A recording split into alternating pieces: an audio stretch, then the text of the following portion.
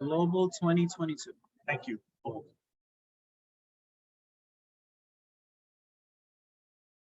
Yes. I was about to say reports.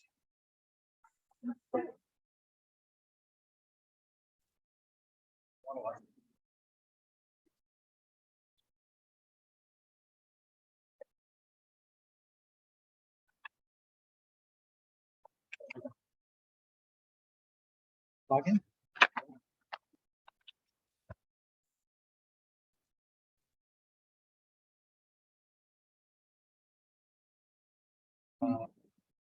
Yeah, we're good. We're recording. Good to go. I'm gonna see if I can invite you. It's 5 people on. Let me give it a shot.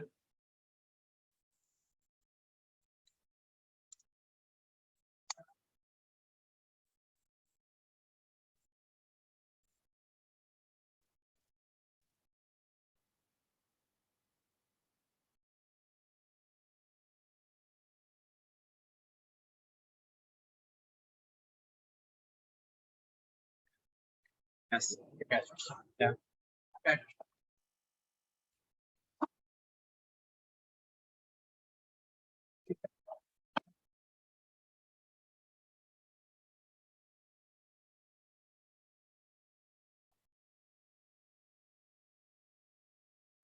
think he has control.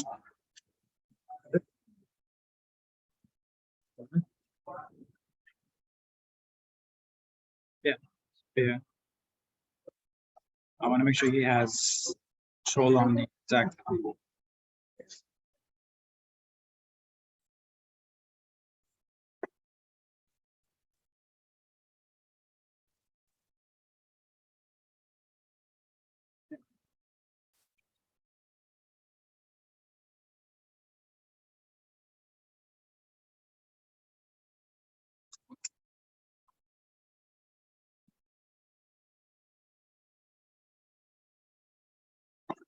Thank you. Yeah, really. Where? On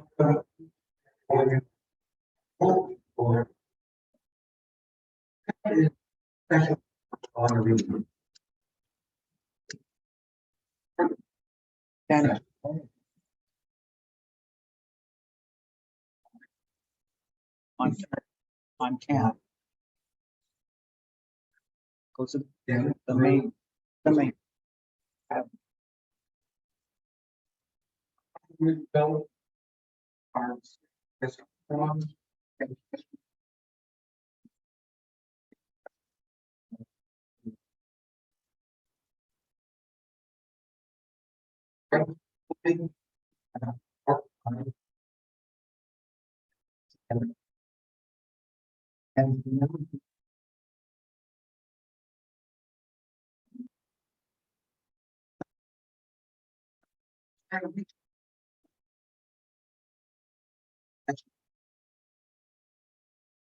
What? I don't know.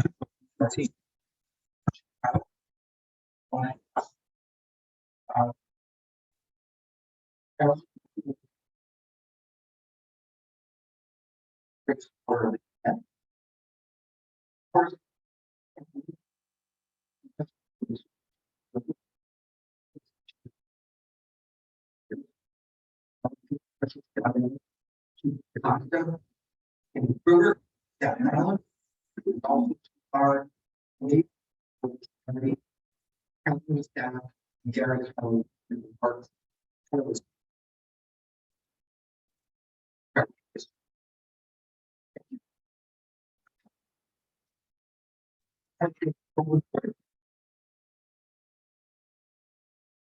And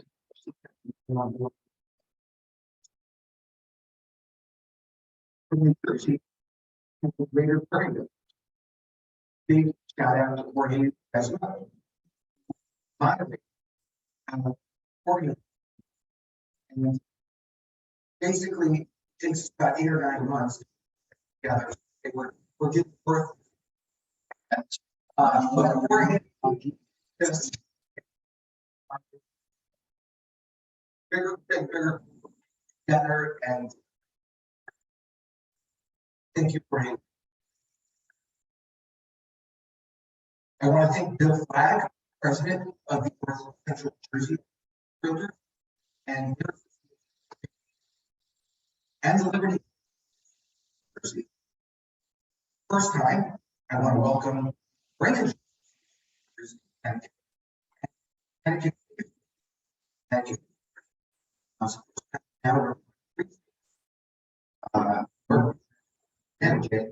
And making it national in Canada. Thanks for joining us and value. Okay. Finally, I'd like to welcome Dallas Realtor Association. Well, Rafe, Dallas. All right, here with them and various other conferences here and abroad.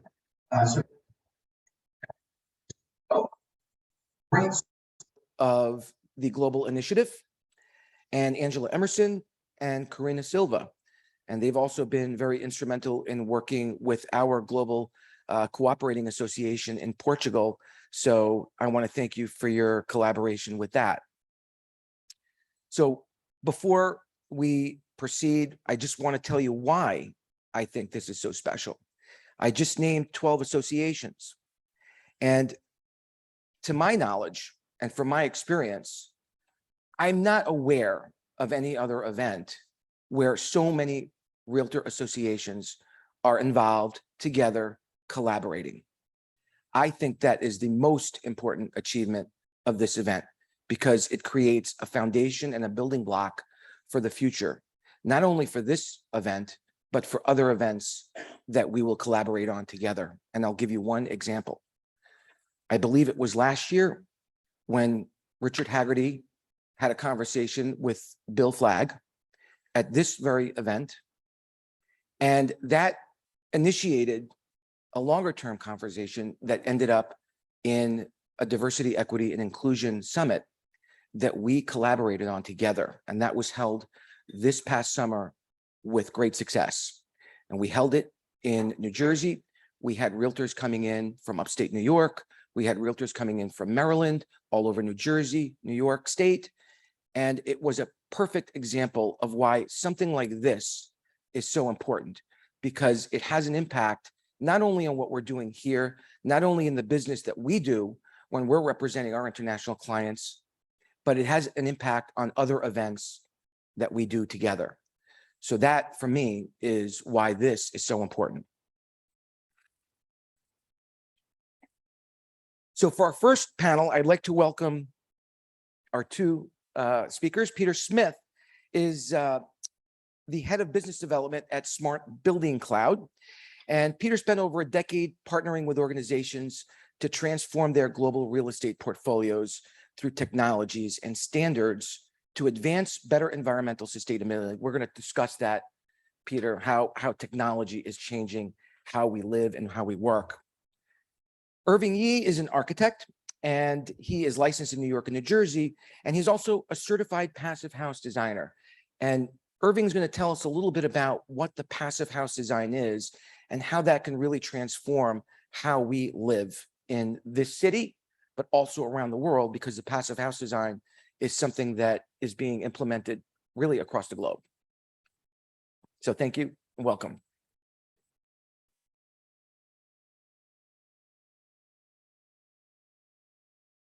So Peter, I'd like to start with you. A few years ago, we had a guest. His name was Livio Tudor, and he was the president of the European Property Foundation. It's the largest association in Europe representing building owners, property managers, and developers. And this was right when COVID was starting. And one of the reasons why we brought him on, because Livio Tudor had put together this certification. Okay, it's called the Immune Standard. And basically the idea of the Immune Standard was to figure out, okay, what can buildings do to create a healthy environment for people to live and work in, right? So you've been involved with a different kind of certification. I want you to tell us a little bit about what that is and how that is impacting how builders are building today. Yeah, great. And first and foremost, thanks for having me and inviting me to share today. So yeah, I think that over the past 10, 20 years, there's been a pretty broad proliferation of third-party certification programs and standards in response to changing demographics and changing consumer preferences, as well as these cataclysmic events, if you will, such as pandemics and what have you. And it's really the role of these standards and certifications to insert themselves into our industry to transform and push our industry forward. And so I've been involved with an organization called the International Well Building Institute. This is a global organization that's rooted in science and public health experts, really evidence-based design principles that well before the pandemic had made the observation that we as humans spend 90% of our time inside four walls and a roof. On conference days like this, it might be more than that, but hopefully you can get out for a walk. And so understanding there's this innate connection between the built environment and our health, both near-term and long-term health. And so the WELL certification program was a certification that was launched in 2014 and then has scaled globally since then. And the pandemic, for better or for worse, was really a catalyst in accelerating the growth of that program. And it's really meant to step in place of where standards and codes fall short and be able to push our industry forward. So that's the underlying role. We saw this with LEED certification. Hopefully many of you are familiar with LEED, L-E-E-D. That was launched in just after the millennia in the early 2000s, and has really catalyzed this green building movement in a way now that we're seeing laws enacted at local, state, and federal levels that are writing into codes exactly what these principles that were projected within the LEED certification. So it became voluntary, now mandatory. And I think we're seeing a similar evolution with these programs around health and wellness. So tell us what the difference is between LEED and the WELL certification. What does WELL do that is left out by LEED? So LEED is all about environmental sustainability, what's best for our planet. So think energy, waste, water reduction, recycled materials, things of that nature. The observation that we made in 2014 was that we missed some of the things that were directly affecting human health, right? Biological health instead of ecological health. So WELL complements, it does not replace, it complements LEED certification and goes really deeply into how do materials, how does air filtration, air ventilation, lighting, acoustics, sound affect our respiratory, our immune health. So it really does a deep dive into the human body and how these built environments, artificial and otherwise, impact our health over the near and long term. So they work in tandem, in complement to achieve holistic sustainability. So we've seen a lot of large real estate organizations, both in commercial and residential, even into industrial, as well as large employers and corporate occupiers, pursue both programs, really to check the box, both of what's best for the planet and what's best for people. So how has this certification been adopted by the industry right now? What do you see happening? What developers are implementing it? What investors are saying, hey, this is a great idea. I want to do it because I care about the earth and I care about how people live in their homes, but I also care about the return on my investment. How does it impact that? Yeah, so widespread adoption. When I was with the organization in 2014, it was 10 people and an idea. And you fast forward to today, it's over 3 billion square feet, hundreds of countries across the globe, pursuing the program for single buildings and also portfolio scale. So One Vanderbilt here in our backyard was a shining example of one of the first to pursue the program. But now SL Green, who's the developer of that property, has rolled it out across their entire existing commercial portfolio. And we've seen similar values play out there. Just to the point you were making, the way I look at our industry, particularly in the residential and commercial spaces, is a bit of a food chain. So at the bottom of that food chain, you've got employees and residents that come into those buildings. Going one level up, you've got in the office space, you have the employers, the tenants who occupy those floors. And then one level up, you've got owners and operators of those assets and buildings. And at the very top of that food chain is institutional investors and the capital that funds these projects and invests into these portfolios. And there's these two pressures that are coming from top and bottom that are affecting this change. So one is changing consumer preferences and demographics. So this generation that's coming into the workforce and starting to rent and buy homes and apartments has different preferences in what they're looking for in that space and different values that they want to see reflected in those spaces and companies. And then equally so, this concept of ESG, environmental, social, and governance, has really taken root within institutional investors. Right. And ESG was a big topic at the C5 summit that we had not too long ago in August. So, all of this really intersects. So we get a good understanding, a good picture of what the WELL certification is, but tell me a little bit about what technology is actually making this happen. Like, what does it mean for a building to be certified under this particular program? Yeah, so technology is the great transformer. So there's, a great deal of both industrial grade and consumer grade technologies that are now available and rapidly getting more cost effective to be able to achieve these bigger outcomes, right? To achieve a building that is, net zero or carbon neutral, or one that's, really deemed healthy by a performance standard. Between 2020 and 2021, there was an 80% increase in climate tech investment. So that climate tech category in terms of venture capital and institutional capital is now somewhere in the ballpark of 60 billion. So there's a tremendous wave and influx of capital into that space. And then you look at the recent passage of the Inflation Reduction Act by the Biden administration, that's also offering up additional investment tax credits and grants for a lot of institutional grade technologies. So the technologies that you hear most often of is solar, right? So driving electrification of buildings. Once you've been able to shift away from fossil fuels to electrification, then it's how do we make sure that the electrons that are feeding these electrical systems are coming from renewable and green sources. So PV is big, EV, charging stations and EV vehicles, but then also getting into the guts of the building. And that's where my work is focused today. Right.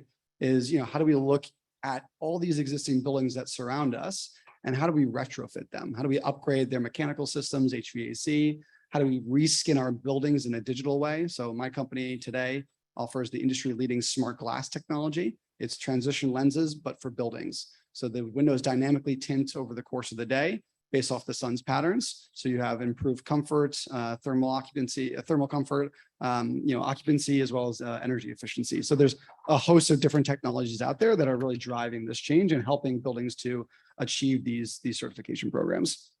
And how accessible is this technology? Accessible to someone who's looking to buy a home, like we have issues of affordability in the city and in cities across the world. So how does this add to the cost of a home for someone, right? How accessible is it?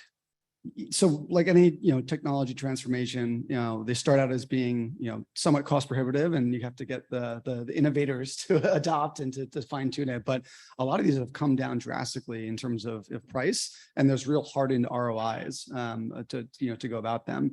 In a residential environment, I'll give you a couple of examples there. So, one, and I'm not going to steal Irving's thunder here, but like air sealing your home, can be very costly. But it's proven out to be a cost-effective solution in reducing your utility bills. And there's companies now who specialize. There's a company called Sealed.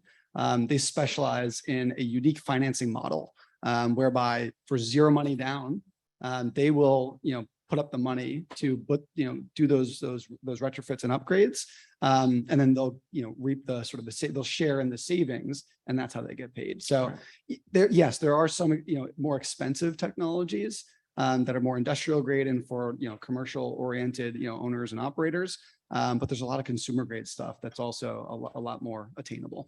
And are these types of products subject to like grants from NYSERDA or from the state and federal government? In other words, solar panels, I manage buildings.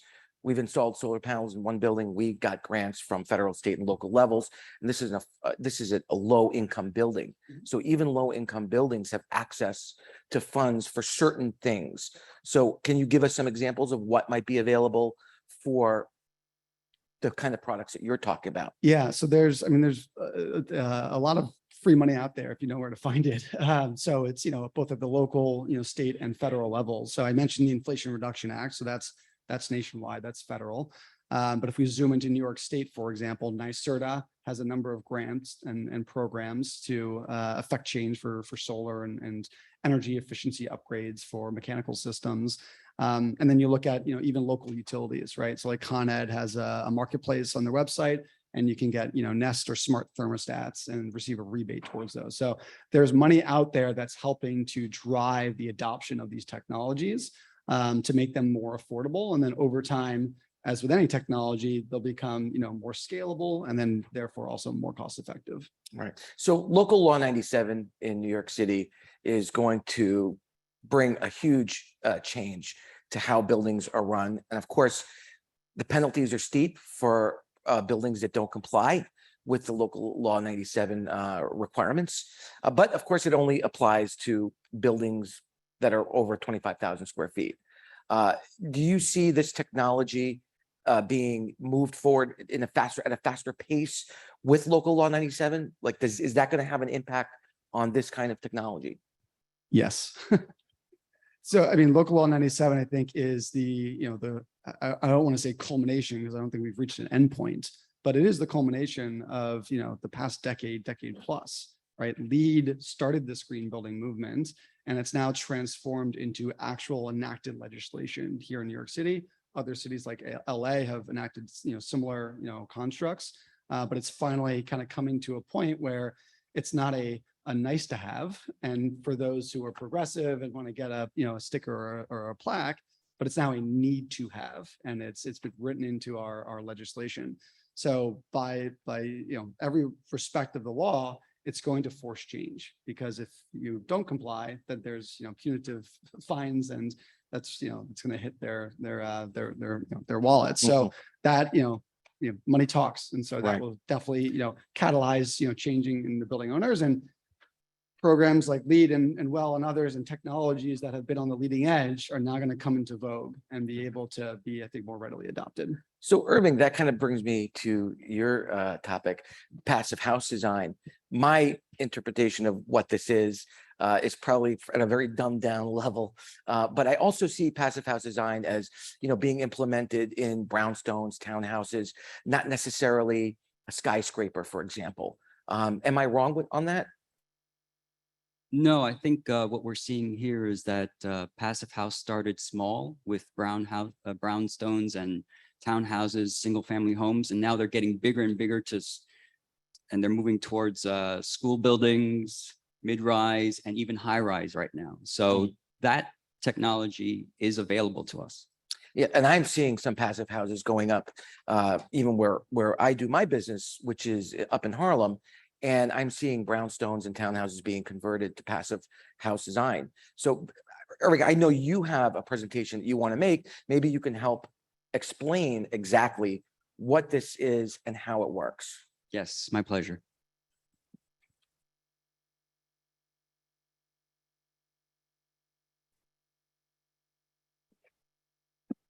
So thanks, Tony. Thanks to the summit for giving me your time today. I also want to thank, let me see if I could start the slideshow here. Yes, I also want to thank the Passive House Network for providing these slides. Passive House Network is a national nonprofit that provides passive house education and training, as well as helps support those in the passive house community like myself, who are committed to building the highest quality of buildings for all people. So my name is Irving Yee, and I'm going to talk about buildings, about building them, about improving them, and why they're important, and what we can do better and much better with passive house. So I'd like to start with a question: why are buildings so important? Peter mentioned that we are in buildings 9% of the time, and buildings account for 40% of global emissions, which is a large, gigantic proportion of the total emissions of the world. Building utility costs are too high these days, and energy insecurity is only growing. And we can see that too with the war. Buildings are often unhealthy and making us sicker and poorer, and we don't know that this is happening to us, driving greater social inequity. And buildings can also be unsafe when the power goes out. So let's talk about that a little bit, and want to have a thought experiment here. Let's simply try to imagine what we think a perfect building might look like, what it might feel like. So, think of any building, your home, your kid's school, your workplace. What would it be like? What's the perfect environment to be in? So ask yourself, if you were to buy a house, where would you go in the local market? And if you ask me that question 25, 30 years ago, I would say that house doesn't exist in the marketplace. But it does now, and it's becoming more popular. So, so the perfect building, what is it? The perfect building would be warm in the winter, right? It would be cool in the summer. It wouldn't be drafty and uncomfortable. And it would have low energy bills and use little or no fossil fuels. So you can have, I'm sure you have warm houses, and they're cool in the summer because you have great mechanical systems, but you're probably paying a lot for that. The perfect building would be affordable to build and operate. So we're seeing that passive house buildings are becoming more affordable. 10, 15 years ago, they would be anywhere from 10 to 15% higher than your standard construction cost. Now it's below 10%, so we're getting there. And of course, they are affordable to operate because when you have no heating or cooling, there's hardly any bills for that. The perfect building has air inside, which would be healthy and free from smoke, soot, pollen, mold, and bugs. So think of your house that's empty of pests and insects, right? Imagine that. We don't live in that house. And we can also shelter safely in place during extreme weather. The perfect building is also quiet, even on a busy street. And the perfect house or building would be peaceful. So is this an imaginary building? No, it's not. It's real. It's a passive house building. And it sounds awesome, right? So it's a passive house is a place where families, students, and workers can thrive. And this is the first passive house, a 4-unit building in Darmstadt, Germany, built in 1991. So that wasn't too far long ago. So what is passive house? Passive house is the world's most rigorous energy efficiency building standard. The standard drives quality and the very qualities that we've just imagined. So passive house is a high quality, high performance building. And we've just talked about LEED. Passive house way outperforms LEED. LEED is a great system, but it lacks in one category, which was recently addressed, which is energy consumption. Believe it or not, studies have shown that LEED buildings are just the same as standard buildings when it comes to consuming energy. So passive house can be used in new construction renovations. It can be holistic and traditional, could be even modern and sleek looking. It could be used in single family homes, office towers, school buildings, and apartment buildings. It could be utilized in any climate, from cold Arctic to hot and humid tropics. And the United Nations has endorsed using passive house to help meet its sustainable development goals. So what makes a building a passive house building? Well, there are 5 fundamental principles to a passive house building. And the first 4 focuses on the structure of the building itself. Principle number 1 is the continuous insulation, right? So the building envelope is what separates the indoor air from the outdoor environment. And continuous insulation helps maintain steady indoor temperatures with little heating or cooling. So think of a thermos, for example. The insulation thickness is climate specific, like a climate rated sleeping bag. And passive house buildings turn their heat only on for a few days in the winter. So can you imagine that? You could heat your home with candles, for example. Principle number 2 is an airtight enclosure. An airtight enclosure keeps cold air outside in the winter and warm, humid air outside in the summer, while protecting occupants from pollutants like smog, smoke, and allergens, and also prevents drafts from happening that cause discomfort and energy loss.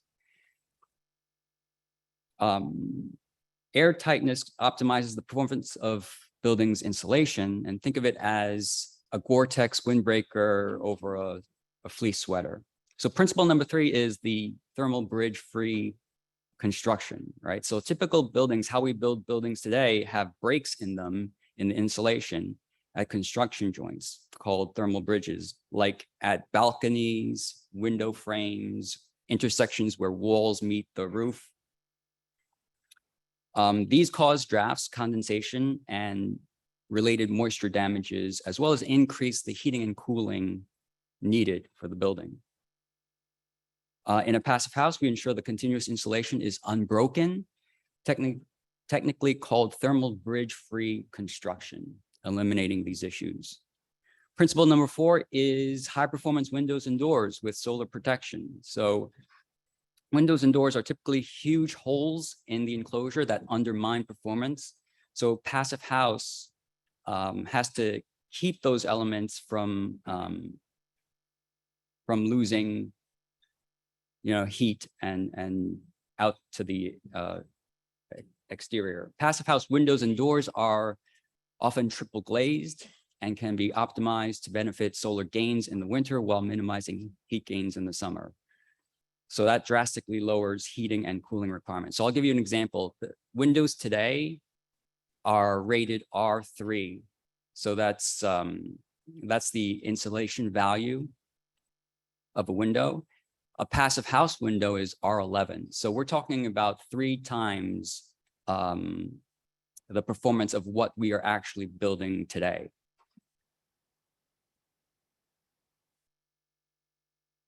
So with high performance windows and doors, they allow you to use all your space comfortably. I mean, when was the last time you sat next to your window in the middle of winter and enjoyed yourself comfortably? Principle number 5 is fresh air, ventilation, and efficient heat recovery. So some people say you can't open windows in a passive house building because that defeats the purpose, but you can open windows. But we can't depend on natural ventilation alone, because opening windows and doors is not helpful when it comes to outdoor pollution, noise, or because it's too cold or too hot outside. So we understand that all buildings have mechanical ventilation. Passive house ventilation is just much more robust, providing 100% filtered and clean fresh air 24/7 at a low volume to every used space. Passive house ventilation ensures clean and healthy indoor air all year round. So passive house is the greenest of green building standards that we have. Its 5 principles ensure that heating and cooling loads can be reduced up to 90%, which is what Peter said earlier, allow for flexible design, and ensure healthy indoor air and provide affordability for its occupants. And the dramatic energy savings means that passive house buildings are ideal to electrify with heat pumps. And that's where we're heading with Local Law 97. We're getting rid of fossil fuels and we're electrifying buildings. So that's the basic methodology. It can be functional and beautiful. It may leave you wondering, why isn't every building a passive house? Passive house is a game changer, but we need to act. And so we started in New York already with the Local Law 97, requiring buildings to reduce their greenhouse gas emissions by 40% in 2030 and by 80% in 2050. I mean, that's very dramatic. How are we going to do that? How are we going to accomplish that? And there are many strategies out there, but I will offer this passive house. The passive house strategy is definitely the solution for meeting local law 97 requirements. So here's my ask, think about passive house, take action, and please consider using passive house for your family, for your workplace, and for your community. We have 3 minutes left, so I'll just stop there. Great. So I love one of the slides that you presented showing that map, because I read a statistic that said there are 40,000 passive houses around the world. 20,000 of them are in Germany. Yeah. Is that because of the laws they have? Is that where we lag in the United States? Well, the passive house started with a German scientist who came up with this methodology, and it grew widespread in Europe because of his location. I think the people there are more sensitive to the climate and energy consumption, whereas we're not as much. We like big cars, big houses, and we like to use a lot of energy. So for people who like this idea of the passive house, developing it from scratch is one thing. What about retrofitting? Is that an option for people, for investors who want to gut rehab their building and turn it into a passive house? Is that more expensive than just starting from scratch? How accessible is that to the average investor or to the average homeowner? Can they afford that today? Yeah, I think as we spoke earlier, the technology and the solutions were expensive 10, 15, 20 years ago. Now it's becoming more widespread.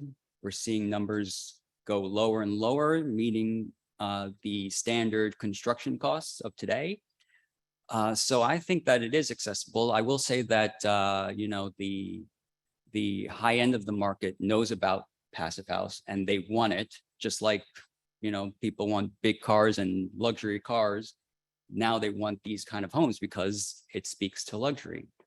So you mentioned that local law 97 is pushing us into the electrification of buildings, right? How does that save our environment? How does that help the environment? Where does this electricity come from? How is it generated? You mentioned geothermal. Is that the solution? Heat pumps would be the solution. We would be, right now, buildings are converting, for example, from oil to gas. They're getting rid of number 6 and number 2 oil in the past few years. And so there's that movement. But ultimately now we're speaking about getting rid of gas. So how can you have buildings without oil and gas?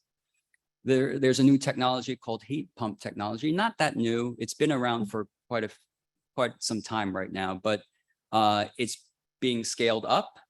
We're going to use heat pump technology to which uses electricity that will help us move away from fossil fuels. Great. Yeah. Thank you. Thank you, Irving. A lot of questions, that we have to think about going ahead into the future. And of course, that's going to impact how investors look at the United States, look at New York City. And maybe that's a topic we're going to sort of touch on in some of the other panels later today. So thank you so much, Peter, Irving. Appreciate it. Thank you.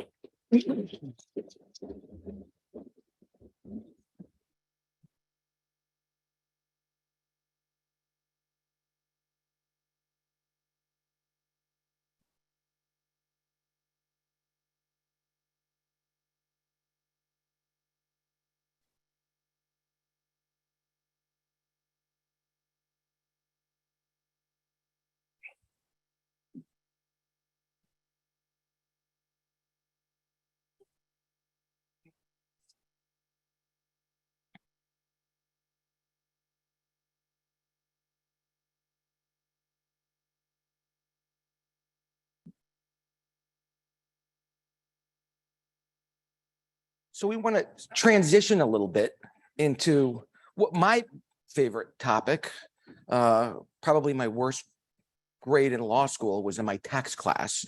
But perhaps Elisea and Marie are going to convert me into liking tax issues and regulations. So welcome today, Elisea Castellanos And Alicia is the CEO and founder of Global Taxes LLC. She has more than 17 years of experience specializing in U.S. tax planning and compliance, and she works with international clients all the time. Marie Flavin, thank you for joining us. She is a senior vice president and Northeast Regional Manager of Investment Property Exchange Services. And basically they deal a lot with 1031 exchanges. So she's a frequent lecturer and instructor on that. And so we're very happy to have both Marie and Alicia here with us today. Oh, thanks so much. So I'd like to start with Alicia because, you know, every time we have one of these conferences, there's always a discussion about tax issues. And of course, it wouldn't be a global conference if we didn't talk about tax issues, right? A lot of times investors are coming here from another country and they really don't understand what our tax rules are, what the tax consequences are of their investment. So can you give us a little bit of a breakdown of what investors today need to be aware of when it comes to tax consequences?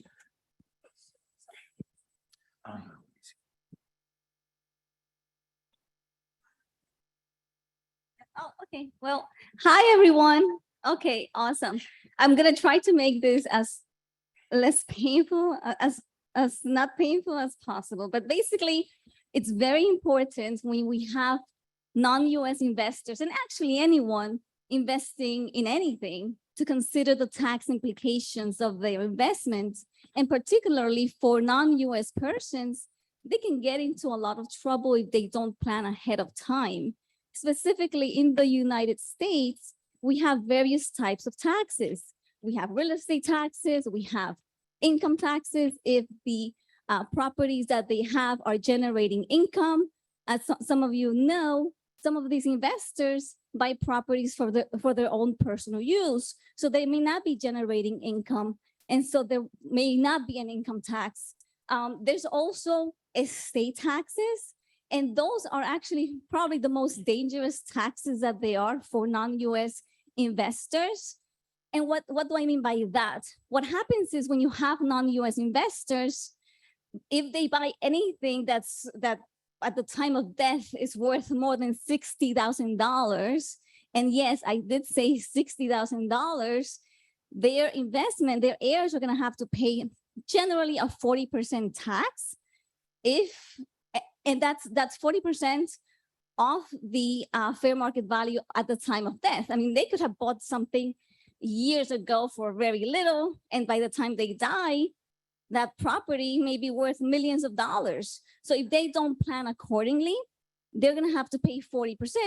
And what's planning accordingly? Well, it depends on the risk appetite for each client.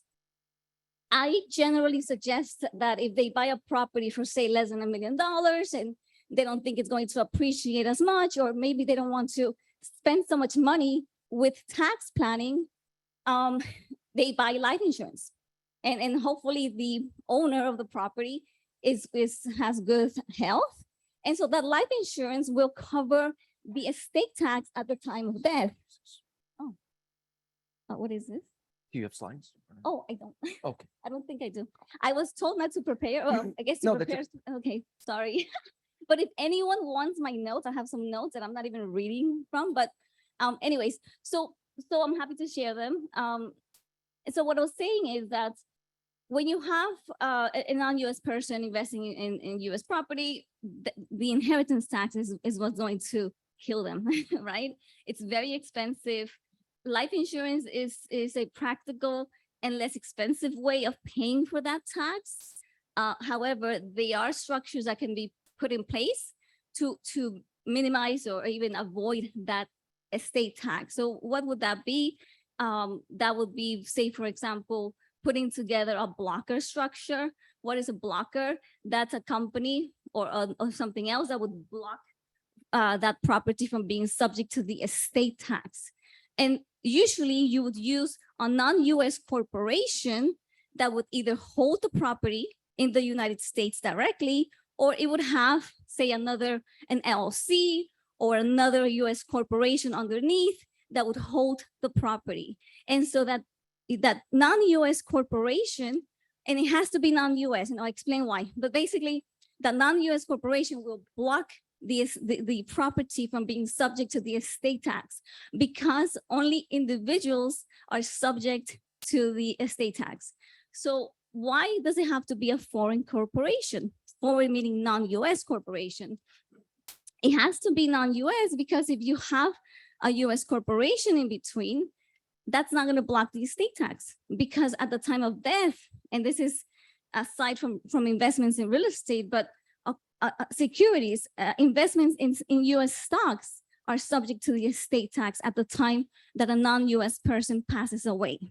So that's why it's not good for a non-US person to hold US corporate or stock in US corporations at the time of death, because they'll be subject to that estate tax as well. So usually for example, I have clients from all over the world, many from Latin America. They like the corporate structure. They're familiar with the corporate structure. However, my European clients may want to go with an irrevocable trust. They may be more familiar with that, but generally there are ways to mitigate and even avoid the estate taxes in the United States.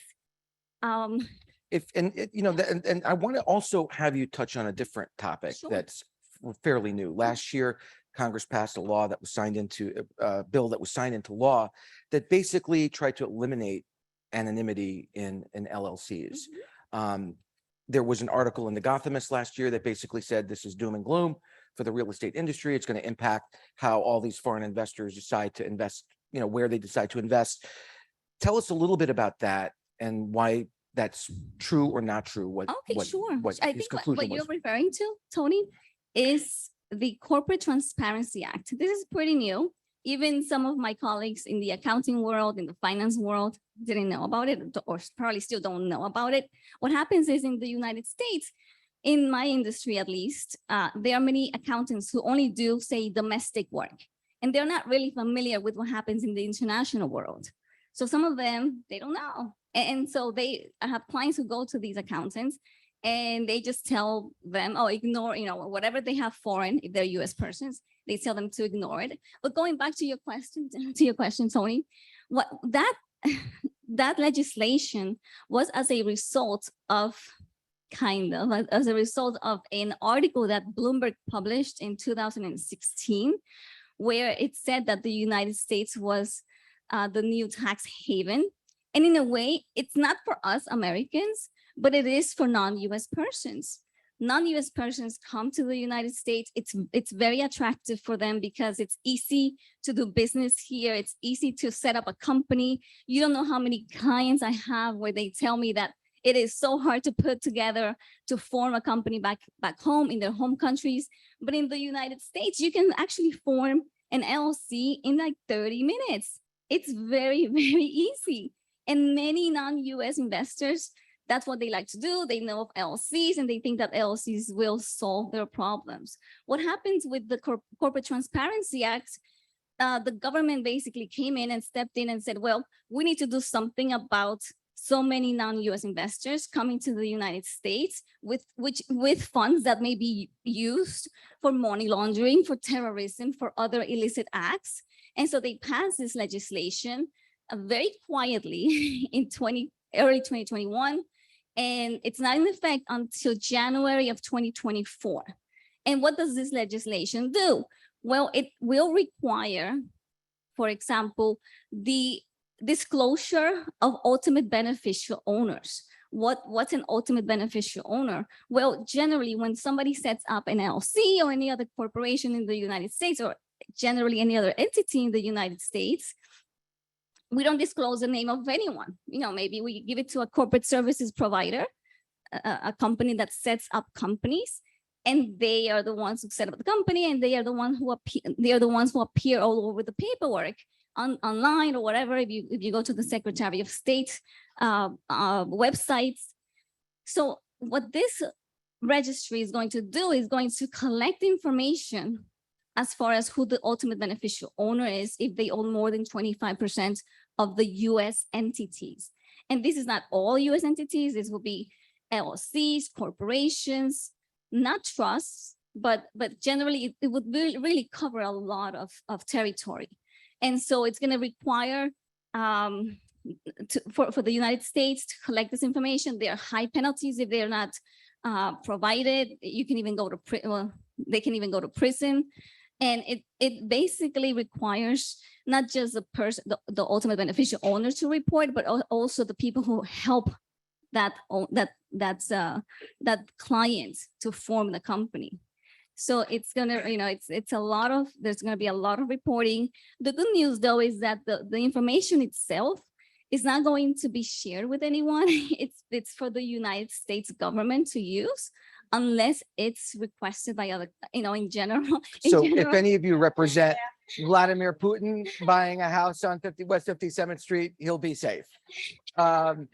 Marie, I want to jump to you because Alicia mentioned estate tax, income tax. There's also FERPTA. Yes. Can you tell us what that is? Because I think a lot of people don't know what that is, Yeah. and they should.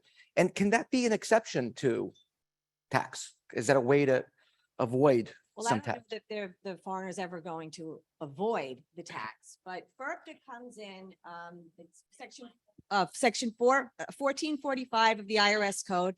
It stands for the Foreign Investment and Real Property Transfer Tax Act, right? So if you're selling investment property or even your home as a foreigner here in the United States, you have a withholding that happens at that closing. And under the act, they have made the transferee, the buyer, the person that has the obligation to withhold. The withholding is 15% of the gross sales price. And the purpose of it is to ensure that if a tax is due, a gain on the disposition of this property, the withholding is going to ensure that the IRS gets at least 15% of what it's owed. If they didn't have this withholding and the asset is sold, the foreigner could leave the country with the money and they would never get the capital gains tax on the disposition. So they've put the onus on the buyer of the asset to do this 15% withholding. It used to be 10%. It was changed in 2016 to 15%, unless the asset is under a certain threshold, which would be like $1 million, then it's 10%. The real issue in my world, which is the 1031 world, is our taxpayers are selling investment property and they're looking to defer the capital gains tax on the sale of that investment property by doing a 1031 exchange, which means that within 6 months, they're going to go out and acquire new investment property to defer that capital gains tax into. So if I can interrupt you Mhm. for one moment. So a lot of people are not aware that the 1031 exchange is not just limited to US citizens or residents, right? Any taxpayer can conduct a 1031 exchange on the sale of investment property. So individuals, corporations, partnerships, trusts, estates, and foreigners. Everyone can utilize the code section to defer the gain and put yourself back in the position of owning investment property. What happens very often when we have a taxpayer that is a foreigner is they're completely unaware that FERPTA exists until maybe days or weeks before the closing. And the problem is to have 15% of the gross sales price withheld at that closing means that 15% is not available for you to invest into the next property. So on top of the FERPTA withholding, you've got gain now that you were trying to defer. So it is a really big issue in a foreign 1031 exchange because you need that 15% of value to get into the next acquisition. So can the 1031 exchange help you make an exception to the FERPTA requirement? So there is an exemption to the federal FERPTA withholding if you're conducting a 1031 exchange. The problem is the filing situation on it is difficult. So if I only learn about the FERPTA withholding days before my property is closing, I have not been aware that there is a certification filing that I needed to do at least 20 days before the closing of that property. And the certification filing, it's usually done by the accountant, maybe the tax attorney if the foreign investor has one, and they're filing a form 8288B. but you have to file a complete application with the 8288B at the time of the filing, which means that you have a sale contract. We call that the relinquished property contract. And you have a replacement property contract. That is a full application for the exemption certificate. Many 1031 exchangers have no idea what they're buying at the closing of their relinquished property. And they don't have to normally because they have 45 days to figure it out. But when a foreigner is the seller of the property and they have to file this 8288B for the exemption certificate, it's not going to be there to file because there is no replacement property contract to file with it. On top of that, the IRS is very slow to act upon these applications. I've seen upwards of 120 days to get a certificate back, which means if you really wanted to plan ahead, you have to be doing this months and months in advance of your relinquished property closing. And if I may just say, So, actually, yeah. during COVID, Oh, one of my COVID was- clients, it they took never like came a back. year. Yeah. And, you know, it took forever. Yeah, they weren't coming back at all after COVID. So no certificates were coming back at that time. But generally, in the best of times, you're looking at anywhere from 90 to 120 days, which means that if you didn't pre-plan it before the relinquished property closing and are sitting there with a certificate for the buyer transferee, they're withholding 15%. So now you've applied for, hopefully you found a property, you're applying for the certificate. The important thing at that closing as the foreign seller would be to say, don't send that withholding 15% value to the IRS because I'm applying for the certificate. When I get the certificate, I want you to release that 15% of value to my qualified intermediary who's holding the 1031 funds, so I can use it for the replacement property acquisition. So buyers are sitting with the funds. Generally, it's the buyer's attorney that acts as the withholding agent in that respect. They're waiting for the certificate. If a certificate doesn't come, ultimately they will send in those funds to the IRS and the taxpayer's out of luck. I think the best situation, and again, it supposes that our taxpayer has a deep pocket to do this, but what the majority of our foreign taxpayers do that have a 1031 exchange is they come up with the value of the 15% withholding from non-exchange sales proceeds. So at that closing, they'll come with additional funds for the buyer transferee and say, here's the 15% value withholding. Send all of the net sales proceeds to my qualified intermediary. So I have full 1031 capability. I will apply for the withholding certificate. When I provide it to you, you can give me back that 15% of non-exchange sales proceeds that I utilize to do it. But again, that means they've got to come up with the 15% of value.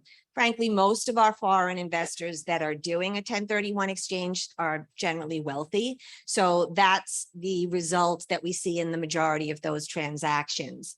There are two exemptions to FIRPTA withholding. The first exemption is for a simultaneous exchange.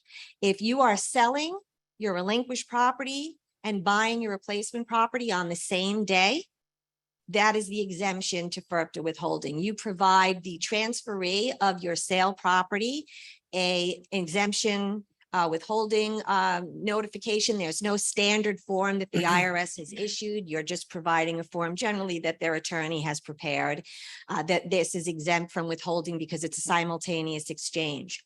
The second exemption to FIRPTA withholding would be if you are selling a property that is worth $300,000 or less to a buyer who will be using it as their primary residence. So it's a twofold exemption. Property is worth $300,000 or less, and your buyer is going to be living there. And is there a filing requirement for that? Like, do you have to certify? Again, that you you're would doing- use the same certificate that you're creating to the transferee that this is what we're doing. So we're not, but they know because they're your buyer. So they already know that it was worth $300,000 or less and that they're living there. So it's an easy thing for them to acquiesce to in that instance. But FIRPTA is definitely an issue for the foreign exchanges. If the property is worth $1 million or less, the withholding changes to 10%. And if anybody has, we have about 5 minutes. If anybody has questions on this, feel free, because I know tax issues are always interesting for our audience. you mentioned something in our private conversation about where you see the current market going based on the number of 1031 exchanges Yeah. you're doing. Wondering if you can elaborate on that. Sure. So when Tony and I were talking last week about the current 1031 market, which is, you know, all of the investment property happening nationally, what did I see occurring? Well, prior to the last 2 years, the biggest 1031 years were 2006 and 2007, you know, the top of the market for a lot of our careers, right? I never saw anything like the last 2 years in the 1031 world. 2 to 3 times each month, the standard number of deals we saw in 2006, 2007. I mean, double and triple the amount of exchanges. And of course, it was because the appreciated value of properties, everybody had huge gains. So lots of 1031s were happening. The problem was there was so much 1031 money out on the real estate market that there wasn't enough for everyone to buy. There were bidding wars on everything. So as many 1031s as were happening at record rates, there were also a lot of failed exchanges because people didn't find assets to exchange into. I would say that April through June of this year were the absolute peak for the investment property sales that were happening. They were really off the charts. It started, I think, the last week in June, and then it continued July, August, September. We've seen the cooling, the softening, and I would say that it's definitely over June. We're down about 30 to 35% Wow, in some wow. markets. So it's happening. It's, you know, it's here. We're working towards probably bigger percentages down. Hoping that it's really based upon the rise in the mortgage rates. That's really driving this cooling. I think and this is all, you know, my crystal ball. I think that it's probably a temporary lull because it's not like when we had the crash 2008 for very different reasons with the lenders. This is different. This, you know, the mortgage rates are going up to, you know, try and cool inflation. So I don't think we're going to see something like we saw in 2008, but we're definitely going to see more of a cooling, and the rates are going to go up again. We're expecting another rise before the end of the year. So we'll see more than 30 and 35% down. And the dollar is very strong. So perhaps their purchasing power here is not quite what it used to be. Right. Elise, are you seeing the same trend? I'm sure you are, but are foreign investors still finding the United States to be an attractive place to invest? I think whether we are in a down market or an up market, the US is always attractive. And whether we have, you know, we are in the era of transparency, but all over the world, in Europe, in other countries, you have UBO, you have registries being set up. So I think I am going to end up on a positive note. The United States is always going to be attractive for the foreign investor. And I work a lot with very high net worth clients where they come in and they just, you know, their first investment is $20 million cash in properties. Maybe later on they decide to do like a reverse mortgage or anything like that, but they have the cash to invest. And most of these are basically replicating the whatever they have going back home. And they want to come to the United States because it's a solid market. Okay, we have ups and downs like anywhere else, but our laws are pretty much stable, and we are respected in the whole world as a good place to do business. Great, thank you. Mhm. Thank you, Alicia. Marie, and if you have any last words, we've got less than a minute. Any questions? Yes.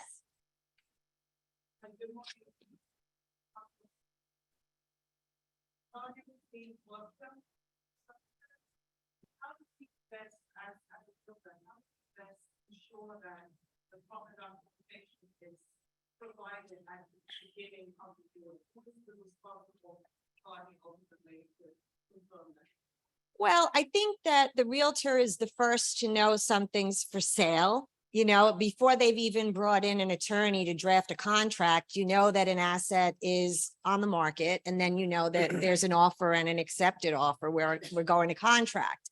So I think that planting the seed with your taxpayer that's a foreigner selling is have a conversation with your CPA, or if they don't have one, connect them with someone that you think would be helpful in this. You know, they're a foreigner, you know, there's going to be a potential FERPTA withholding based on the value. So at that time, it would be important for them to be speaking and getting tax advice on how best to handle the withholding certificate request. And maybe even light a fire that it would be really important that they're really avidly looking for replacement property during this time, because if you've got a buyer that's in contract to sell and, you know, they're 60 days out or 45 days out to a closing, it would be great if they were also out there avidly looking for a new property to exchange into, where they are going to get to contract really quick. So when they've got a filing that's happening, it's a complete package that's going to be acted upon. But I always think that, you know, the broker is the first to know something's selling. The CPA is the last to know, always. They don't even know sometimes someone sold something until it's happened. And the attorney only comes in once you're going to contract. So you're the first to plant the seed. It doesn't mean you need to give them any tax advice. Just point them in the direction of you need tax advice.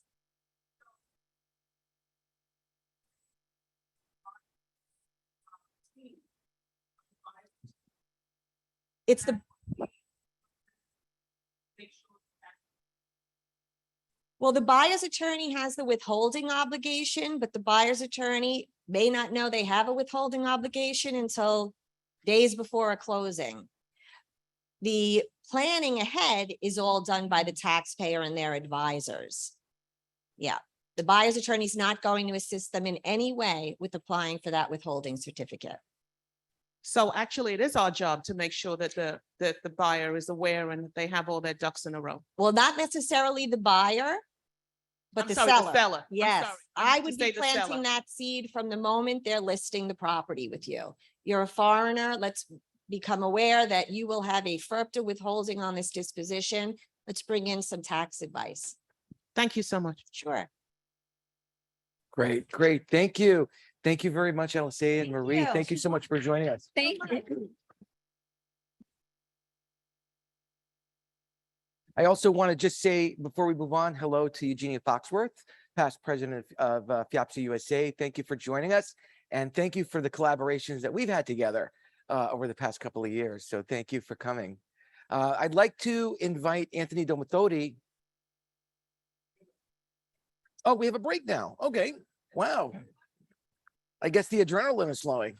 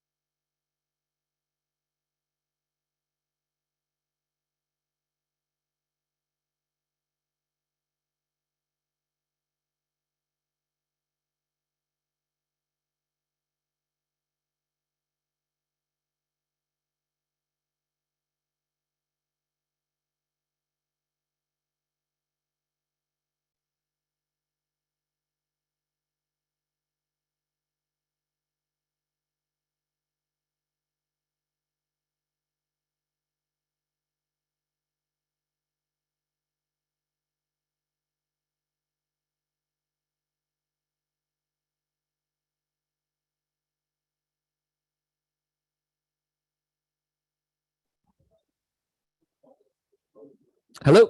Okay. If everyone could take their seats, we're ready to start the next panel.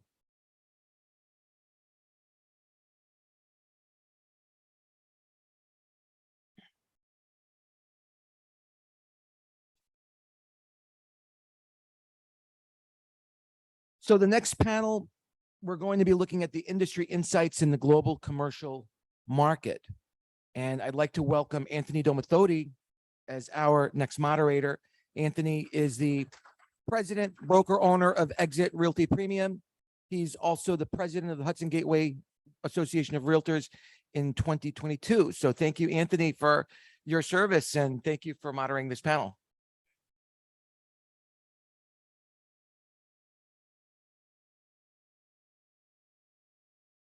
Good morning, everyone.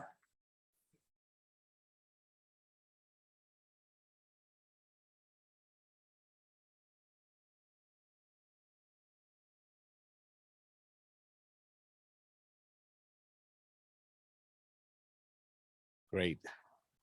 We are blessed to have a special group of professionals who are going to share from their wisdom as to what's happening in the commercial market. And I think the interesting thing is that there has been a lot of discussion about the commercial markets lately. And I just wanted to, before I get into it, I want to introduce our panelists to you this morning.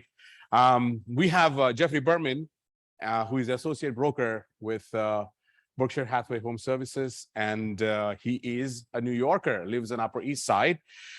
Jeff has been in the business for 35 plus years and in real estate and securities. He is a registered representative for licensees 22 and 63, and he does DST 1031 exchanges. For more than 25 years, Jeff has been the director of the New York City Terry Fox for Cancer Research, which through its contributions has led to a curative breakthrough in B-cell reengineering of cancer cells.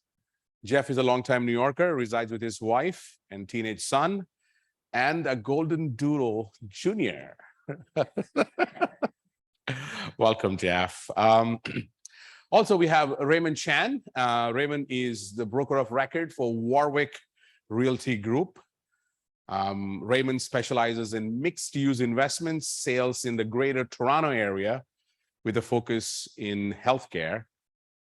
Prior to founding Warwick Realty Group in 2019, Raymond was a commercial real estate broker at CBRE on the capital markets team, working with private investors in the hotel and retail space. Before making the switch to brokerage, Ray spent over 10 years at a Canadian bank where he held progressively senior positions in trading, commercial banking, real estate group, and real estate risk management. Welcome, Raymond. We have Samuel Mizrahi, he's the president of the commercial division of Century 21 Realty in Brooklyn, New York. He's a member of the International Council of Shopping Centers, and he's also a part of the Brooklyn Board of Realtors and the Brooklyn Board MLS. He is the past president and chairman of the Flatbush Real Estate Board. Sam has over 25 years of experience in Brooklyn, Bronx, Queens, and Manhattan retail markets. He specializes in tenant and landlord representation in retail leasing of taxpayer and mixed-use properties. Welcome, Samuel. Welcome. Let's give them a warm welcome, our panelists.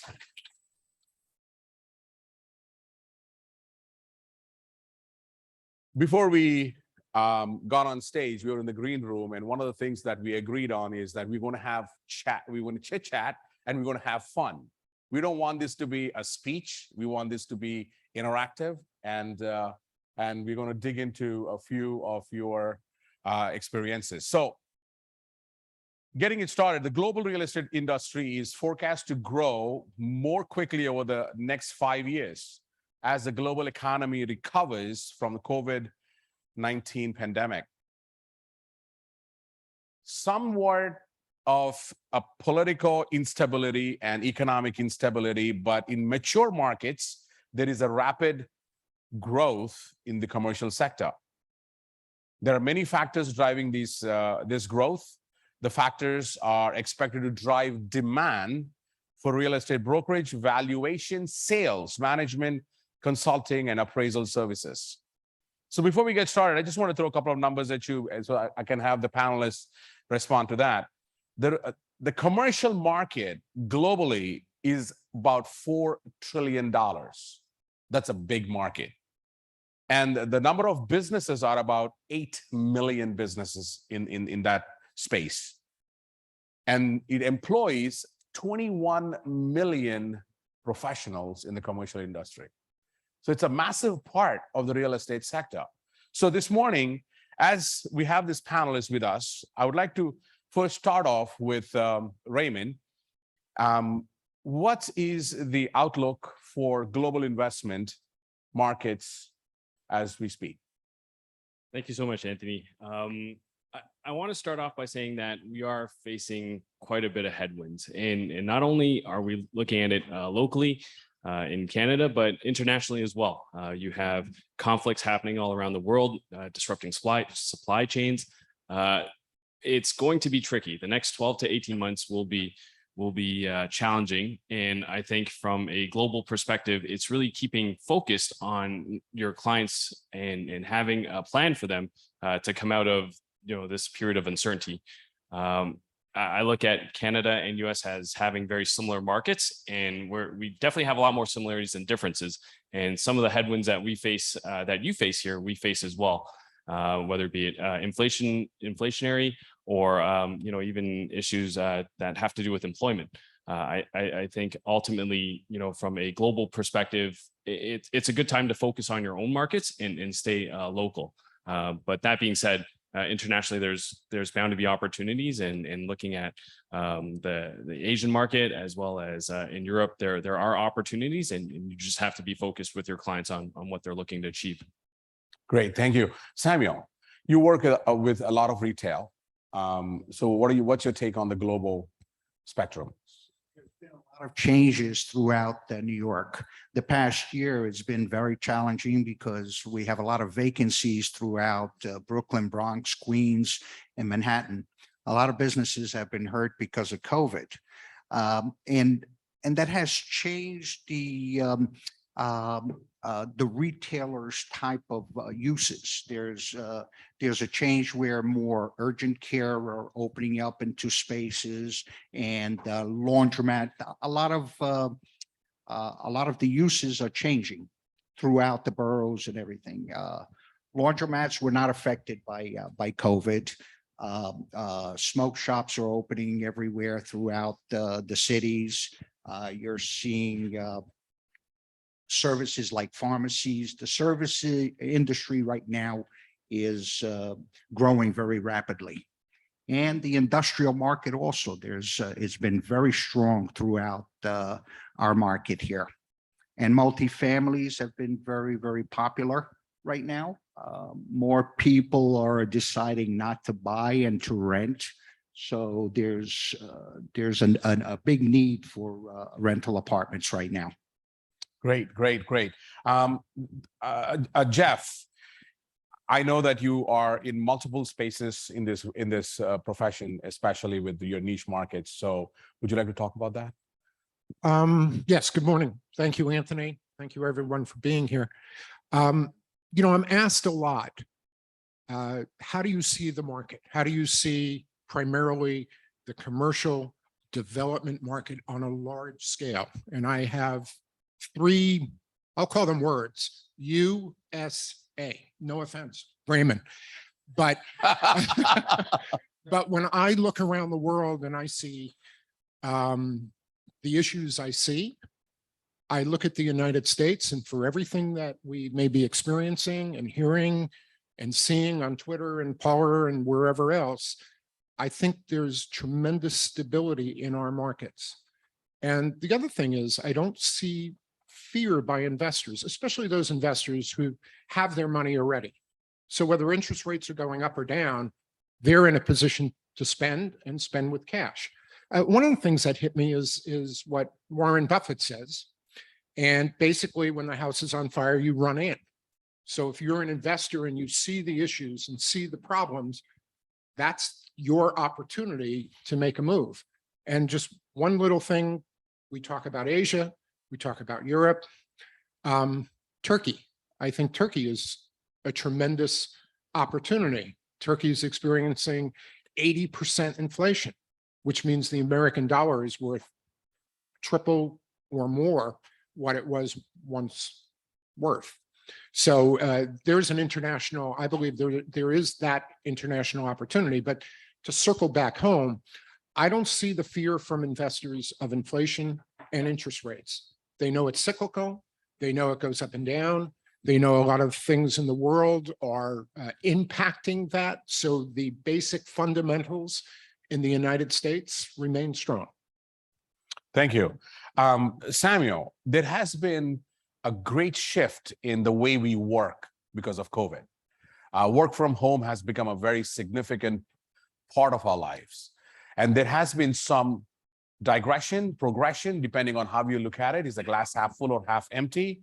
So the question to the panel is, how are employee preferences shaping the future of work? Because that has a direct impact on square footage and cost factors. Samuel. Right now, I think a lot of people have become very comfortable working from home. They like that aspect of the business. Unfortunately, for hedge fund and banks, they require to have their employees together so that they can share ideas in a room and talk about what's going on in the marketplace and what they should be sharing their ideas with each other. You still need the brick and mortar. It's going to be in a smaller scale. I have a good friend of mine who is a hedge fund guy, and they operate in 20,000 square feet. And usually they have about 200 employees. And now there's about 30 that come into the office because of the restrictions of COVID. And now they're making them come back 3 or 4 days a week into the spaces.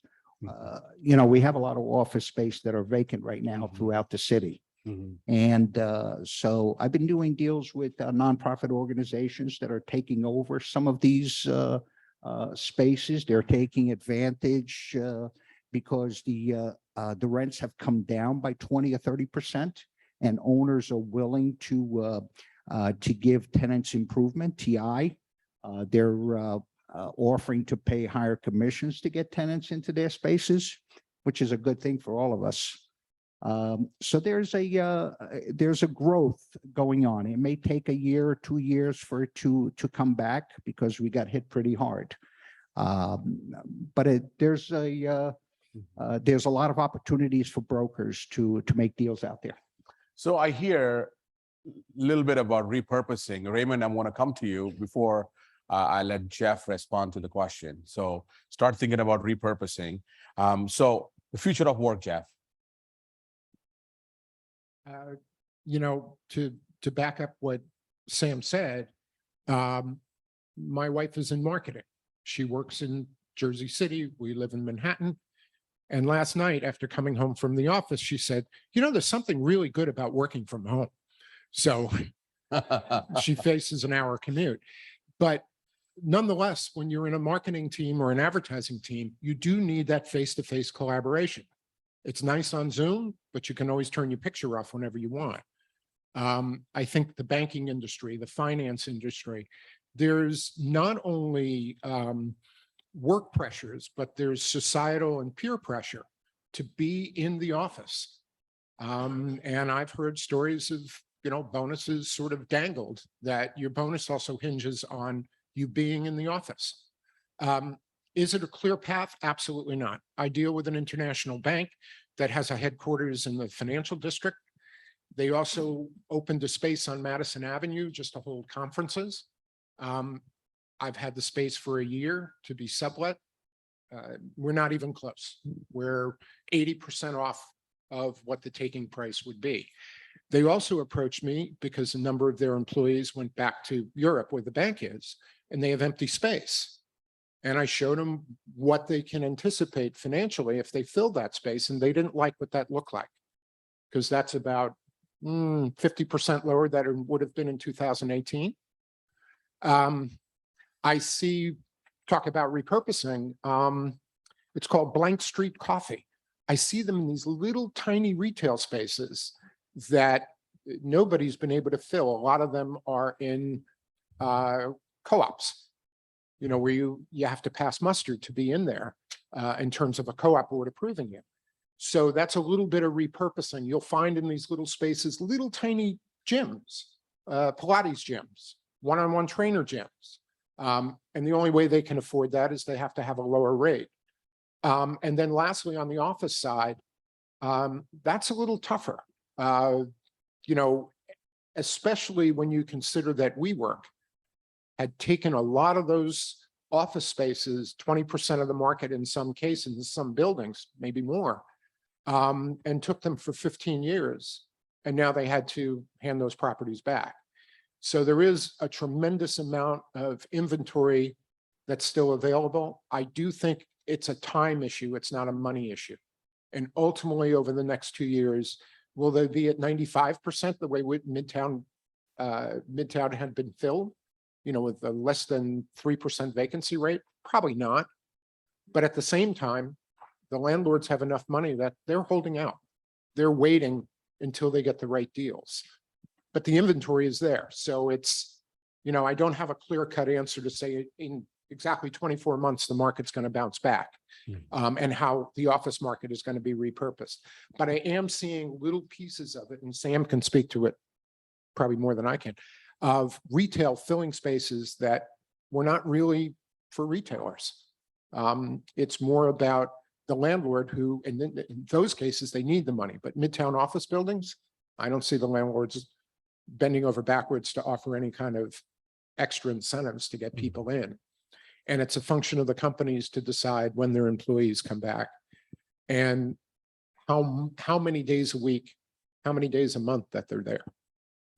Thank you. So that's a little observation. Right. Okay. Raymond. So certainly, when it comes to office, it's a very tricky market because you have these long-term leases that are tied to the properties. And during when COVID just hit, a lot of these tenants are looking to exit the space. So you have a newly created sublease market. And, you know, to Jeff's point, a lot of them are doing deals at 80% off. And so you get these tenants that take on the sublease that maybe in 2-3 years might not be able to afford the space, or in a very fortunate case for me, I have a tenant that I signed on a 2-year lease at basically pennies on the dollar, now wanting to grow and expand into that space. And this is kind of leading into what Anthony was leading me towards in terms of repurposing the space. So I did a deal downtown Toronto, about 5,000 square feet of, initially it was office space, but it's being repurposed, not just as office, but also as a medical lab, as well as a patient facility. So, you know, you do have these multiple uses now coming in under the same floor plate. And what'll be interesting is to see in 2-3 years time, when a lot of these original subleases were done, what ends up happening to them. Do they continue to lease the space? And at that point, will it be at market rents, or will we continue to see, you know, a period of grace where rents are severely discounted? I also want to talk about just in terms of the future of the office space, and an interesting topic, and certainly something up for discussion with the rest of the panel, is as opposed to working from home, the concept of working near home. I think that was something that we had talked about just in preparation, and maybe just a question for the group. Like, certainly here, are there markets that are looking to become more active, that are, you know, halfway points between you know, the suburbs and downtown? I think that was something that would be very interesting to discuss. Right. Any feedback on that comment before we move to the next one? Yeah, the only thing that sort of prevents the near from home in New York City, especially in Manhattan, is many employees have moved not only outside of the 5 boroughs, but they've moved outside of the metropolitan area, and they've moved across the country because the virtual work has allowed them to do that. As these companies require people to come back to work, there's going to be an interesting dilemma of whether those people return or if they're replaced. So again, the jury's out. Okay, okay, moving on. Everybody looks at cap rates. That's a big term, cap rates, the big CAP, and the favorite number 6 and up. That's always a discussion. That's always the baseline for any transaction. I'd like to seek out answers from you as to investors are always drawn to sectors with strong functionality, whatever that functionality is. So Samuel, what are some factors that investors are looking for, especially in the local markets and also in the global markets? They're looking. It's always the same. Investors are looking at the bottom line, what their income is, and what the expenses are. They talk about cap rate, okay, 5%, 6% cap rate, but at the end of the day, they want to see what is the return on their money they're putting into a property. And it has changed. I mean, property values have gone down by 20% throughout the New York market. I just sold a shopping center right now that we were marketing for about $12 million. And it had a $500,000 in income net. And we ended up selling it for 9.2, which is a little bit more than 5% cap rate. And it's very unusual. I think that investors are looking for solid type of properties. I sold one of my other investors, I sold their property and they took their money into a 1031 exchange. Mm-hmm. They wanted solid, they bought it. I ended up selling them a Walgreens out of state where they're getting a 6% return on their money. That's the investors today. That's what they're looking for. Mm-hmm. Unless they look for something where there's a value add to the properties where they can rent it for more money and raise up their income on the properties. Right. So what's the north of the border perspective, Raymond?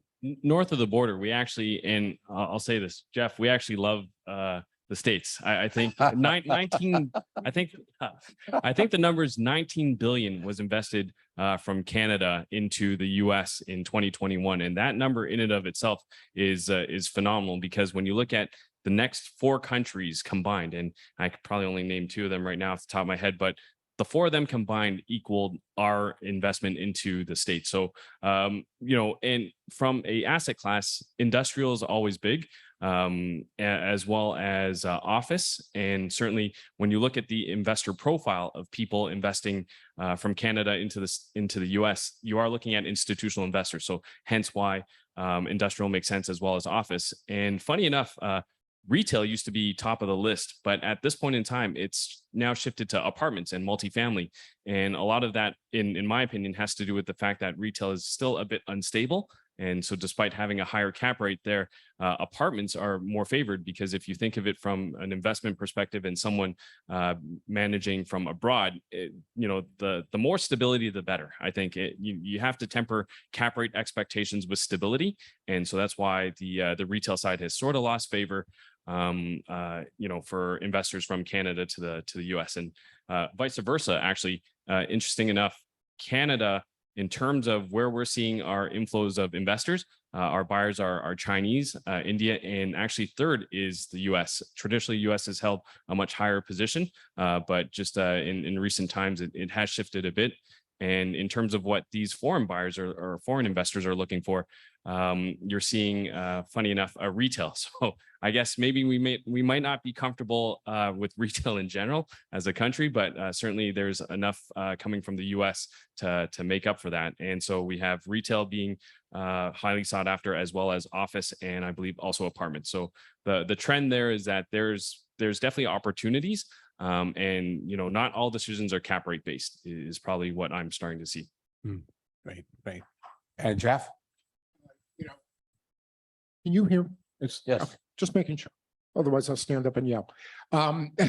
Based on what Raymond was saying, for the longest time, Chinese nationals have, especially in Vancouver, but also Toronto, have just flooded the market with cash.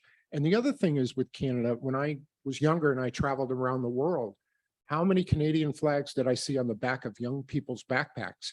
And they could go places, and they still can, that we cannot. And I think because of that, there are some interesting relationships that have been set up. With India, I think it's also partially a function of what's going on with the Indian government. There's real concerns about the right-wing nature of how it's gone. And if you look around the world, you'll see more of that. Anyhow, on the cap rate side, everybody comes to me and they say, I want a 6 cap. And I always say, probably Cleveland is a good place to go if you want to achieve that cap rate, because here you rarely have that. You know, in some properties you do, but for the most part, the market doesn't bear that. But I always say, think about your income. Okay, you may not get that magical 5 cap or 6 cap, but the property value is so much higher, and the amount of revenue that these buildings are generating, that even though it may pencil out as a 4 or even a 3.5, the amount of dollars you're going to make is much greater than any other market you'll find in the United States. And with international investors, you know, you always have to look at, we're not just one country, we're 50 states. And each of those states have dynamics that make it easier or harder to invest in. And a lot of that is taxes. So I have investors looking for between 150 and 200,000 square feet of industrial space that's fully rented, driving a 6 cap. And I always say, why would I sell in this economy, in this environment, you know, and what's happened with the industrial real estate? Think of Amazon, especially a building that's near Port Newark, so you can get in and out real fast. It's a very difficult sale. So now where I'm targeting is buildings that have just transacted, and owners got a great deal, and they're looking to fill that building and try and line my buyers up. So in 12 months from now, hopefully when that building is leased up, we can go in and attack it. So the industrial business, which is a place where I started, very little inventory. You used to be able to buy buildings in Newark for $38 a foot. They're $138 a foot. So that's been the most, I would say that business has seen the most dramatic shift and change in the last 3 years out of any other sector in the commercial real estate industry. And if you can grab one, grab it. And if you know the building that's 150,000 square feet that's fully rented, please let me know.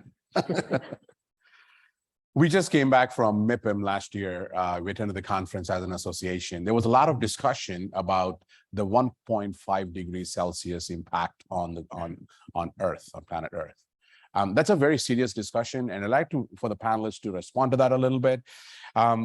There's a lot of talk here in the city and also in our state about zero carbon, possibly trying to electrify the entire project, and renewable energy concepts. These are 3 things that is on the front and center of our discussion. Even at the global level, at COP26 in Glasgow last year, the bill did not pass. However, the resolution still remains on the table. What are we as commercial practitioners and as global investors, what is our responsibility in trying to keep this planet safe for the future generations to come, which forces me to ask the question, how does global business, how can we mitigate climate change? Jeff. You know, it's very interesting because a lot of what I've read and I've seen, bless you, refers to the inside of the building, waste management, loss of heat. So it doesn't necessarily have to be green panels and solar panels and windmills on your roof. It's the little things within the property, I believe, that make a bigger difference because it's easier for everybody to contribute. I'm involved with a lot of charter school development. You know, everything we do has green components all over it. If you build a building that's more than $30 million, between $10 and $30 million, you have to find an energy savings of 20%. If it's above 30 million, you have to find an energy savings of 25%. And lastly, I think as long as it's in discussion, as long as we're sitting here and this is one of the topics we're discussing, hopefully we're heading in the right direction. Sam, any comments? Raymond? Yes. You know, I've been working with a couple of companies that are opening up clean energy battery. They're trying to set up with the grid. They're taking about 100 to 200,000 square feet of warehouse space and reconfiguring it to clean energy. And what they do is they pull close to the grid and they put it into batteries and they save them so that they can put it back into the grid. And this has been there's quite a few companies out there that are doing this right now. And they're expanding like crazy, trying to bring this Clean Energy Act throughout our city. There's at least a half a dozen of them that have opened up already. It's a big project, Right. Okay. you know. Yeah. It's about $100 million in investment. Raymond? Yeah, probably from a ESG perspective, I really think it ultimately comes down to the investor, right? And so I think where you have a lot of pressure is coming from your institutional investor, people that have a vested interest or companies that have vested interest in purchasing something that will be compliant with future regulations. So I do think that if enough pressure is put on these investors, it'll ultimately trickle down through and ultimately even to the private investor. I think just from a maintenance perspective, having a green component will, add to the longevity of the property. So I think ultimately the responsibility of commercial practitioners is to see that and to recognize that and to work with those that are focused on ESG. Thank you. Something that Jeff mentioned that kind of made me think is if we can grow, let me rephrase that. Global economy can grow if we control the warming by 1.5 degrees. What are your thoughts on that?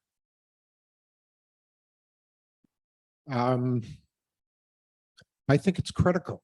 Look in Africa, where a lot of communities that lived on the coast now live inland.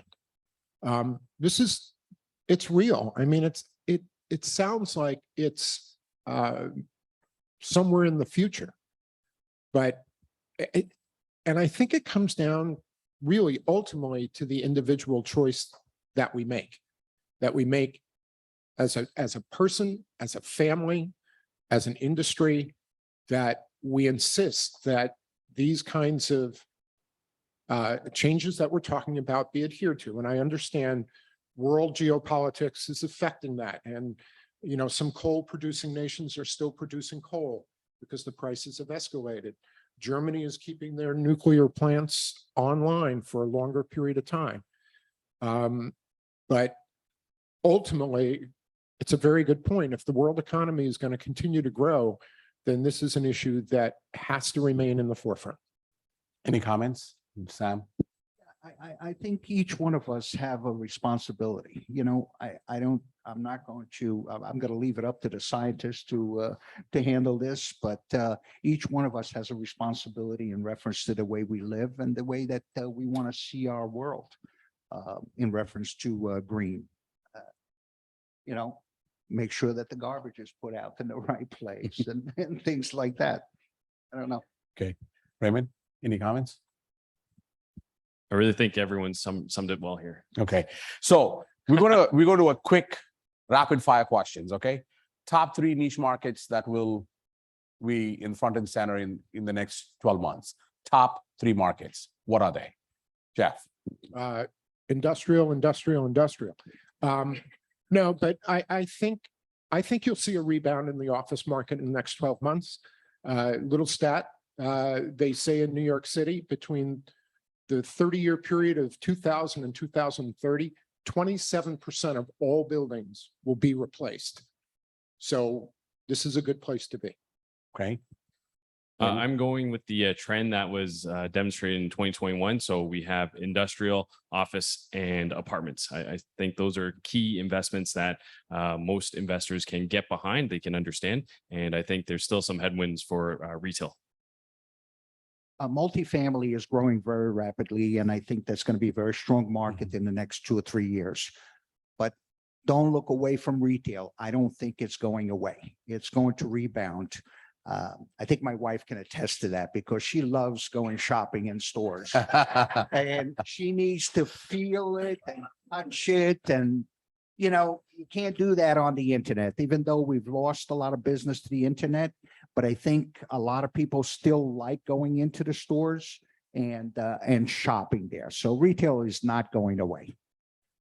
Great, wonderful. Can I just add one Yes. comment to retail? To follow up, Sam, if you've noticed, the Reuben brothers, for instance, the second wealthiest family in Britain with an $18 billion portfolio. What did they do? They went out and bought retail commercial buildings up and down Fifth Avenue. So they're recognizing that the prices have dropped. There's an opportunity here, and it may take 3 years, it may take 5 years, but ultimately we're going to own those retail spots. Or longer. Or longer, right? Anyhow, thank you. That's great. Okay, Sam, go ahead. You had something to say. The opportunity is here right now. You know, the values have come down by 20, 30%. So if you're cash rich and don't overfinance, I think you can ride this wave. This the investment market, you know, goes up and down. I've been doing this for 30 years, and we always see that up and then it comes down again, and it follows the residential market. We're usually right behind it. Fantastic. What are, sorry, you have comments, question? What am I selling now? A lot of mixed use properties, stores with apartments above. That's my specialty. And in Brooklyn, Bronx, Queens. Bronx is elevating right now because there's a lot more opportunities. Brooklyn was overpriced for quite a bit, and it has changed. You know, COVID has brought some prices down. So, and people are looking to exit the market, and some are coming in. You know, they're trying to grab it from underneath right now. Okay. Any comments on that, Raymond? I guess like in terms of, you know, if I could summarize like my 3 thoughts for going forward, right? Temper expectations, whether for yourself or for your clients. Be patient with commercial real estate and real estate in general. Like the price increases that we've seen over the last, say from Q1 2021 to Q1 2022. That's not realistic. 10% double-digit increases in pricing is not realistic. So I think everyone has gotten possibly too optimistic about things.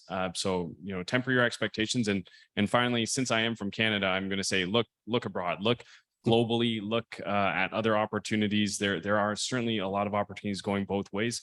We have investors that are interested in the US, and certainly if, you know, you're not finding what you're looking for here locally, look abroad. You know, I'd say one of the silver linings of COVID and the pandemic happening is just the fact that people are more attuned to investing abroad, and not just locally in their own market that they can drive to, but with the right management in place. And, you know, I was having an earlier conversation, like it's all about the numbers, right? So if the numbers work and the numbers make sense, you can really invest anywhere in this world. So maybe keep that in mind and keep a global focus. Right. Buy Canada. By Canada, sure. Top 3 takeaways, Sam. Top 3 takeaways for our audience. Top 3 takeaways. Yes.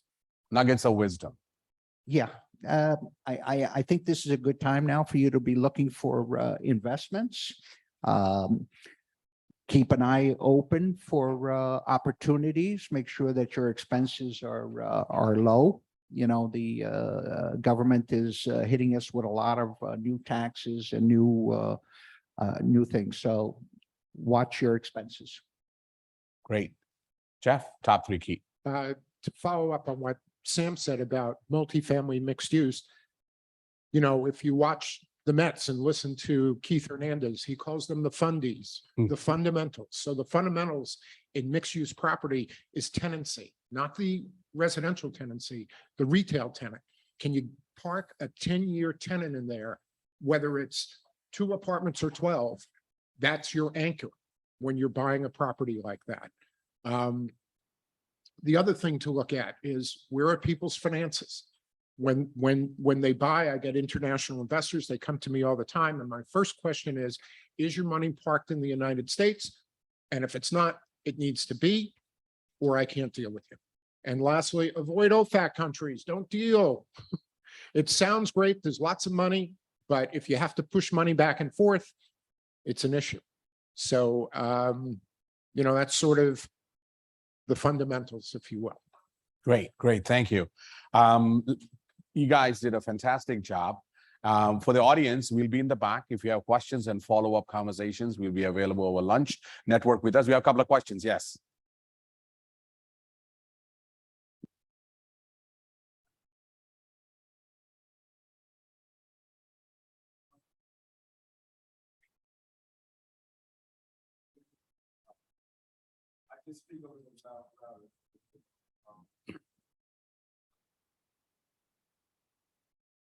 Can you hear me now? Okay, great.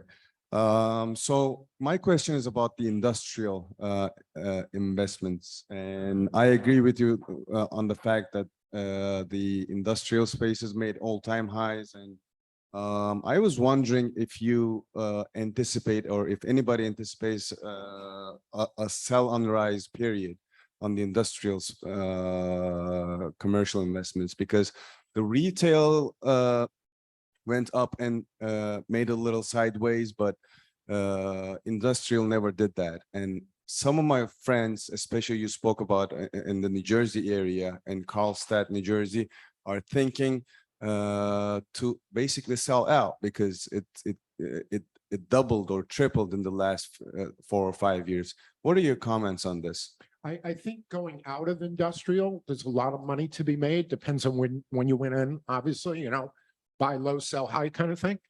But I've been looking in places like Carlstadt, and Harrison is no longer an industrial area, places, Munachie, these places that are very close to New York City. The prices have escalated to a point that not only to purchase, but also to rent. Rental prices were $8 a square foot. Now they're 22. Hackensack, almost untouchable. The other thing that really drove the market is single story, 1-story buildings that were existing have more or less disappeared in a 50-mile radius of Port Newark, because that's really what you have to look at, is how you get product in and out. So I'm seeing now a push in Hackettstown, New Jersey, Easton, Pennsylvania, Trenton, New Jersey, Philadelphia. And people have been pushed that far out to where it's over an hour to get your goods to Port Newark. When we shut off Chinese trade, within a year, refrigerated facilities started popping up within a 50-mile radius of New York City because we couldn't transport our frozen pork to China. And so now you have building materials and such where you could put up an industrial building of 100,000 square feet for a little over $1 million because you have 300-foot steel girders, and you put a corrugated steel building up, concrete floor, and you're good to go. So if I'm somebody holding a building and I bought it in the 80s, 90s, I'd consider taking what I can get and getting out, because I don't know if it's going to be any higher than it is now. However, what Amazon did in the late 2017, 18, they went to most of their properties, and this is what set the market off. And they said, what we're going to do is we are going to extend our lease by another 5 or 10 years now, even though we have 5 or 10 years left in our lease. And so Pepsi had a huge facility, just a storage facility in Carlstadt. They left that because the prices escalated so much that they could no longer manufacture in one spot, ship product to a transshipment warehouse and then move it from there. You know, it just became untenable price-wise. Jeff, thank you so much for that response. There are other questions, but there's a panel going on. So there's one more question, one last question, and then we'll take it offline for comments. Thank you. Good afternoon. Let's keep it 30 Richards, seconds, Brooklyn Max. Board. I have, well, I want to say two short questions. Jeff, you mentioned Turkey. Can you expand on what's going on in Turkey? Just really short. And also for Raymond, I believe you said abroad. When you say abroad, it's very big. Can you narrow it down a little, just a little bit for us? Yeah, I have to be real short, which is hard for me to do. What I'm watching in Turkey over the last year is there's an internal fight between the president who's running for office and the banking industry he's trying to battle inflation by lowering interest rates. And the banks are saying, no, look at the United States, you got to raise them. So, and there's an election coming up. So that was my take on that.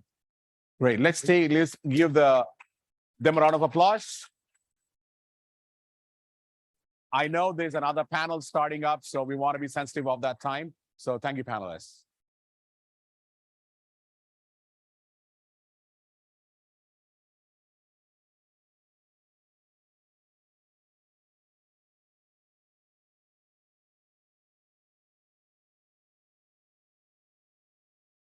Raymond, Jeff, this way.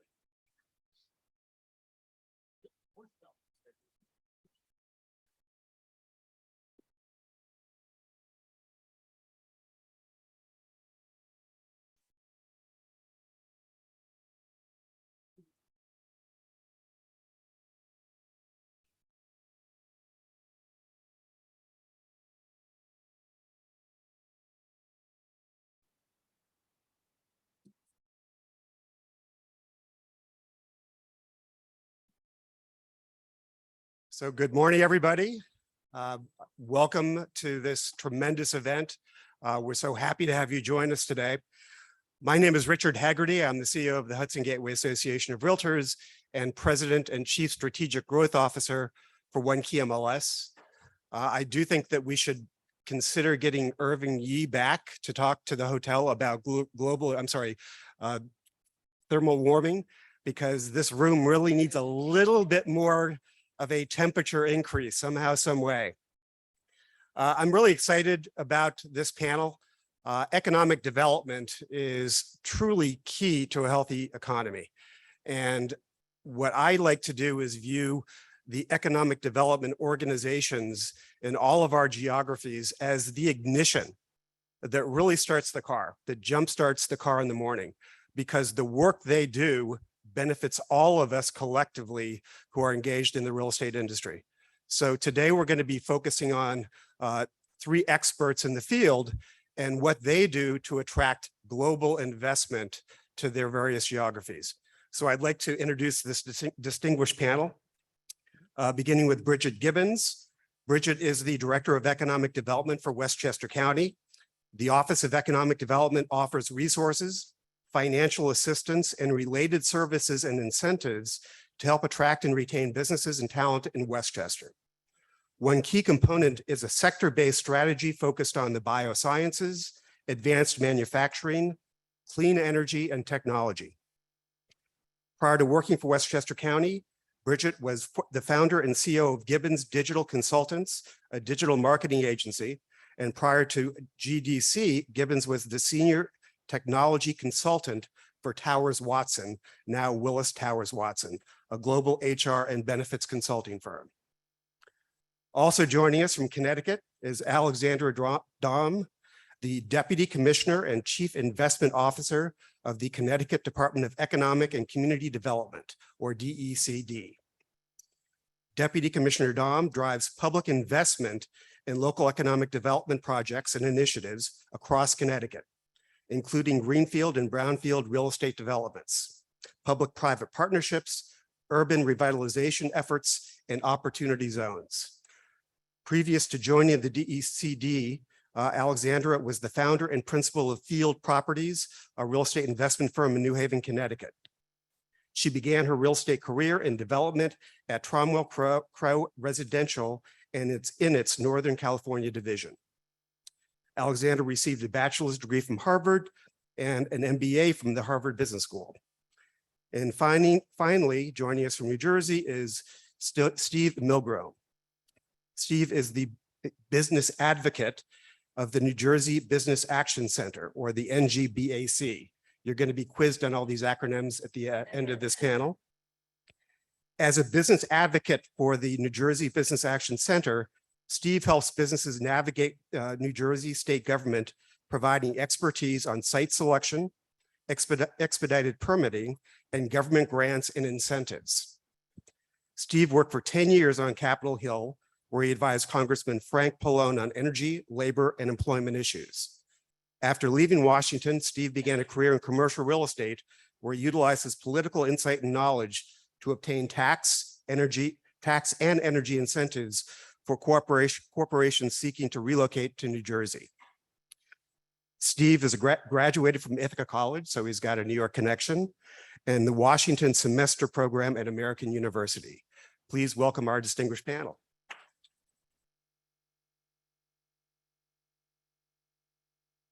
And I think it was one of the first panelists that we had today that mentioned free money. And we know that there is no such thing as free money, but we also know that there are a lot of pools of money that are out there. And I think that these three individuals will really help explain how they can help you have your clients potentially access that money. What I'd like to do is just begin with generally telling us what is going on in your respective geographies. Alexandra, why don't we start with you? Everyone can hear me? Yes. Apologize for that long bio that was on the CT website. I didn't realize I was condemning you to, to the fate of reading it all. Anyway, good morning, everyone. Thank you for having me. I'm very excited to talk a little bit about what's going on in Connecticut. We have a lot of detailed questions coming up, so I think I'm going to just hit the high levels on this one. I would just want to highlight that we really haven't had a better 3 years than the last 3 years in the state of Connecticut. We have, the things I want to focus on that are bringing companies to the state, and we've had a lot of wins. The things I want to focus on that are bringing companies to the state are incentive programs, like you said, innovative and enticing incentive programs that I'm happy to get into more later. Our workforce is bringing companies to the state. We have a highly skilled, advanced workforce in really advanced high education industries such as advanced manufacturing, fintech, bioscience, life sciences. And that workforce, despite the fact that it can be more expensive, is just necessary for companies in those industries, and they just can't get it elsewhere in the country. The last thing is just the fiscal strength and the fiscal stability of the state. We've had 4 years of budget surplus over the last 4 years. And those are not, there's a misconception out there that budget surpluses are coming only from federal dollars.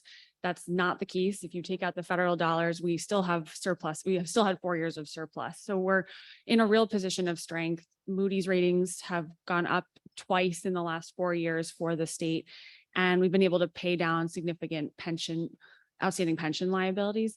And that's just giving businesses that faith to know that there's going to be ongoing stability. We're not going to be raising taxes because we don't plan to raise taxes as a result of having this financial fiscal wind at our back. And it gives people the confidence to want to move to Connecticut, to take advantage of our incentives and workforce and know that they're going to have that stability fiscally going forward.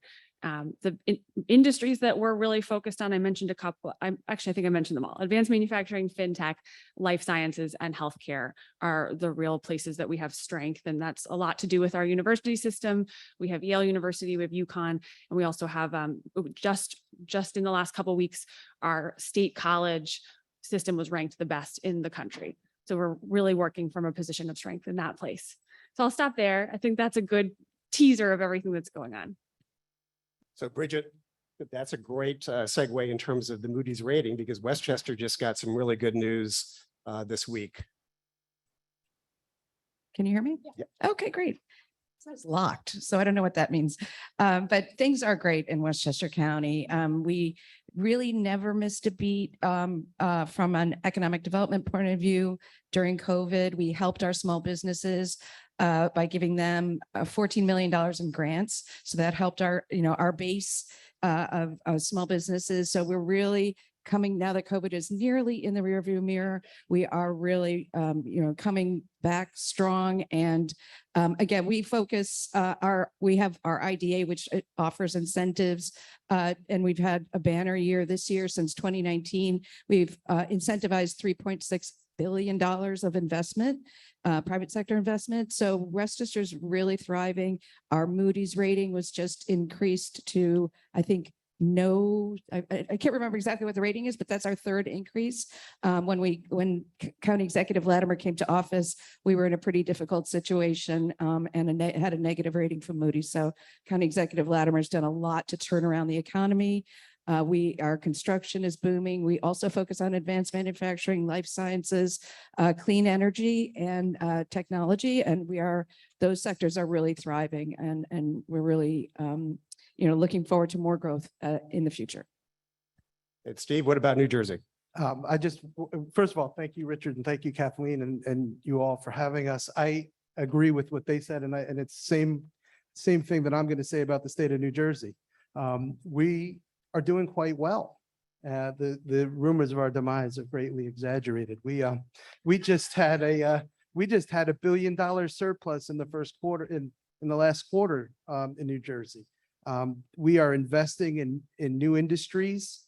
We're putting our money where our mouth is, and we're getting paid back from that investment. So offshore wind is one of our big industries right now that Governor Murphy has created.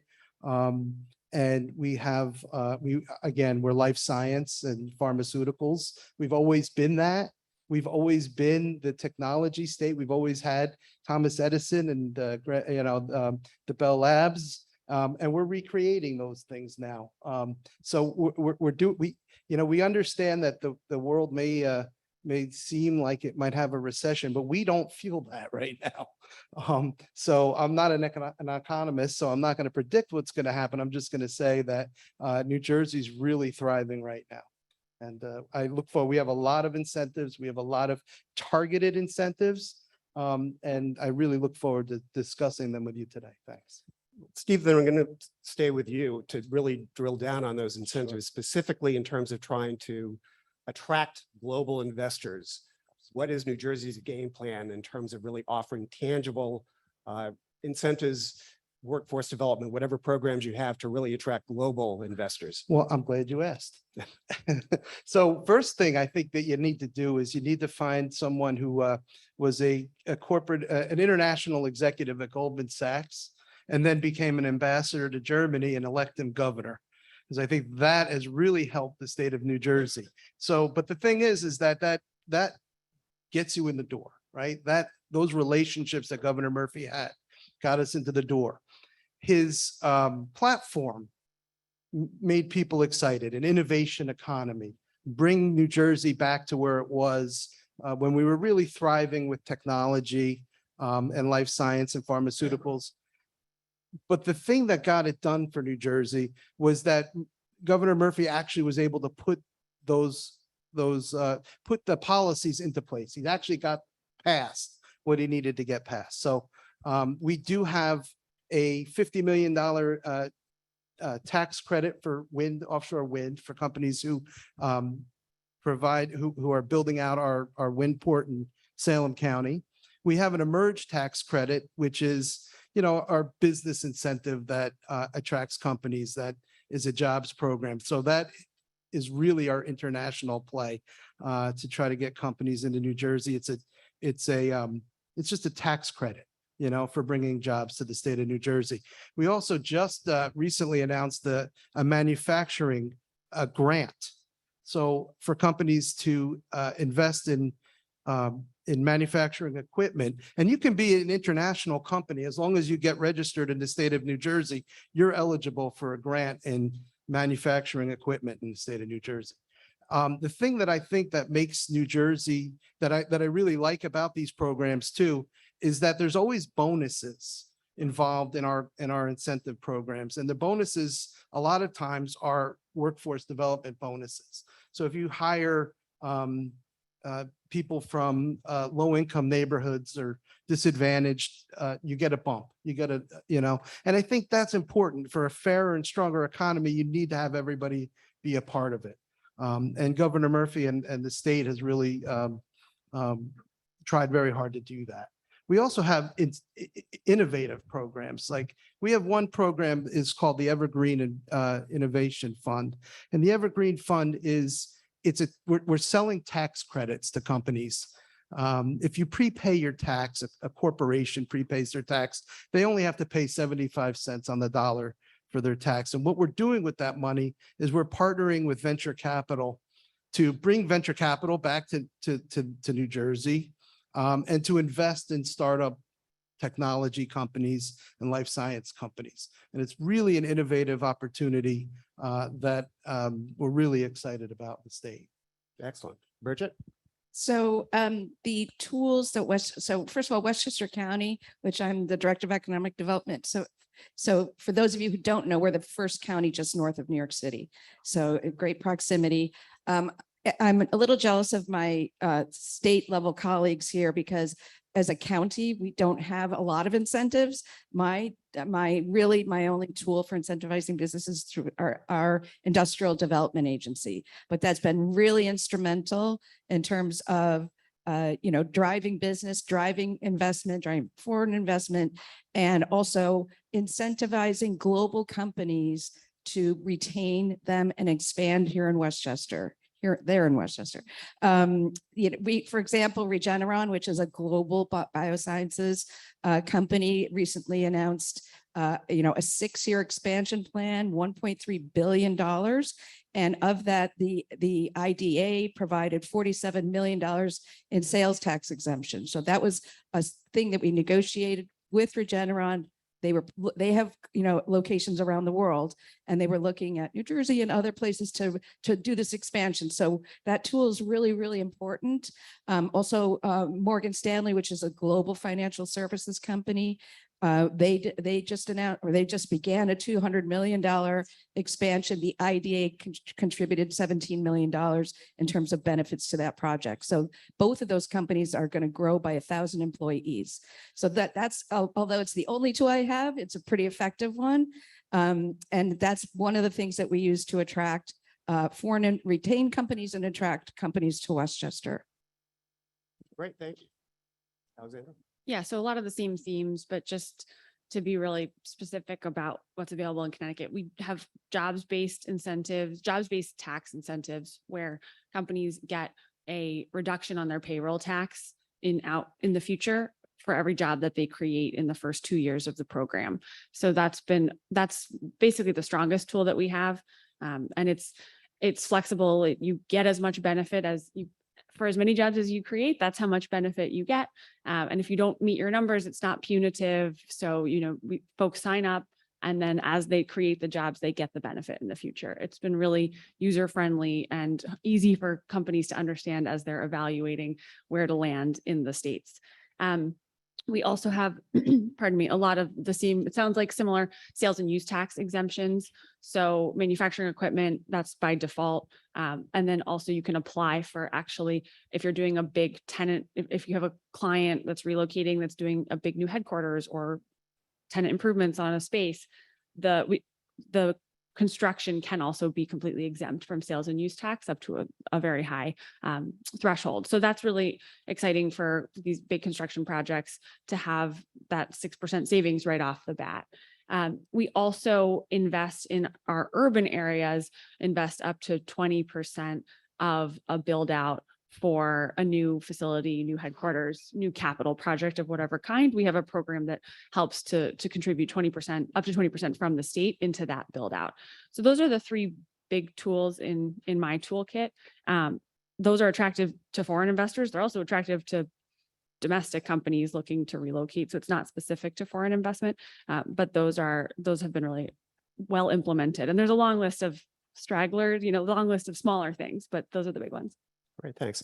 So Alexandra, you mentioned the fact that, after the dark days of COVID, Connecticut came roaring back. And you're still on that roll. And both Bridget and Steve agreed with that really steep recovery. In terms of the post-COVID headwinds, one of the byproducts of that were housing prices in our tri-state region that were already high, went even higher. Does that create any challenges for you when you're looking to attract investment into your respective areas and they're confronted with the high cost of housing?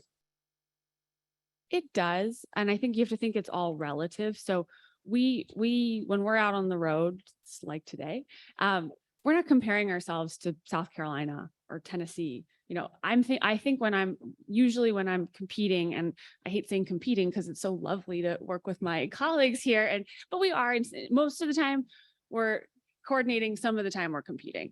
And so if we are competing, if someone has decided they want to be in the Northeast for a whole bunch of reasons, then it's all relative as to how you compare to the peer set of basically New Jersey to Massachusetts. And in that regard, cost of living is still just much lower in Connecticut than it is in that peer set. And it's also, cost of living is low relative again, and the quality of life is very high relative to the peer set. We have best school system by many, best or near best school system in the country by many different metrics. And we do have a lower cost of living than our neighboring states, although in absolute terms for the country, it's a high cost of living for the country. So we feel like we're always trying to bring the cost of living down and cost of housing down. The governor has countless initiatives on trying to increase the number of units, multifamily in particular, in the state, and that's working. And we are seeing the development of new units. Can't deny that it's still expensive to live in Connecticut relative to Tennessee, but we're happy with our position relative to the region if folks have already decided to relocate to this region. Right. Bridget, in terms of that, because of the high cost of housing in Westchester, does that change who you target your efforts to in terms of the types of industries, the types of investors? Does that change given the nature of Westchester County and the workforce that's available? I think it's a little more nuanced than that. I think businesses don't locate in Westchester or expand in Westchester because it's inexpensive. They do it because of proximity, our workforce, lifestyle, quality of life, and many other amenities. Like we have 6 airports within 60 minutes. We have our own airport in the center of the county. So there are lots of reasons that businesses check off that Westchester fits in terms of their needs. But on the other hand, where do our workers live? Our rents are very high. There's a shortage of apartments in Westchester, but on the plus side of that, we have 13,000 units, residential units being built in between just 2 of our cities, New Rochelle and White Plains. So there's a lot of activity in terms of catching up and having more inventory of apartments for workers to live in. In addition, Westchester County has committed $50 million to preserve and build affordable housing. So we're in the process of getting that up and running. We know, affordability is a huge issue for our entire region, and we really need to have more units and more affordable units in order for our businesses to thrive. So it's one of the top priorities in Westchester County. Great, thanks, Steve. Yeah, so, similar themes that we know that New Jersey's an expensive state. But what we're trying to do is grow the wages of the people in our state instead of trying to figure out how to lower the costs, right? And that's what we're trying to do. And the governor is also trying to make the economy more fair. So as I said before, in a lot of our incentives, there are bonuses for hiring people in lower income areas. And I think that's the goal. I was listening to everyone and I was thinking the Governor Murphy raised the minimum wage to $15 an hour, 3 years ago. And it's almost cute now because you can't hire somebody at $15 an hour anymore. It's 20 and above. And so, so we're doing well that way. I mean, there's always more we can do to help, housing issues. And I think there has to be more done to help people in the lower income areas. But I do think that targeting your incentives and targeting your bonuses to support those areas is the way to go. And also too, is that in the state of New Jersey, well, we have the best education in the country, according to some magazines. But that's important. Education is key to having a really robust workforce. And when I talked before about this Evergreen Investment Fund, Innovation Fund, when I talk about investing in startup companies. See, New Jersey had a problem where we would spend a lot of money educating our students, and then they would go to Connecticut and to college, right? And how are we going to attract them back? And that was a real issue that the governor had to tackle. Some of these targeted incentive programs are meant to bring back some of our highly educated people that we educated and bring them back to be part of our economy. And we've been really successful in doing it. So following up on a couple of things that you all have said, and I'm thinking back, if we were to have this conversation 5-10 years ago, I don't think we would have mentioned some of these things. For example, clean energy. We've talked, I think all of you have touched upon clean energy. Can you talk about initiatives that have happened in the last couple of years that are relatively new? I mean, Bridget, you talked about life sciences. It seems to me that the trend is shifting a bit in terms of the types of activities, the types of investment opportunities that are in your respective geographies. So see if you can start with some of those new initiatives that you've seen in the last 5 years. Absolutely. So for example, our offshore wind industry, we had a plan, right? We knew what we wanted to do. We had our relationships internationally, really, because a lot of wind production has happened in Europe, and our governor has those relationships and had a plan. I'm not a political person, but I'm going to get a little political. The last administration, the last president was not receptive to renewable energy. And so we couldn't get permitting to put our monopiles in the Atlantic Ocean. And so one of the changes policy wise was a new administration came in and said, I'm really interested in doing this. And then as soon as that happened, New York, New Jersey, Connecticut, and this is how we work together. I think a good segue to say how we all work together, managed to make this happen. And our industry is thriving. I mean, we're really getting a lot of investment from overseas. And our governor has made a lot of investments into our wind port. And we're really starting to see the benefits of it. And we're manufacturing and we're building and we're about to start to deploy this opportunity. And then just as a follow-up, one thing that you mentioned in our conversation this past week, and I think that it probably is true for all of your geographies, but I definitely know it's true for Westchester as well, is tell me what's going on with the film industry right now in New Jersey.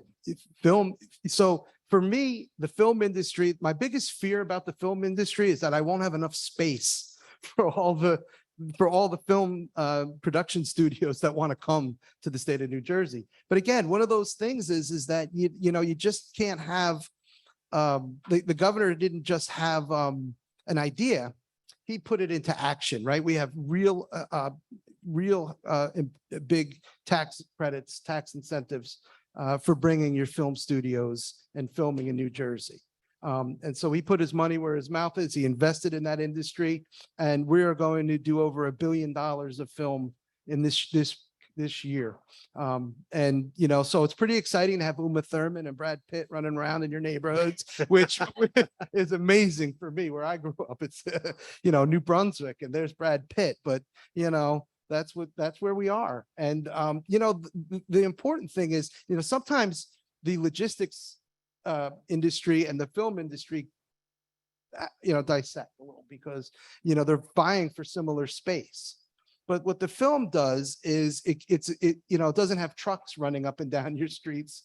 It's not emitting exhaust, and they're higher paying jobs. So it's really been a success for the state of New Jersey. And Bridget, a lot of these initiatives, and we talk about these tax credits, and some folks say, why are they getting these benefits? But it's all about creating jobs, right? Which again is creating tax revenue. It really is an economic driver. And we were at a presentation just this past week where there's a considerable expansion of Lionsgate in Yonkers. And they talk specifically about the number of jobs that were going to be created to serve that community, which has really been an underserved community for a number of years. So can you talk about those tangible benefits for these industries in terms of how it equates into jobs for the region? Right. So Westchester's always had a thriving film sector. Because of our proximity to New York City, there's a tax credit that they receive. It's a certain number of miles from Columbus Circle, and most of southern Westchester falls into that area. So, and because of our, beautiful county and all of the green space and the beautiful old construction, there's been a really thriving film sector in Westchester. And it's only being helped by this new construction of Great Point Studios in Yonkers. It's 2 million square feet. Lionsgate is taking up a portion of that, but it's going to really be a thriving location for film. And they love that. They love Yonkers because it's such a quick ride up the train from New York City. So all those film professionals can easily get to Yonkers in about 20 minutes on the train. So it's really been a boost to the economy. But yes, there are people in Westchester that are going to have great jobs at that studio. There are people that are going to come up from New York City and spend money in the county. So it is all about jobs and incentivizing these types of projects to help our workforce. And we have a very skilled workforce. 52% of the workers over age 25 in Westchester County have a bachelor's degree or higher. So we have a very highly educated workforce, very talented, and a real thriving film sector. In Westchester, but also in terms of new projects, you had asked Steve about the new projects. We're now seeing battery storage. We're behind in terms of my colleagues here on the stage. New York State is a little bit behind. We're just still kind of building up the construction for the offshore wind, but we're seeing some other projects in Westchester around battery storage. So when the energy does start coming through from back onshore from the offshore wind, it will have battery storage to store that, so it can then be sent upstate and also down into the city. So we're really, that's important for us. We're looking forward to engaging our advanced manufacturing sector in the offshore wind because that's what's needed. Those are the skills that are needed. And so we're working directly with our advanced manufacturing sector to make sure that they're prepared. Some are pivoting, some are expanding to include the manufacturing of the components that are needed for the wind turbines. So there's a lot of new activity happening in Westchester. And so we're really thrilled about it. And I am also appreciative of, the regional cooperation because it's a huge initiative for New York State, but also I know Connecticut and New Jersey. So Alexandra, you'd also talked about wind as a thriving industry for Connecticut. Can you talk about that as well as any other new industries? Sure. Oops, there we go. Yep. So yes, we are also procuring on a per capita basis, a staggering amount of wind, which is obviously have fewer capitas than in New York and New Jersey, but we have already procured 1 gigawatt of wind and we'll be procuring another 1 in the next coming years. So it has been a priority for the state. It's been, I'm sorry. Yes. I thought I got my gigas and my megas wrong. I got them right. Anyway, so it has been a huge priority. It's basically the only way we're going to get to the governor's goals of being carbon neutral by 2030. So it's not a nice to have, it's a need to have. And the industry has been popping up around those procurement commitments, and not just around our procurement commitments, because New York's procurement commitments are always going to be bigger than ours, again, just based on how many people are in the state, but really just based on our natural assets. So I will give a brief geography lesson. Connecticut has 300 miles of shoreline, and we have a port in New London. You've probably been through it on the train if you've gone from New York to Boston. New London has the only deep sea port, basically north of Virginia, I think, that doesn't have any overhead barriers. So when you're talking about these monopiles, that is a huge, these things, they transport them standing up on the barge, which is, I can't wait to see that with my own two eyes. So if there's a bridge, that's a problem, very basic. And New London, we're lucky, we just have we have this asset that has these attributes, and who would have known that it would have been so useful for offshore wind when it was just established hundreds of years ago as a whaling port. So that asset, we're not letting it sit there. We have invested, there's a public-private partnership between a Danish utility and Eversource, our local utility, and the state. So a private-public partnership that's put in over $250 million into that port to make it to have it basically be the premier assembly port for offshore wind, assembly and staging port up and down, basically north of Virginia. So that has been, that's going to be a huge bonus when it comes online and is operational in about 8 months. And the industry, people want to be close to that port. Obviously, if you need to ship things to the port, you're going to want to make them as close as you can to the port. And so we're seeing a lot of demand for property in the New London area. I want to just quickly touch, you asked about what other industries, quickly touch on, we are seeing a real interest in the fintech space in Stanford. And for anyone who hasn't been to Stanford recently, which is totally fine, that probably describes most people in the room. I myself was I grew up in New York City. I was kind of a bit of a Stanford snob at one point in my life. Like, why would anyone go to Stanford? Stanford is bizarre. It is taking off so much. If you're walking around Stanford today, everyone's under 40. Everyone has a tech job. Everyone has a cool backpack, and they're getting on and off the train, going to their amazing multifamily with all the amenities that we all know and kind of laugh about, but that they actually use. Stanford is very cool all of a sudden, just to say it plainly. And that was not the case always, I'm fully ready to admit. And part of that Stanford revitalization has to do with the fintech industry. So we've had a lot of crypto companies coming in, and that's obviously crypto's had a wild ride this year, but we have big enough, stable enough companies that they're continuing to maintain their presence and their commitment to Connecticut. Digital Currency Group, one of the leaders in the space, is committed to Stanford and is building out a huge new office there. So that's fintech, I think, is going to be the future of Fairfield County. And we're seeing just a lot of demand. Specifically, Stanford has just a lot of great Class A office space that was squandered for a decade and is now being filled with a lot of fintech, some offshore wind companies. So it had a lot of assets there that are being snapped up and being taken advantage of, and the workforce gets it, and you can feel it while you're there. So part of what you're doing, it sounds like, is you're increasing the cool factor. So that's one of the new, honestly, 100%. That is a very, I don't usually officially say it that way, but yes, our cities, no one ever thought Connecticut was cool. It was sort of picket fence, golden retriever, and people don't even know their cities in Connecticut. They think New York is the city and Connecticut is the suburb, but New York is the city. And then there's Stamford and New Haven and Hartford, which are all cities that have real culture, real food. I live in downtown New Haven. I mentioned before, I grew up in Manhattan. I was always a snob about that. And I live in what I consider to be a very real city with all the benefits of urban living, of walkability, transit, culture.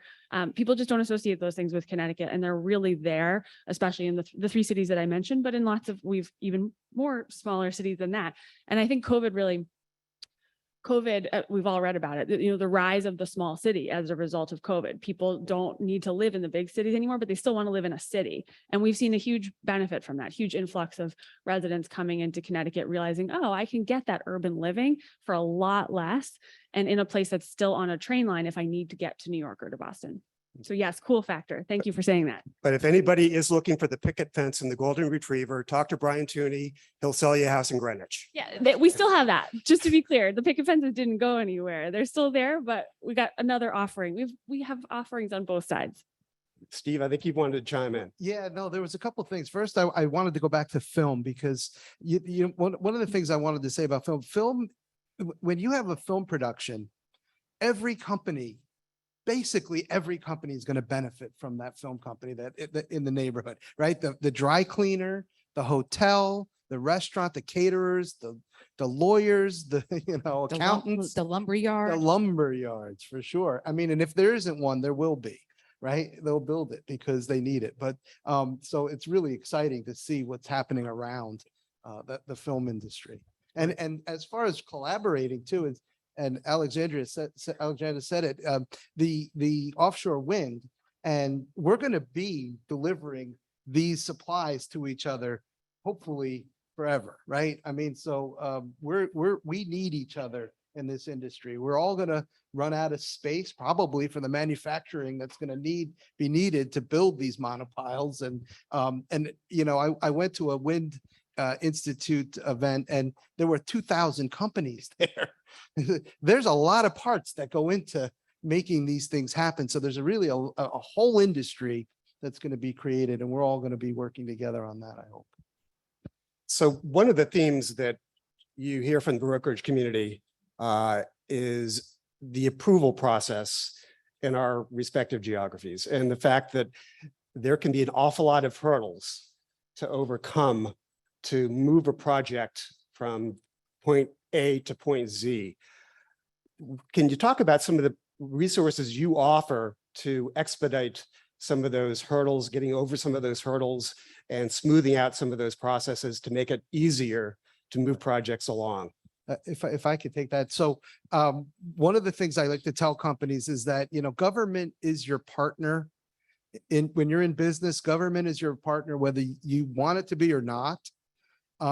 So don't just accept the tough parts of government, you know, the regulatory issues, the taxes.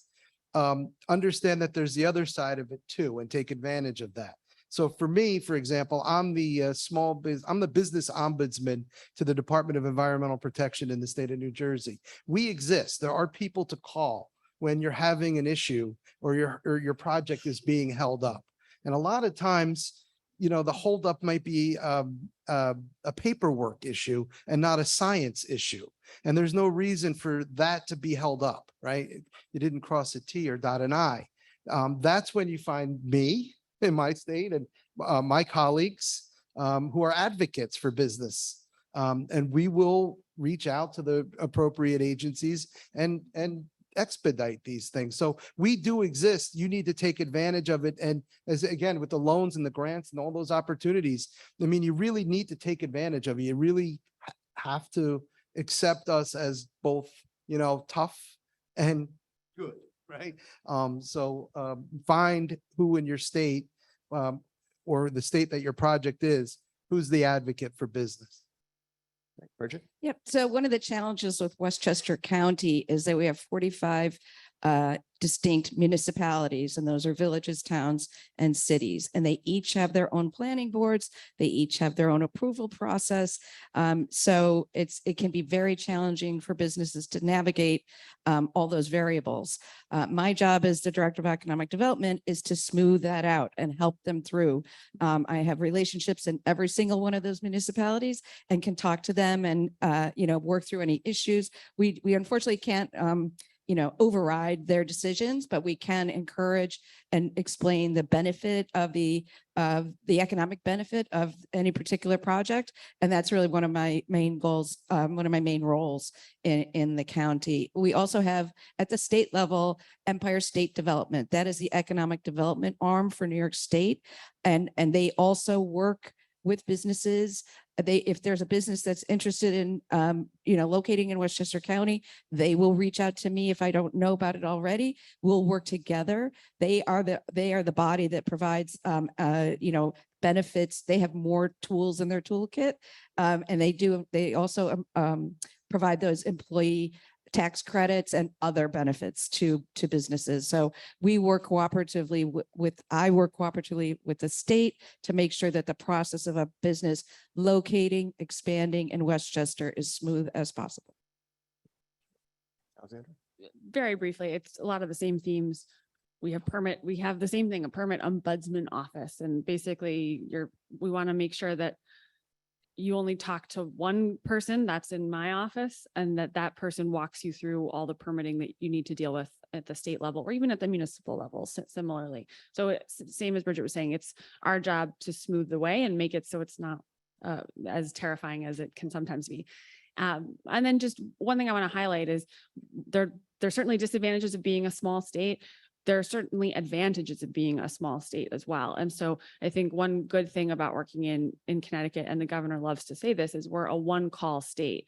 You as your clients, the businesses that may be moving here, they're making one call and they're immediately hooked into the full Team Connecticut group. And in fact, frequently that one call can land the governor meeting with your client. We use the governor as a pinch hitter to close even sort of small businesses thinking of moving to the state, because we're small and we can do that. You know, there aren't thousands and thousands every day. So he's frequently coming in during the sales cycle, so to speak, of trying to get a business to move to Connecticut, because A, he cares and he's a great guy, and B, we just are able to do that because we're small. So that's it's a one call state. We're here to make it smooth. I like what Steve said.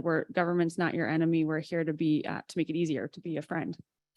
I want to piggyback on that because we've talked a lot about the bigger industries, Regeneron, wind. What about the services you offer to small companies, to startups, to incubate? Do you have incubator programs?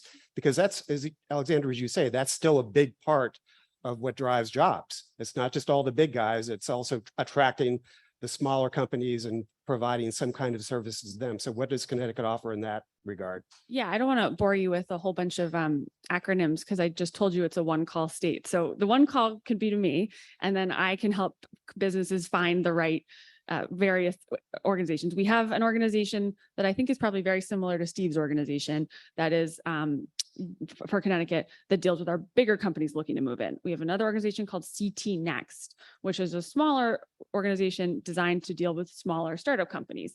They are incubator is a good way of thinking of them, but they also have grant funding that they can actually directly give to small businesses that are thinking of coming into the state or are in the state and are starting up. We also have something called Connecticut Innovations, which is, to my knowledge, the only state-funded venture capital firm in the country. And that Connecticut Innovations makes direct VC investments into companies in Connecticut. Wow. It's not a grant. It's a true equity investment. And that's been wildly successful at creating jobs in the state. And it's a great tool in the toolkit to talk to, and they make a market decision. They're not just investing because you're in Connecticut, but it's just for a startup that's trying to figure out how to get funds. The idea that there's this pool available to you only if you're in Connecticut is a great tool in our toolkit. And like I said, I think it's, to my knowledge, the only one in the country. That sounds amazing. Yeah. Bridget? Just a little bit about Westchester County. We have over 1 million. Our population is over 1 million, which is equal to approximately Rhode Island. So while we're a county, we're pretty darn big. We have 35,000 businesses in Westchester and a workforce of 500,000. So we got a lot going on, but still we work very closely with our small business community. We have given them grants. We have all sorts of resources that are available to our small businesses, mentors, coaches, etc. But we also have industry specific accelerators and incubators. So we have a biosciences accelerator program, which I think is run by the same company that ABCT. Connecticut's program is run by the same company. And it's really to attract us life sciences startups to come to Westchester and stay in Westchester. So there's a comprehensive program that they go through to tighten up their business so they're investable. And so it's invaluable to these small startups in the life sciences. We also have an accelerator program for our technology startups. So that's, businesses in Westchester that need help tightening up their business again so that investors are attracted to them and they can go to the next level. So those are two really important programs that we offer to our businesses. In addition, we have launched advanced manufacturing training programs to help help train people so they can become entry-level employees in the advanced manufacturing sector. So we're always looking for programs that line up with our sector-based strategy that will help the businesses and also the workforce to really help build out those businesses and be successful. Great, thanks, Steve. Sure, thanks. And I appreciate the question because small business is so crucial to all of our economies.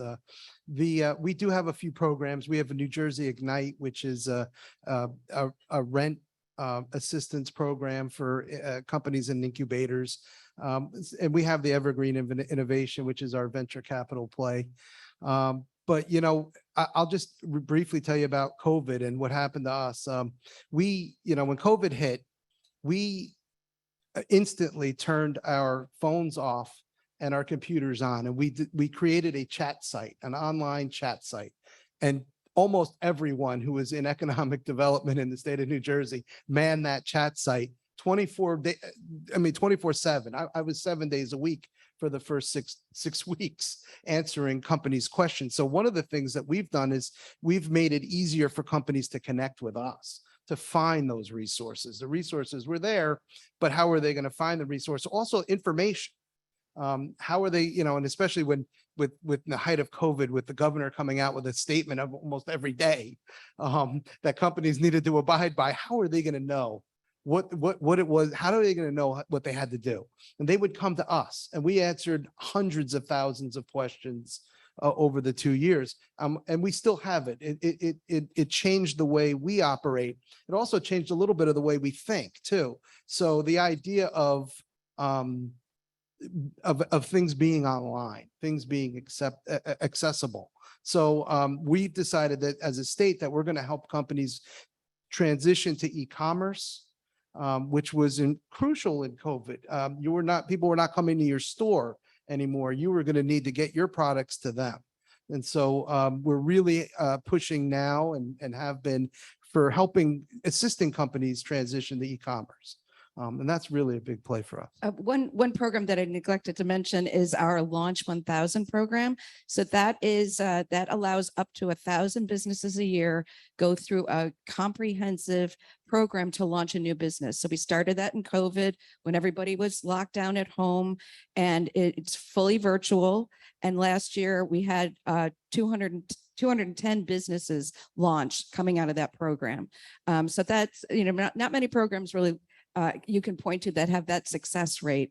And we're doing it again this year. We realized we needed to add a Spanish language component because that was a hindrance for folks that weren't not native speakers of English. So we now have a dual language Spanish-English. It's a 6-month program, and we have about 500 people in the Launch 1000 program this year. We're looking forward to launching another couple of hundred businesses. So it's free to the participants. We also give laptops and free Wi-Fi if businesses don't have those. So it's been a really highly regarded program. It's very thorough and comprehensive, but it's also, just a great success story for Westchester County.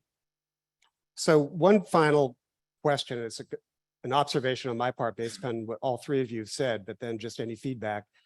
I've lived in New York now almost 4 decades, and I've seen a lot of cycles, but in the past, I've seen a lot of competition between the 3 states. And it seems to me that we are in an age right now where there's a lot more cooperation, certainly still friendly competition, but there seems to be a lot more cooperation among the states. Is that, that's what I'm kind of gleaming from all 3 of your comments. Is that what you're seeing as well? Yeah, I just want to mention one example that's really remarkable and really important for the region. New York City Regional Planning did a study recently and released a report that shows that our region, Connecticut, New Jersey, the New York Metro, so Westchester, New York City, Long Island, is the strongest in terms of the life sciences sector, stronger than Cambridge, stronger than Connecticut, stronger than California. There's 150,000 employees in our region that work in the life sciences. There's 5,000 businesses, $23 million in wages. And the fact that New York City Regional Planning brought us all together and did this research, and we now meet on a periodic basis on a regional level to talk about how we can really maybe market us as a region so we're competitive as new businesses want to move to the US. So I think it's been really gratifying, and it's very enlightening to see how much connectedness there is, and just really the strength of the sector. I think I'm going to let Steve talk about wind, because you were talking about that a lot earlier. I think that's a great example of collaboration. I just want to mention, and maybe this was the case in with previous governors in all 3 states. But I cannot compare to the past. I can only say that now I know that the governors in this region, sort of New York to Maine, I'll call it, whatever we call that region. They are talking so much. They are talking and comparing notes and coordinating so much, especially during COVID, which I think is kind of the only reason we came out as well as we did. And it would have been so much worse if we hadn't all been coordinating. So I know anytime anyone puts a decision in front of, a proposal in front of Governor Lamont, he wants to know what are the peer states doing? What are his peer governors doing? Not that we always do the same thing, but it's just really important to understand how our peer states in this region are thinking about challenges, how we can learn from each other, how we can work better together. So I'm for sure seeing that firsthand. And I think you're absolutely right that's happening and getting us all through COVID, and hopefully we won't have further challenges, but will help us get through further challenges when they come. Great, thank you. Steve? I agree. How's that for collaboration? No, but I really do agree. I mean, the governors really do talk. And, look, I think that a lot of the country has decided maybe that innovating their economies or educating their workforce really isn't necessary. And I think that's a huge mistake. And but that's a benefit for us because we are innovating, we are educating, and there's plenty of opportunity for all of us, to compete, but we're competing because companies want to be in New York, New Jersey, and Connecticut. And so it's a great opportunity for the region. And we're really, I think we're really looking for the same companies. We're looking for the life sciences. We're looking for the, but as long as we incubate enough of those companies and we learn from each other, our region is going to be great for many, many years. Also, too, is that we have a really great port, and that helps a lot. So if there's one key word that I heard, it's resources. And these three individuals offer tremendous resources to everybody in this room. I can't thank them enough for sharing their expertise today. So please give them a big hand.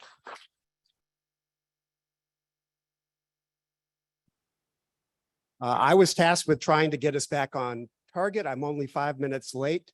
You have about an hour for lunch. We will get you all 45. I've been corrected. 45 minutes for lunch. We want to be back here at 1 o'clock sharp.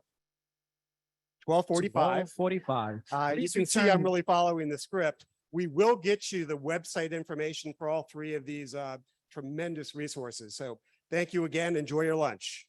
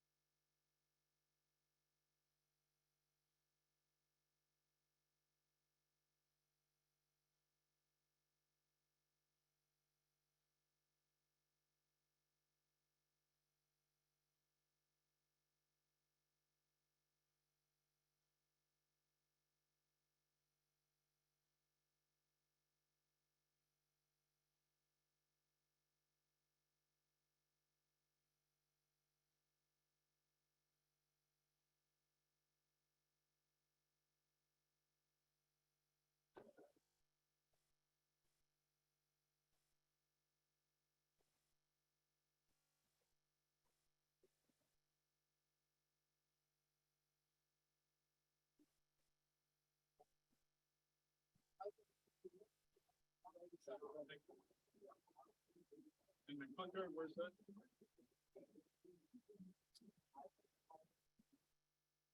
And I'm standing.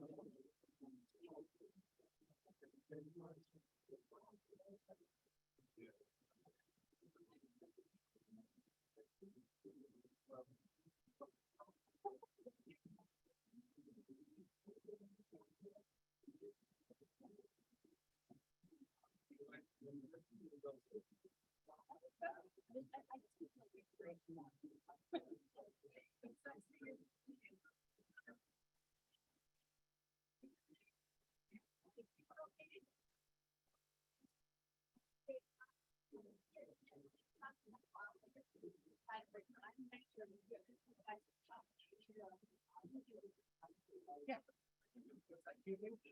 Perfect.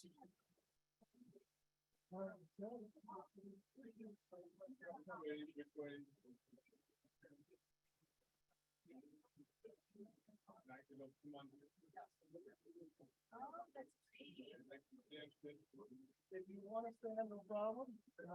But everyone's been sitting. It's your call, yeah.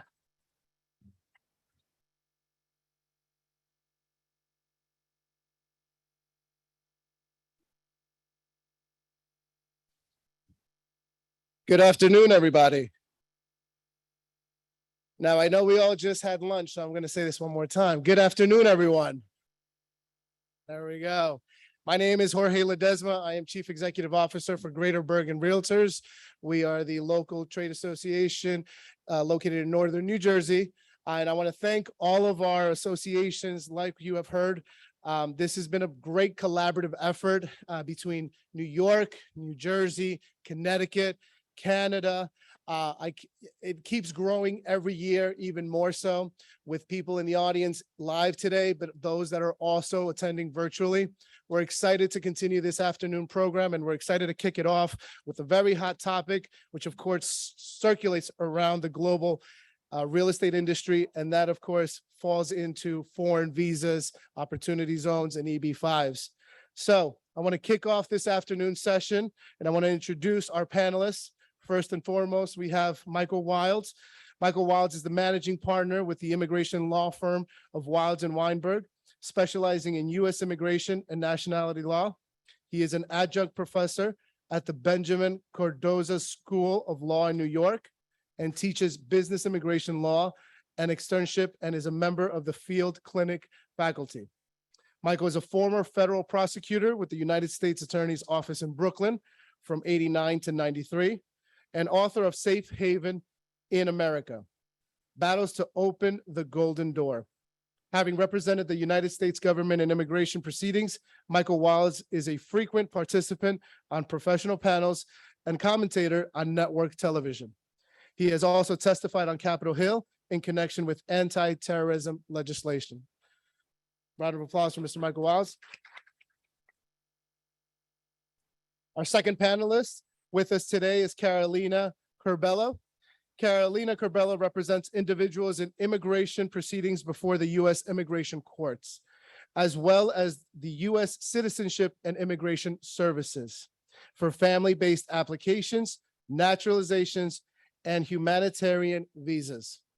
Carolina advises small business and entrepreneurs on business immigration matters. She has represented clients in all types of real estate matters, including residential, commercial, and condominium properties. A round of applause for Carolina Curbelo as well.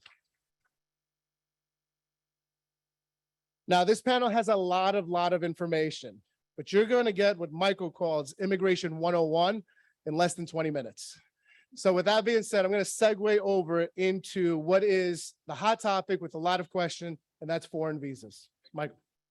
Good afternoon, everybody. My name again is Michael Wilds. Oh, we'll have your mic. And the mic. There we go. Hello, hello. Can we hear me? Okay, here we go. Again, Michael Wilds. My wife, Amy, joins us. I am the managing partner of a practice started by my father before he and my mother, rest her soul, started me. In 1960, you have a copy of the brochure in front of you. I actually am the mayor of Englewood, New Jersey, in Bergen County. That's my connection to Bergen, although we're in the beautiful Marriott Marquis in Manhattan. A real treat to speak to this group once again. I think I've been doing this for 10 or 15 years already, and you'll forgive me if I speak with a speed, but I'm on a time limit here, but I'll stick around if anybody has any questions. So the group that you're here, and I presume everybody is a broker who will eventually meet somebody with an accent. And when you meet that person with an accent, what's in your wallet, as Capital One commercial says? You want to make an investment? Well, no problem. We have the right property for you. But what do I do? Michael, I got somebody who's got an accent. How do I help them? That's what you're going to have a little sense. This is our practice. You have a brochure in front of you. You'll see my dad. He should live to 120. He's 89 and a half. He was John Lennon's immigration lawyer when they were trying to deport the famous Beatle. You'll read about it in a book that he has on Amazon if you're interested. We have the privilege of working with the likes of Melania Trump and a lot of other wonderful people. I'm a very proud Democrat, you should know anyway. Ultimately, the journey that we see are individuals coming from lettered non-immigrant visas to U.S. citizenship. The path here is for us to get them to higher stations. There are temporary visas that give you temporary rights to be in the United States, and then there are permanent visas that give you more sophisticated coverage to have what's called a dual intent if you'd like to be here more permanently. You can then apply for lawful permanent residence, a green card, and 5 years later, or 3 years, if you're married to a citizen, you can apply for the Golden Grail, and that's citizens. The U.S. government only sees people in two statuses. Either you're a non-immigrant or an immigrant. There are generally only three ways to get a status: based on a relationship, based on investment, or based on a business employment sponsorship. There are other provocative ways, but we're not going to talk about political asylum or the family-based, as that's a different journey. The non-immigrant visas that we're going to discuss, many of them are not relevant here, but it depends on the flavor of the accent that you get. Do you have somebody from Australia? Do you have somebody from Canada? There are special carve-out visas based on reciprocal good and poor relations that we have with other countries. At border entry, you receive certain documentation, and it's your job at all times to maintain your status, to change your status. You can adjust your status. These are legal terms of art, but it's like a giant game of tag where you have to make sure the person is in a status before they evaporate and then they lose the privilege of changing. There are special carve-outs. Canadians, because Goldie Hawn once said we're attached, doesn't require anybody to have a visa absent the investor visa, which we'll talk about. Don't confuse this with the visa waiver program. 39 countries, including Poland, the most recent one, where we allow them, as we are Americans, to go visit them for 90 days to come into America. Here, they're prohibited from these statuses. Now, a brief, innocent, and casual ride through some of the more pertinent visas. The B1 visa is a business visa. It allows somebody to be here so long as they're on a foreign payroll. If you call the gentleman, you'll get a copy of this PowerPoint, or if you call my office, it's in the brochure. I'll email it to you as well so you have it. Permissible activities include contract negotiations, litigation, taking purchase orders. Showing somebody an apartment or a business, a commercial property is always permissible for a foreign national who's visiting. Only legitimate commercial or professional activities. My father stood for a case in 1962, 2 years before I was born, that is the law of the land, matter of Hira, that shows exactly what's not permissible as for visitors that are coming to the United States. And you have to be careful that you caution those potential clients that you have that they not step out of line with their visas. Just because you own property in America doesn't mean you have the right to be here. Students, F1s, have all kinds of privileges, particularly those that are in the STEM studies, and they can help themselves through all sorts of navigations, and it's a wonderful visa without tax consequence. Then we tell our clients about the hello, the H, the E, the L, and the O visas, and that's the acronym for the following professional visas. The H-1B, that's a visa for a person who has a pulse and a degree. And unfortunately, there's a lottery. There's only 65,000 of them a year, an additional 20,000 if you had a master's on US soil. But it's a wonderful visa because it allows you to go forward eventually for a green card, giving you that dual intent. The TN visa are for trade NAFTA. These are individuals who are Canadians or Mexicans. We treat Mexicans poorly compared to Canadians. Canadians can process these visas at ports of entry to the United States. Mexicans have to actually go into American embassies. The sad part here is you can't buy a piece of property and use one of these visas, but there are sophisticated degrees, and the people you will be representing and finding deals for will have had academics. And if they have the right academic and they have a job on one of these listed visa protocols, they can embark to the United States. This is perhaps the next visa, the E visa, the most germane visa when it comes to real estate. There's E1 and there's E2. The E1 are for individuals where we have treaties of trade. You're making soccer balls in Canada, you're transporting them to the United States, you can get an E1. You're an airline like El Al for the state of Israel, you're transporting people, your company can get E1s.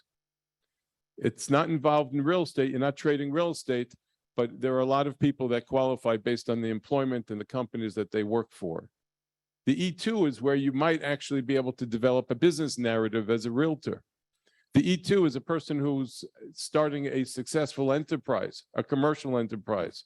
If you put 300 to 400K plus 4 to 5 people at work in a new enterprise, you can get yourself a visa. Now, if you buy 4 or 5 buildings, can you get it? No way. It's a passive kind of investment. You can be challenged for marginality. But the E2 visas are the most robust. I tell my students when I teach them, I point to my nose. It's as if the government walked into a restaurant and wants to know, where's the pasta? Where did you make it? Where's the red and white tablecloths? How many chairs do you have? How many employees? Show us the rental and the water fountain and the cash register where it is. This is America's golden door, as I spoke in my book. These are the individuals that will root themselves and invest, and they'll buy property on the side. So you may have somebody who's making an investment in a property, but also has a business that they may want to start, or more importantly, a spouse. We have so many people who are entrepreneurs who buy real estate, but they don't want to work, but the spouse wants to work. That spouse can start a business. They can buy a coffee shop, a furniture store, a bookstore. They can get a visa for themselves, for their spouse, allowing them work authorization. A lot of the work visas don't allow work authorization. This one does, and children up to the age of 21 are included. The E3 is a carve out. It's an H-1B visa for a person with a pulse and a degree for an Australian. They don't run out because there aren't enough that are interested. The J visa is a visa for a stage, an apprenticeship. It's valid for 18 or 12 months. It's for an intern, somebody doing something. You'll see these as au pairs in the hospitality space, in summer camps. But if you have a realty group in Bergen County and you have a young person that you'd like to bring over and show them the experience of doing real estate, you can sponsor that individual, or the child of somebody who's buying real estate legitimately. You have no idea how many favors we've had to do in the real estate space. We represent some of the biggest realtors in the nation, not just in New York. Our office is on 53rd and Madison since 1960. I'm here since 64. You can imagine the kind of titans that we have all over the place and the favors they're doing for people. This is a great visa to help young foreign nationals get a rooting in America. This is not working. I'm going to have to filibuster. Let's see if there we go. There we go. So you have the L visa. Remember H-E-L-O. I threw in a few things to confuse you, but the L visa are intracompany transfers. You worked abroad for a full year in a company with an affiliate or a subsidiary, you can actually transfer to the United States and you can go for a fast track green card. And then we have the O visa. These are for rock stars. These aren't for legends in their own minds. These are for empirically important people in their space. Justin Bieber had one at age 12. We had an Evgeny Kissin, who was a prodigy from Russia at age 3, a pianist. It's good to see somebody in the audience who appreciates it. So we did Boy George, the rock star from the 1980s, John George, the chef, who's now opening a restaurant in the city of Englewood, where I sleep. These are all fantastic people in their space. If you have a rock star, and it could be a tattoo artist to former chief rabbi of the United Kingdom, a law firm that's capable of handling it can get that person a visa up to 3 years. The spouse can't work, but you can bring other people in the creative and the athletics to support the critical person. So if you find yourself in the hands of a talented foreign national, there are a myriad of ways that you can bring a person to the United States. Religious people, whether you pray on a Friday, a Saturday, or a Sunday, religious clerics and priests and rabbis and ministers are in a position, imams, we do a lot of visas for them to come to the United States, and their spouses are permitted to go to school and they're permitted to buy real estate. Nobody's prohibited from buying real estate in America. You just don't have the right to go visit your own apartment. And you have no idea how right now we have so many Russian oligarchs who are hiring us because they've been prohibited from coming to America, and they own one of the biggest palatial apartments and spas and planes and trains and automobiles, and they have no right to be in this nation because of questions or challenges. So just because you're buying it doesn't give you a sense of entitlement. As you can tell from the next slide, violating your status is a bad thing. Overstaying for a single day cancels by operation of law the visa in your passport. If you're here physically more than 6 months, it's actually 180 days, so you got to be careful. You have a 3-year bar. If you're overstay for 365 days, you're subject to a 10-year bar. This was set up by President Clinton when he wanted to get reelected in 1996. It made him look really conservative, and he got reelected. And then when he left office in 2000, he threw a bone to the immigrant community, getting them a chance to grandfather themselves under the law. But then less than a year later, we had the 9/11 effect. And I say effect because Congress since then has no guts. They have no guts, Democrats and Republicans, that castigate all parties, because the last time we changed our law was this. And right now we're stuck with this 3 and 10-year bar. Effectively, a person can overstay and can't fix it. And it's a real problem. And it's a shame because unless somebody comes in legally and marries or is grandfathered under the law, there's nothing that you can do to help these people. Even conservative presidents like President Reagan felt when there was 3 million people here unlawfully, you can't have a culture of people living in the shadows. And the real estate world feels this impactfully. I've cut ribbons for all sorts of mortgage finance groups in Englewood and other communities in the region, and we know the impact that the immigrant community has in the revitalization of our economy. So it's so important that we get immigration right. There is this presumption of immigrant intent when you come to America, that everybody wants to live here permanently, and it's up to you to overcome it.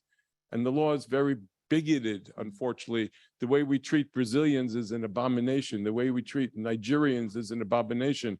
We treat Europeans much more favorably, and we see it in the way people are treated at embassies the world over, unfortunately. Those are all temporary visas. Some of them have paths to green cards. Applying for a green card is a special experience that you can do generally either through marriage, through an employment-based conventional labor certification where you do this waltz with the Labor Department, running ads, and employers looking for an American can't find and then turns to the foreign national. And we do certifications for generations now successfully. Or ultimately, you can buy a green card through the EB-5 program. What is the EB-5 program? There are three kinds. For $1,050,000, if you put yourself in a position, I skipped it in my slide, but it's available. You can literally buy a green card if you put $1,050,000 into a new enterprise with 10 people working. I don't recommend it. How do you like that? If you lose it down from 10 to 9, your case is dead in the water. So there are other two is if you move to a targeted employment area and you put $800,000 in, you can get yourself a green card. In a rural area, you open up a Dunkin' Donuts in Manhattan, you need $1,050,000. You do it in a little place near Albany, you can do it for $800,000. I still don't recommend doing it because if you drop from 10 employees to 8 to 7, it's a problem. The final one is the regional center. There are 875 regional centers that create spin-off economy. And this is the Barclays Center in Brooklyn was the best example. Our Chinese and Russian clients the world over saw the governor and the mayor and everybody excited that the New Jersey Nets were going to become the New York Nets. 10 guys selling beer and a lady in Germany can get a green card. 10 guys selling popcorn and a gentleman in Afghanistan can get a green card. It's an amazing experience, but you make this investment of $800K, you get it back 5-6 years later, and it's bridge loan financing for a project. But if you don't choose wisely, you'll not only lose all of your money, but you won't get the green card. And like marriages, there are two areas in immigration law where they offer a conditional green card, and that's only in marriages and in EB-5s. They don't trust couples and they don't trust investors. They have another look back where 90 days before the expiration of the 2-year green card, you have to petition to remove the conditions to the green card. So there are only about 30 out of the 875 regional centers that we deal with, because we know in their rear view mirror, they've removed the conditions of every green card before them. So if one project goes in the toilet, that couple's not going to be in jeopardy of not being able to get the full green card because they have multiple projects. So choose wisely. We've never, ever endorsed an EB-5. And knock wood, an ethical propriety, I'm not allowed to say that I never lost an EB-5, but I never did because we're very careful. I warn my clients, past results doesn't guarantee a future forward one, but I have to tell you, we had one arms dealer we did lose. He died. And he asked for us to return the money before he died because we put him in an EB-5 center where they held it in escrow and he was able to get his money back. So the thought of doing this is for wealthy people who understand the risks, and it's your job to find an ethical practitioner in our field, and thank God there are a lot. Families-based cases are there. There's a lottery for people who come from certain countries where we're underrepresented, where about 55,000 green cards a year are available. For those of you who are in the real estate space, make sure that you do your I-9s dutifully because immigration inspects people all the time, and just know that when it comes to foreign nationals, we still stand as the greatest experiment in a democracy. Our founding documents and parents envisioned a country where foreign nationals would reconstitute themselves. And I had this with Mrs. Trump, believe it or not. The president was scaring the hell out of everybody talking about chain migration. And I waltzed into 26 Federal Plaza with his in-laws to get them citizenship. Part of our bedrock is family reunification, bringing families together. Entrepreneurs and risk takers, foreign nationals who work harder, picking blueberries and making beds and making sure that our economy supports itself, not just the STEM, but the creative. I lecture to so many of the Parsons and the New School and all the other schools in town where the creative is now carrying us through a pandemic, where the medical needs to have a new vision of doctors and foreign nationals. You're at the forefront, ladies and gentlemen, believe it or not. You're opening America's door one doorknob at a time. And the way you stand and speak about the majesty of our country and the nobility of being an American starts with that first conversation. I urge you to take this charge seriously and to make sure ultimately that everybody who comes into this country not only secures a visa, gets a green card, but then secures a citizenship, a passport. When my father won the Lennon case, and it was a celebrated case for 5 years, he went looking on Park Avenue for a gift for John. And emblazoned in Mark Cross was a beautiful seal, that beautiful eagle holding olive tree branch and arrows at the same time. And you can say I'm a dreamer, but I'm not the only one, and that's what John left us with. 950,000 people are in America now on DACA because of my dad and because of John. President Obama relied on the Lennon doctrine and the prosecutorial discretion. And it was a lawyer, my father had no idea who John was, who ministered to that calling, and John, who wanted to help another generation make sure that another president wouldn't dare touch immigration to cause harm the way he was harmed. All I can say is this is a war for us to right this ship, to make sure that our leaders, whether they're in Trenton, Albany, Washington, or elsewhere, get things right. Our founding parents had faith in forming this country. It's up to all of us, you and I, to get this right. Thank you.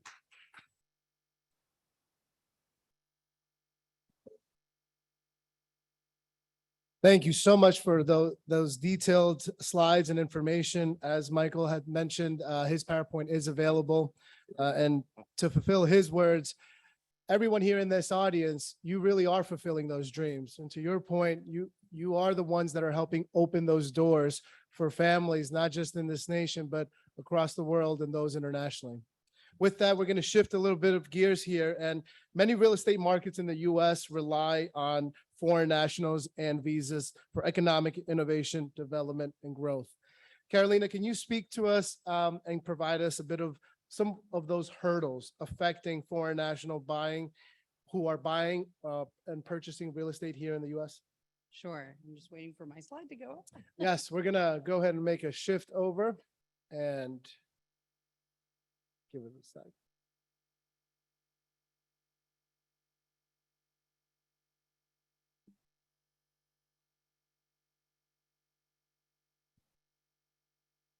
So as we get that set up in place, no worries at all. I think they are bringing it in now. There you go. There we go. Thank you. So I have, not only am I an immigration attorney, but I also am a real estate attorney in New Jersey. So today I'm going to talk about those hurdles that foreign nationals face when you're doing, real estate transactions. So I'm going to highlight some of those things today. So the first topic, which is immigration status, which Michael covered, is very important. And, one of the things that I look for as a real estate attorney when I'm handling these, and because I'm an immigration attorney, I know, the importance of somebody's immigration status, whether they're maintaining their status or whether they're changing their status. Maintaining your status means that you're following all the rules that are determined by your visa status. If you fail to follow those rules, you may be considered by the US government to be out of status. One of the things that I look for when I'm talking to clients is, I look not only for the visa that they're on, but I also look carefully at their expiration date. Oops. Oh, sorry. And the reason being is that sometimes, and I have this conversation with clients if they're changing their status, because right now, and Michael and I know this very well, is that there's processing delays. If you're changing your status, you're trying to maintain status, there's delays not only before the immigration courts, before USCIS, if somebody is, so you have to reach out to an immigration attorney to get clarification of where your client is, because it's important. The other thing I take into consideration are what are the structural considerations when you're dealing with a foreign national. You want to look at the nature of the property that the individual is either purchasing or selling. And there's different types of properties. And one of the properties I guess that I was tasked to highlight was, opportunity zones. And these are economically distressed communities, and they're defined by the individual census tract. And they're nominated by American governors and certified by the U.S. Secretary of Treasury. And under certain conditions, new investments in opportunity zones may be eligible for preferential tax treatment. And in total, there are about 8,764 opportunity zones across the United States, many of which have experienced a lack of investment for over decades. So these opportunity zones initiative is not like a top-down government program from Washington, but it's an incentive to spur private and public investment in America's underserved communities. So, I mean, what I look for is when I'm talking to a client, what kind of property are you trying to invest in? If it's a smaller client, are they looking at single family, multifamily? I'm also looking at what's the intending holding period of the property, because that may be affected by the fact, depending on your visa status. So, owning property in the United States does not automatically grant you residency. So always defer back to your immigration attorney to consult as far as, how long can you stay here in the United States? You also want to understand the buyer or seller situation and the totality of their U.S. connections. So as on the real estate attorney side, I'm looking to see, are you planning to live here? Who are you going to be putting, who's going to be taking out, if it's, a residential deal, the mortgage, how many bars there are going to be, what happens if you pass away. Also too, with investors, you want to look at tax treaties between the foreign investor's home jurisdiction and the United States. You also want to look at the treatment of income repatriated to the foreign investor's home jurisdiction, and also look at the organizational structure of the foreign investor. You really want to get to know your client. So financing, I'm just going to briefly go through this, sorry. So, and this is just to basically, as far as this is, I would defer to your mortgage lenders on this for residential. And this is based on the different statuses, permanent resident, non-permanent resident. Lenders usually will require an EAD card. And that's your employment work authorization card. We also have other requirements, looking at work history, and also asking about the individual's ability to continue to work in the United States. And then I have a slide on DACA, ITIN, asylees, and refugees as well. And this is, I know this is like a canned soup here of visa status is permitted to be employed, but this is some of the criteria that mortgage lenders will look at as far as seeing if somebody would qualify for a loan in the residential space. So I'll let folks take pictures of that. Yeah. I can share the slides afterwards too. And also I wanted to mention about the ITIN, because if those of you who handle in the residential space, you probably, these are a great segment of the population that, really want to invest here in the United States, or, they're residing here and they have US citizen children, other family members. So these are individuals who will take out a individual tax identification number. And these are individuals that once they secure that, they're able to, some of them buy all in cash, some of them get, as far as, non-traditional lending. What is the key to ITIN? Doesn't give you authorization. You're getting this from the Department of Treasury. It doesn't provide you eligibility for Social Security benefits, and it doesn't, and you can't qualify for a earned income tax credit purposes. So you also, when dealing with foreign nationals, I look at customs and expectations. Local real estate laws vary across the United States, depending on where you are, as myself as a lawyer practicing, or if you're a real estate professional, depending on your state, there's specific customs. So you want to be aware of your customs. The other thing that I encounter a lot with foreign nationals is I have to explain to them what is title insurance. It's very commonplace here in the United States, but in most foreign countries, it's rarely used. Also, other complexities that I look at with clients is their credit worthiness. I have to also confirm international assets. We have to deal with currency conversion issues, authentication of foreign documents. This can be challenging at times now, given to the pandemic and post-COVID. It's required if you have to get, foreign documents authenticated, you need to get an apostille from the US Embassy. So that could take time. Also, you want to consider potential damage considerations. If you're dealing with a foreign national, maybe you have to take a bigger deposit, an earnest money deposit when dealing with somebody, because it's very hard depending on if they have a visa status or what kind of visa status they're on. You may not be able, if you're the seller selling a property, what are your chances of actually suing that foreign national in court here in the United States? So you might want to take that into consideration. I know tax was dealt with in another panel, and I would defer to Alicia, who handles that, tax CPA. But just to go through that, I look at income tax, gains tax, state local transfer tax, explain to them about estate tax issues, and FERPTA liability for US purchasers. There's also other reporting requirements and restrictions. And just to go through this little, I have my alphabet soup here of stuff here. The other area is BEA reporting requirements. And the BEA is basically the Bureau of Economic Analysis. And they have mandatory reporting requirements, and they apply to any US business investing in US real estate if any foreign person has a 10% or more direct or indirect interest in that business. So that's important to know if you're dealing with businesses. Also, there's the Agricultural Foreign Investment Disclosure Act of 1978, and this mandates filing requirements in connection with the acquisition or transfer of any agricultural land to a foreign person. There's also foreign asset control rules. This is dealing with, this is where the US government is imposing economic sanctions or prohibits certain transactions from individuals from certain countries or entities or organizations.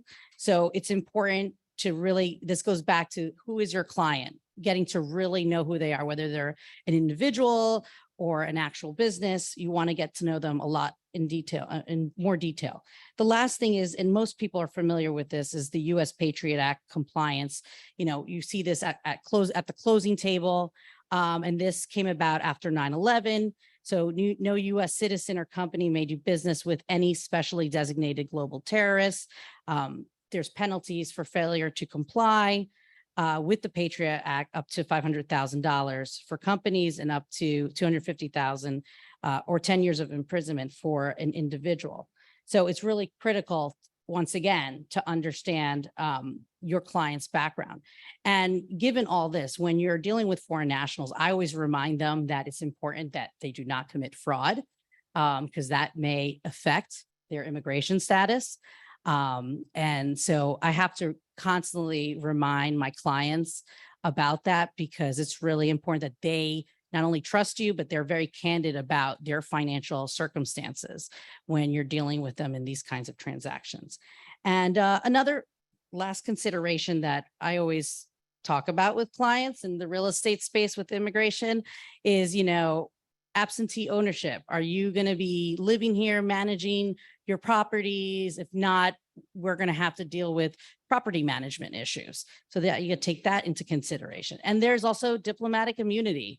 If you're dealing with a diplomat, you're going to want to be aware of, how would you treat a diplomat versus another type of regular normal foreign national? You may want to get a deep-pocketed personal guarantor.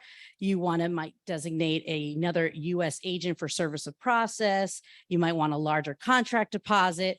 So, this may be not typical in most transactions, but it's things that I like flag when I'm handling real estate transactions with foreign nationals in both the residential and commercial space. So I hope I finished and there's some basic terminology at the end. Great. And I think round of applause, please. Just to touch back on that last slide or the one before, especially with those that are living overseas, the absentee also has to take into account the days that they live in the country per IRS tax code as well. Something to keep in mind and something for those. I can't speak to the tax code space, Yeah.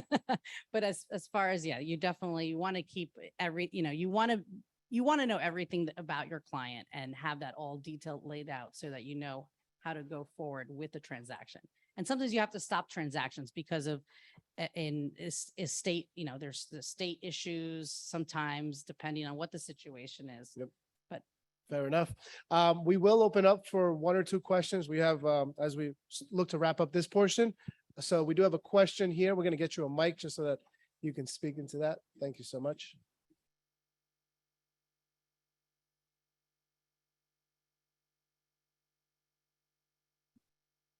This question is for Mr. Wiles, I believe your name is. You were talking about the various statuses. I'm aware that a lot of these don't apply to places like Africa. And I'm wondering, do you think there's going to be a time when that changes? And I understand some of what goes into that. But I think you said we need to open up because these were the people, all of us were people who created this country. So I don't know of any restrictions. Can you hear me? Yes. I don't know of any restrictions per se for any African nation other than those where they're on a terrorist list. We have clients from Ghana, from Mali, from South Africa. We represent Nelson Mandela's grandson.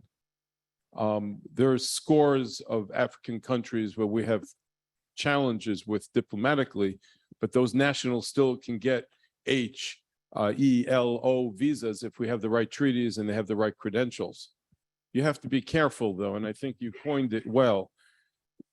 Ask questions of the clients that are coming forward because they may have something adverse in their way of handling a visa or prior transaction in their own country where they come under scrutiny. The government now Googles people and they see that they have challenge and they'll send an indication to a student, we want you to come back with your visa, or they'll challenge somebody on it. So just look to see what happens. We've handled cases from Rwanda. The ambassador to the United Nations effectively defected. He was a client of ours. It was a big public matter. There's nothing restricting countries that have poor relations with the United States from coming here. You just have to understand that and on any trip out, there's no guarantee they're coming back. So make sure that you have your monies in escrow and you're doing what you can to protect your own interests, whether it's the seller or the buyer. Thank you. We have one more question here. Hi, this question is for Mr. Wilds. You mentioned district centers, regional centers as part of the EB5 process. It's my general understanding that they could be useful as far as raising capital for projects. Any word of caution, any advice in using these aggregators, these EB5 regional centers? Don't do this at home is what I tell people when I give these lectures. I was invited to Paris to speak and I caution people all the time. I warn every client, you're signing a fee agreement that you can lose all the money and not get the green card and you're going to hold me harmless, correct? And when they come to me and say, what regional center should I put the money in? And I say, I'm not a licensed official to dispense financial advice. These are SEC related matters and everything. Well, you have such a good reputation. I understand because I stay in my lane and I know what I don't know. So all I can say to you is the regional center experience is good. When people come to us and they would like to then get EB5 investors so that they can get their business built out, I tell them to call the following 3 law firms who will set you up as a regional center. It'll take over 2 years. Or you can take your project and hitch it to a regional center where you then have been pre-approved and the regional center's reputation becomes your reputation, which is bilateral. You have to be very careful. You may then inherit a poor reputation. I've kicked the tires of some of these EB5 projects with the lawyers in my own office. I said, let's go. I took 3 of the lawyers on a trip to Tampa. There was a federal courthouse that was being made into a hotel. We had so many clients in there, I wanted to kick the marble. And I saw these beautiful floors and the tall ceilings and these old chambers, and I could see it being a hotel. And sure enough, it got built with foreign investment. Now, my dad sat there years ago. He testified on Capitol Hill in support of the EB5 program. And senators were saying, you mean to tell me, Mr. Wiles, them foreigners can buy out America with this? And it's gotten reappointed and reselected. The law lapsed last year. So there were about 50,000 people suspended into animation, each one who had put in about $800 to $1 million, 50,000 people worldwide. So it's the Wild West right now in Congress, in politics, and this is your client's money. Unless they have a lot of other $1 million, they shouldn't be doing this. And there's always another solution where you don't have to go nuclear with the EB5. Our job as lawyers who toil in this area is to find other ways. And if they can't, then you do this, but you have to caution everybody about the risks. I just also wanted to add, for those watching the Zoom or for the future YouTube, my email is michael@wildslaw.com. That's michael@wildeslaw.com. On the bottom of the brochure, my mobile phone, personal, is 347-203-6355. Again, 347-203-6355. Any questions we wouldn't bill, if there was a quick question, an email or a copy of the PowerPoint that you'd want. Again, you're in the front lines of meeting foreign nationals. Lawyers like us would love to develop your trust because it's a short circuit, but you also need good advice. The American Immigration Lawyers Association, my dad was president in 1970, is a premier lawyers group, and a lot of the lawyers have been vetted before they can join. There's a lot of talent in the world. 14 to 18,000 US immigration lawyers throughout the United States and the world. And there's chapters for each state too. Yeah. So I'm the secretary. But you got the 2 best ones here, Yeah. right? Ladies and gentlemen, a round of applause for Michael Wiles and Carolina Cabello. Thank you so much. And now we are going to bring up, thank you, everyone.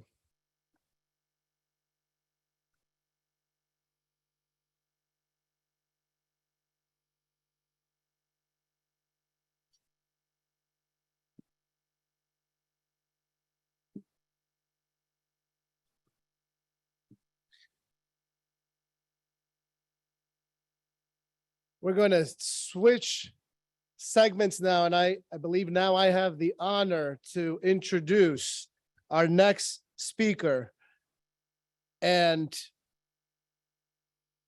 are we ready? Here we go. Ladies and gentlemen, we're now going to switch focus to building global strategic partnerships. And our speaker today is Alejandro Escudero Rodriguez, who is director with the National Association of Realtors for Global Strategy. Alejandro Escudero was born and raised in Madrid, Spain. Prior to moving to the US and joining NAR, he was the international director at CIMA, Madrid International Real Estate Exhibition, one of the largest residential real estate conference and trade shows in Europe. Alejandro has worked for NAR since 2015, working with 100+ international partners. Alejandro and his team has helped implement the international growth strategy of NAR to increase realtor brand awareness outside of the United States. Alejandro is the creator of NAR en Español, a fully Spanish sub-site within the association's main website, nar.realtor. Ladies and gentlemen, it's my honor to introduce Alejandro Escudero.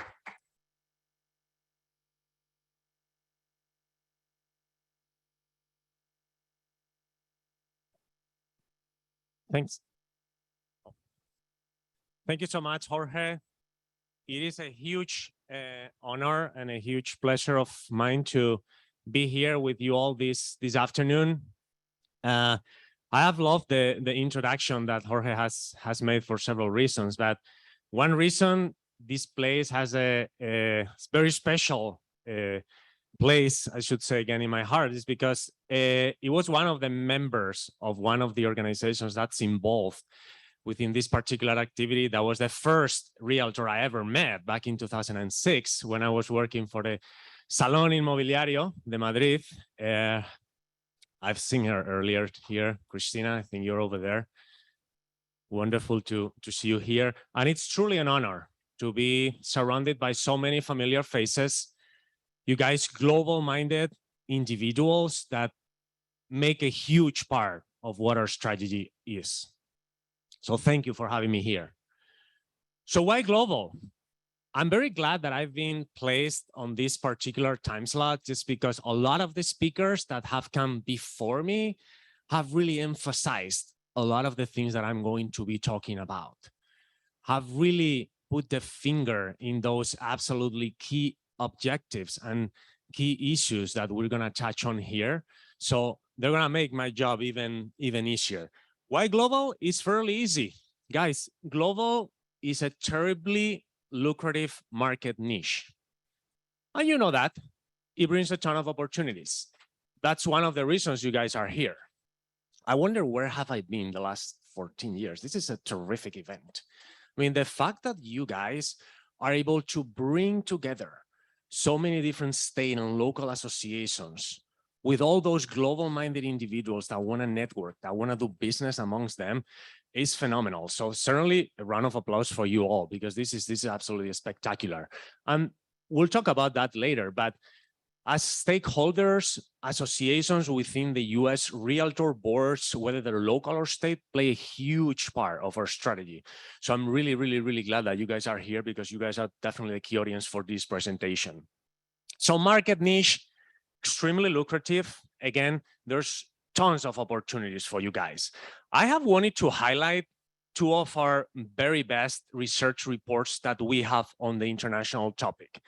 You might be familiar or not, but NAR has a full team, fully dedicated to creating the absolute industry's best reports on every topics. And global is one of them.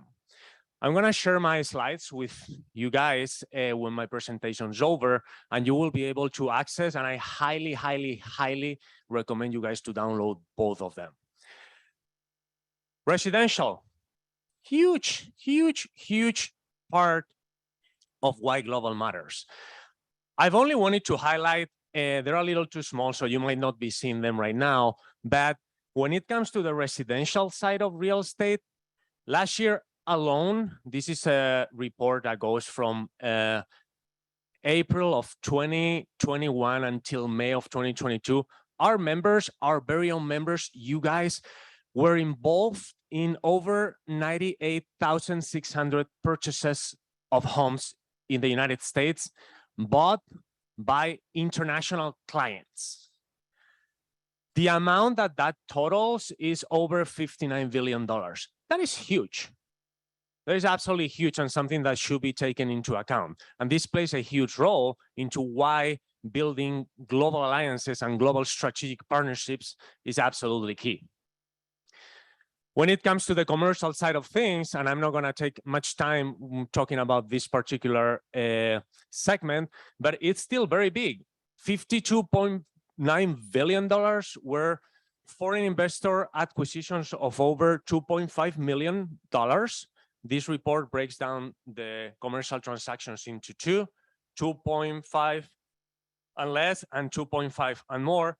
And the smaller ones were still pretty significant at $5 billion. So the question that I always raise when I show these slides is, what part of this business are you getting? Because there's no question that you're in this room because it's cool to be in New York. It's cool to have a networking activity. It's cool to have receptions. By the way, last night was awesome. But guys, you want to do business. You want to do business. You want to connect. You want to network, and you want to learn from each other.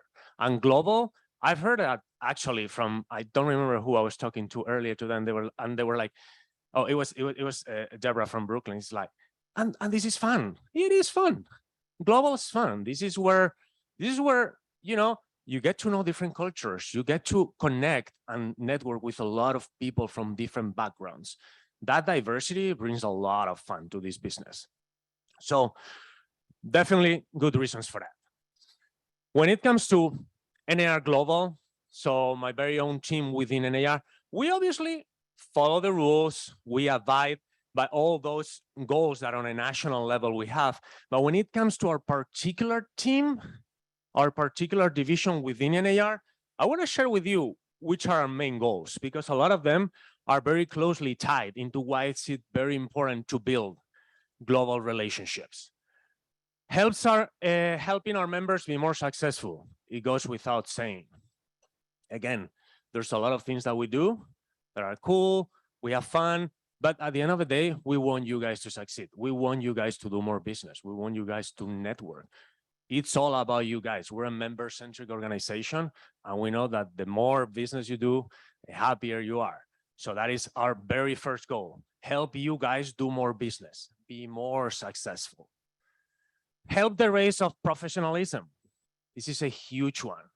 This is a huge one. We're very lucky that in addition to our very own education team, we have a great number of societies, institutes, and councils that provide with second to none education. I'm sure you guys are familiar, not that I want to throw more acronyms that we need.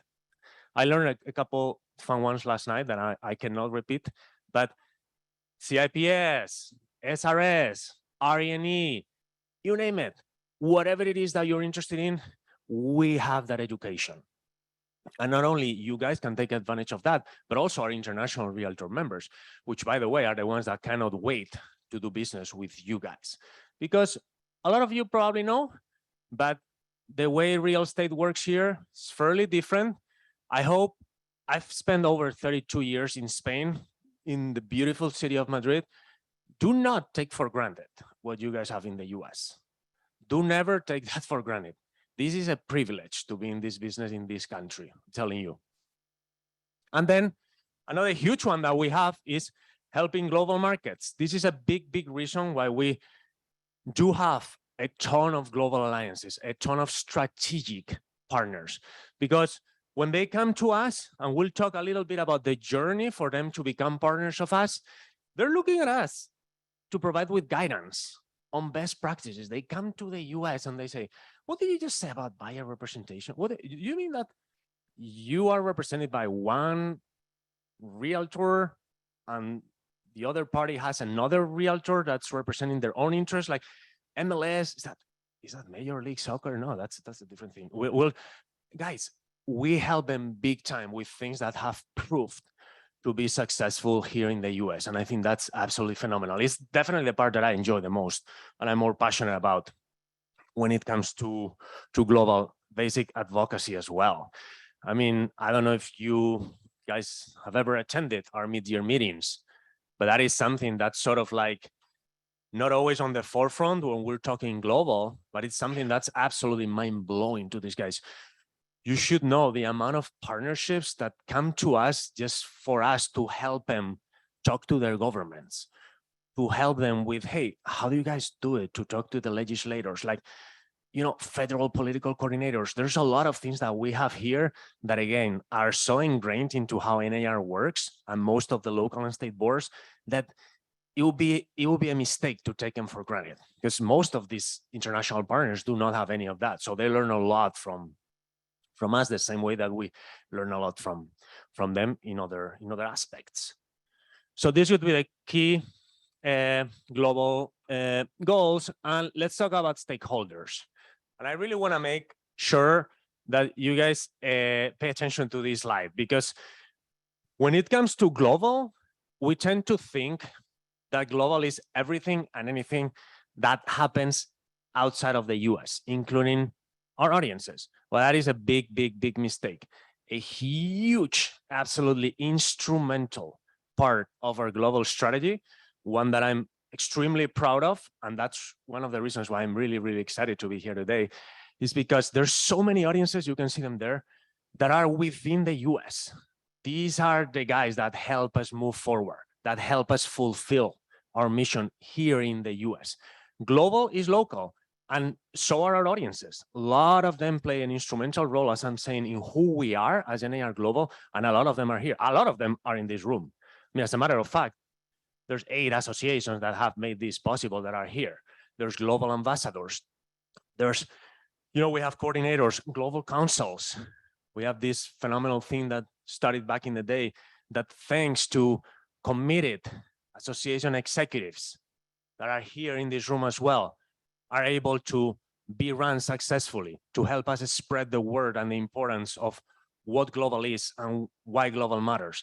Association executives, by the way, that's one thing that I feel like I'm repeating this a little too much, but I do not take it for granted because associations, realtor boards in the US are way more professionalized than most of the partners that you would find outside of the US. So that's another great idea for us to collaborate and potentially do something together. And ambassador associations, you guys are probably familiar with that. Sort of like a sister cities program through which we assign one association here in the US that has an active global council to one of the different countries that we have partnership with, which I'm giving you a spoiler right now, it's 76 countries. And then outside of the US, 104 bilateral partners. We have Canada here, Canadian Real Estate Association. That's huge. That's awesome. Sharon, Raymond, love seeing you here. This part of the engagement, this part of Global is what I enjoy the most, seeing that regardless of where you are on that slide, you guys are all fully interconnected. And this is where relationships are built. And therefore, this is when business ends up happening. So 104 bilateral partners, 76 countries in all 5 continents, over 6,000 international realtor members. Who knows what an international realtor member is? Are you guys familiar with the term? I know, Ali, you are. Done a good job in your markets. Well, these guys, just so you know, are members of our bilateral partners that become members of NAR. Think of them, think of these bilateral partners as a local or state board here, if we follow the three-way agreement. Well, outside of the US, because we don't have that structure, what we do is tell our bilateral partners, hey, tell your members about all these benefits, all they can access, and if they want to join, they can join NAR through you, but only those members. If you're not a member of a bilateral partner of NAR outside of the US, you cannot become an international realtor member. You will be a real estate professional in your marketplace, but you cannot be an international realtor member, meaning they abide by the exact same code of ethics as you do. They value the same transparency, ethics, all those tangible and most importantly, intangible things that are behind the realtor brand. 6,000 of them and growing. And then we even have in-region global ambassadors, which are some folks that because of their strategic importance and local expertise, we leverage them to help us with nurturing relationships within Eastern Europe in this particular case. And we save some money on the budget too, I'm gonna say that. So bilateral partners, big when it comes to our recipe for success globally at NAR.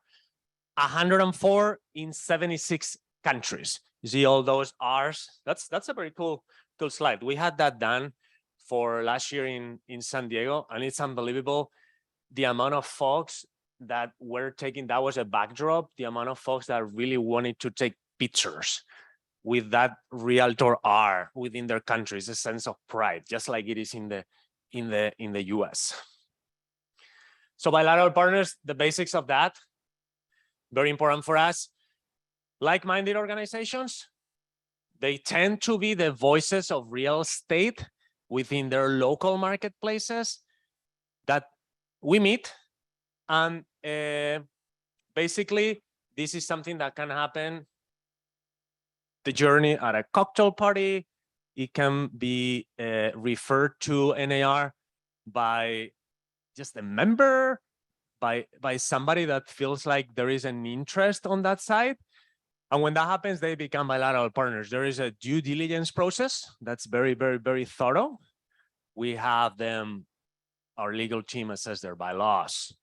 code of ethics. Things have to align with ours. And once things are in place, we sign those partnerships and therefore give the opportunity to professionals within that marketplace who, again, belong to that particular bilateral partner to become part of our network. Different types. Association, education providers. This is similar structure, I think, as we have here in the US. 95-ish% of our bilateral partners are actual associations. They're structured as an association, but we're seeing an interesting trend of education-focused entities that are coming into the mix, and we certainly embrace them because, as I was telling you earlier, a huge goal of ours is help with professionalism. So sometimes associations, again, because they're understaffed or they don't have the professional internal capacity to conduct that type of activity, we have to rely on educational partners. We have a few of them, and surprisingly, or not surprisingly enough, they're some of our most successful partners when it comes to the number of international Realtor members that they provide us with. And then we have what we call the regional strategic allies. These are the main difference between this and the bilateral partners. The regional strategic allies are those partners that are an umbrella, a regional umbrella, and that host a lot of different organizations. FIAPSI would be one of them. I've seen Eugenia, past president of FIAPSI USA. FIAPSI World, we have a huge alliance with them. We have CPI, CEPI in Europe. We have CILA, the Confederación Inmobiliaria Latinoamericana. We have a good number of them that, again, serve as an umbrella to organizations that share a region together, and we have strong alliances with them as well. We try to help them with mostly advocacy programs, so that's why they play an important role. And then responsibilities, I've mentioned just a few of those. They help us with expanding the international Realtor member network, and therefore providing you guys with more business opportunities, with the opportunities for you guys out of here, New Jersey, Connecticut, you name it, to say, okay, I need a Realtor, not a real estate professional, I need a Realtor. I need a guy that speaks my language, my Realtor language. That's an international language. In Italy, in Spain, in Vietnam, in Dubai, Canada, you name it, we have it. Locally protect our trademarks. You'd be surprised of the amount of violations, and I know that this happens here too, but outside of the US, people mostly, I would say 99.9% of the times, unintentionally misuse the marks. But we have our legal team. We have a few people on the legal team that are specifically tasked to follow these violations. And our bilateral partners in that country, where the violations been, I was going to use perpetrated, it sounds super serious. Like when these violations happen, they serve as sort of our policemen, right? It's one of the big things that they sign with when we onboard them as bilateral partnerships. They help, they commit to helping us with protecting our trademarks, which, by the way, our trademarks, only that Realtor logo you can see there, that's worth over $5 billion. So we take that very, very, very seriously. They promote our values or programs, and like I was saying, they expose our members to local opportunities. We're here to do business. Couple case studies. These are very diverse, and very purposely, I wanted to show completely different examples. Some of you might even be thinking like, what? I mean, REACH. Have you heard of NAR's very own real estate accelerator, REACH, the REACH program?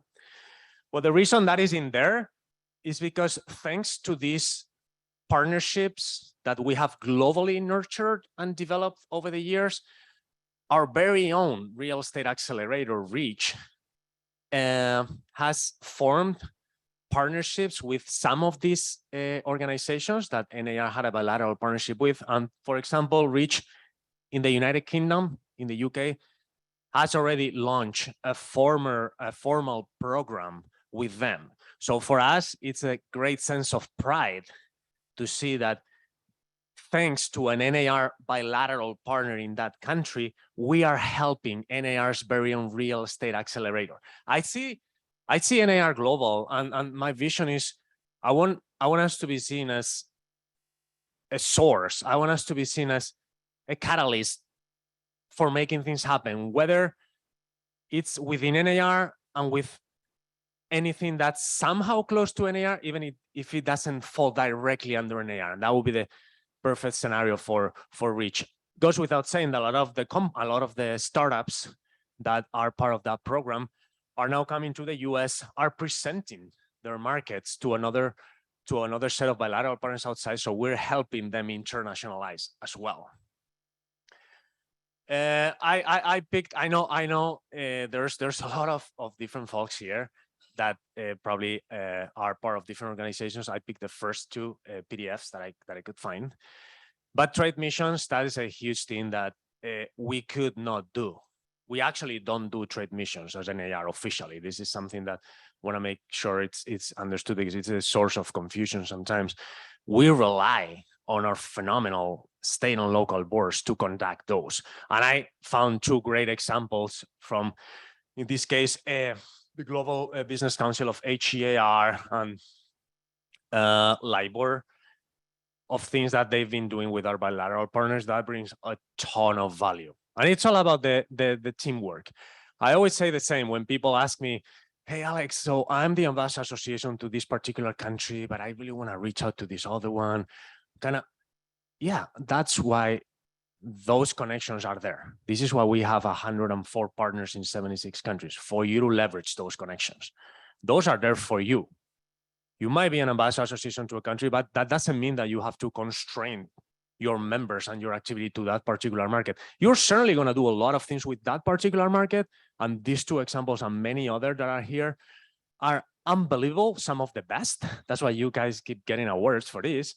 But guys, you have the knowledge, you have AEs, you have staff, don't take that for granted, by the way, that support these activities, that support your willingness and your appetite for global. So leverage that. And then Ukraine. This is something kind of like, it's going to sound like, how does Ukraine fit in with, what are you talking about? Well, what I'm talking about is, I don't know if you are aware of everything that NAR has been engaging with when it comes to Ukraine. One of our 104 bilateral partners is based out of Ukraine, the Ukrainian REALTOR Association. But when the unfortunate events broke out last February, we had a lot of different, I mean, you realtors, you guys are great neighbors. You're always, willing to help, to step in when needed. This is something that really helps you stand out from other crowds. You guys, that's in your DNA. So something that I found particularly amazing of this is that some of our partners and the examples there showcase Apair in Romania and Genare, the Georgian National Real Estate Association, Georgia, the country, obviously not the state. They decided to create campaigns to help NAR spread the word. And they raised a lot of funds that were used to be sent and dispersed to the Ukrainian Realtors Association, that then they use them to help with, shelter, relief needs, etc. So that's one thing that I wanted to highlight here as well.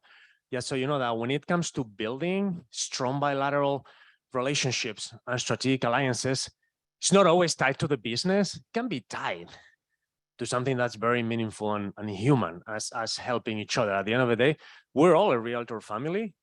And that's what we tell them when we're on the road. Like, hey, you're part of the realtor family, whether you're in Moscow, whether you're in Tiflis, whether you're in Madrid or Rome, we're all part of the same realtor family.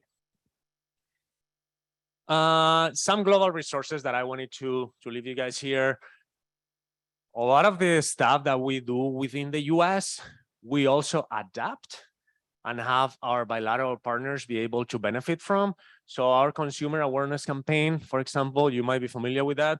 That is translated into 6 different languages. We have a podcast, the Platinum Perspective series. I think my colleague Lisa Calarco had a live from New York here last year. Phenomenal.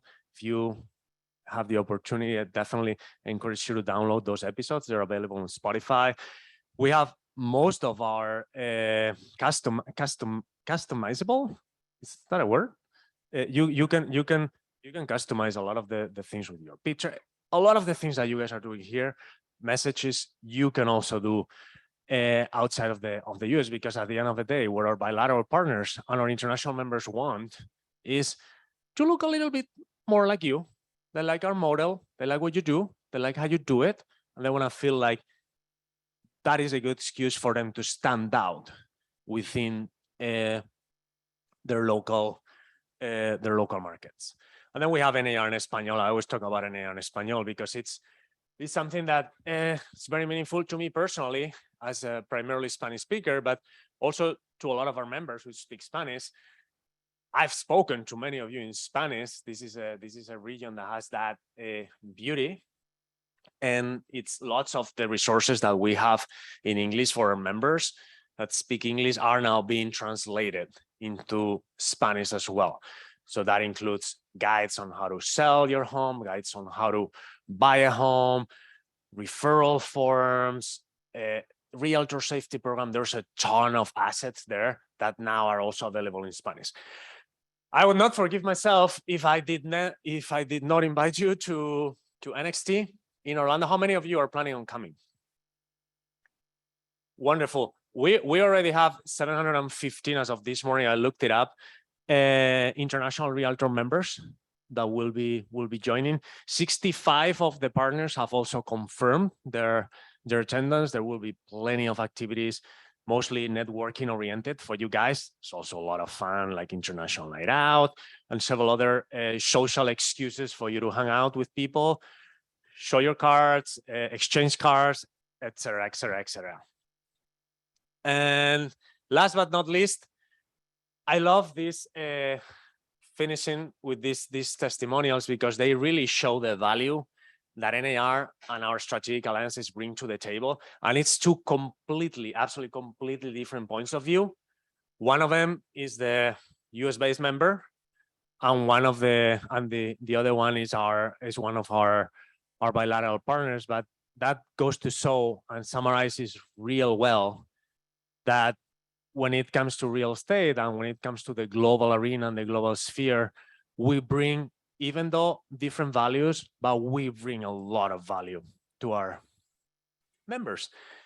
I'm gonna stick around until at least 6:30. If there's any questions, or if you guys wanna hang out in the back of the room or wherever, I'd be more than happy to talk to you. Once again, I thank you so much for your attention and for inviting me here. Thanks.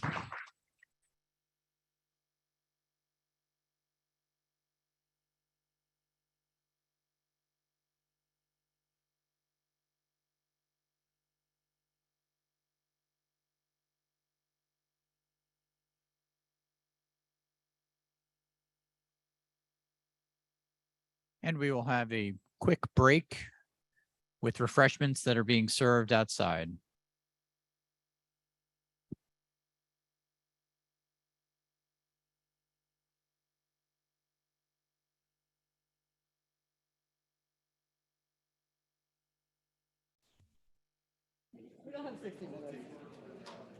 I think the mic, oh, there we go. Okay, everybody, we're going to get started in a minute. So if you want to take your seats. And Bill is going to take your photo, so. Would you all smile, please? Perk up after lunch. Thank you. That's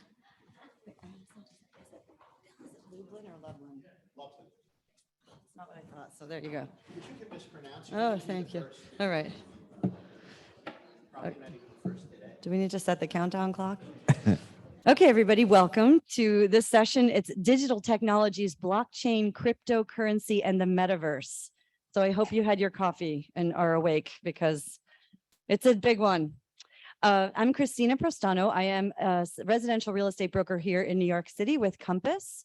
I have been servicing the Brooklyn and Manhattan real estate markets since 2005. So been around a little bit. I am also a certified international property specialist, a member of FIABC, a member of Hudson Gateway. Yay. I'm a member of Real Estate Board of New York, et cetera, et cetera. So Here we are today. I want to introduce our esteemed panelists. We have Bill Lublin. He is the CEO of Century 21 Advantage Gold and the CEO of SMMI, a social media education provider. Bill was the lead author in the 2010 and 2015 rewrites of ePro, NAR's technology certification, and winner of the REEA Award for Best Educational Program of the Year. Nice job, Bill. To promote awareness of trends and technology, Bill developed the Tech Edge event for NAR. And sitting next to Bill, we have Alexander Kanan, Esquire. He is the founder and CEO of Kanan Law Firm, an NYC law firm specializing in real estate, corporate, and blockchain law, which has represented clients in commercial and residential real estate transactions, including acquisitions of residential properties, mixed use and commercial buildings, vacant land, development rights, air rights, easements, syndications, and financing. Is there anything you don't do, Alex? An early adopter of distributed ledger technology. Don't worry about it yet, but we will talk about that today. Alexander pioneered a closing process which became commonly known as Bitcoin closings and advises Web3 companies, institutional and private clients on all aspects of digital asset transactions, including NFTs, tokenized equity, debt offerings, and other asset-backed digital security issuances. He's the chair of the Wall Street Blockchain Alliance's Tokenization Working Group and is a member of Wall Street Blockchain Alliance's Legal Working Group. So a round for our esteemed panelists. So digital technologies is a very big basket, which includes blockchain, cryptocurrency, the metaverse, but also NFTs, Web3, fractionalized and tokenized assets, digital and real. But today we will not talk about, for all of you who are already rolling your eyes when they hear the word crypto, we will not talk about the crypto markets, trading crypto, whether you should invest in very expensive NFTs, whether you should sell your furniture to buy more Bitcoin. That is not what we will discuss today. But we will talk about the most important elements that at least a real estate practitioner should know. We'll define some of the main concepts at a very high level, and we'll discuss certain use cases, current use cases, and what our panelists look forward to in the future when it comes to blockchain, Web3, et cetera, in real estate. So we'll get started. But before we get started, I just want to take a quick temperature of the room. So how many here own crypto? Nice. How many, if you put your hands down, unless you own something other than Bitcoin or Ethereum? Yay, there's still some hands. Interesting. How many own an NFT? All right, look at you guys. All right. And how many tried virtual reality? More hands? Less hands. Okay, interesting. I got a better question for you. How many here would appreciate reducing friction, increasing speed, and transparency in a real estate transaction? There you go. Okay. So we'll just start with a very big question, I think, of why do real estate practitioners need to know this or want to know this, right? So why do they need to know anything about this stuff? So I'm going to start with you, Bill. Oh, you have to turn that. There we go. We got it? Can you hear me? You're not going to want to. So anyway, the reason you should be aware of it is because it is important to know what the future might be before the future becomes the present. Okay, it may be disappointing, it may not be what you think it is, but it's important that you consider it. When I was a child, for example, I was promised flying cars. I don't have them unless you guys are hiding them, right? But we thought about it and we ended up with self-driving cars, which was half of the flying car promise. So knowing that that concept existed enables you to accept it later on and to find use out of it. Does that make sense to you guys? Only to some of you. The rest of you, your sugar is too low.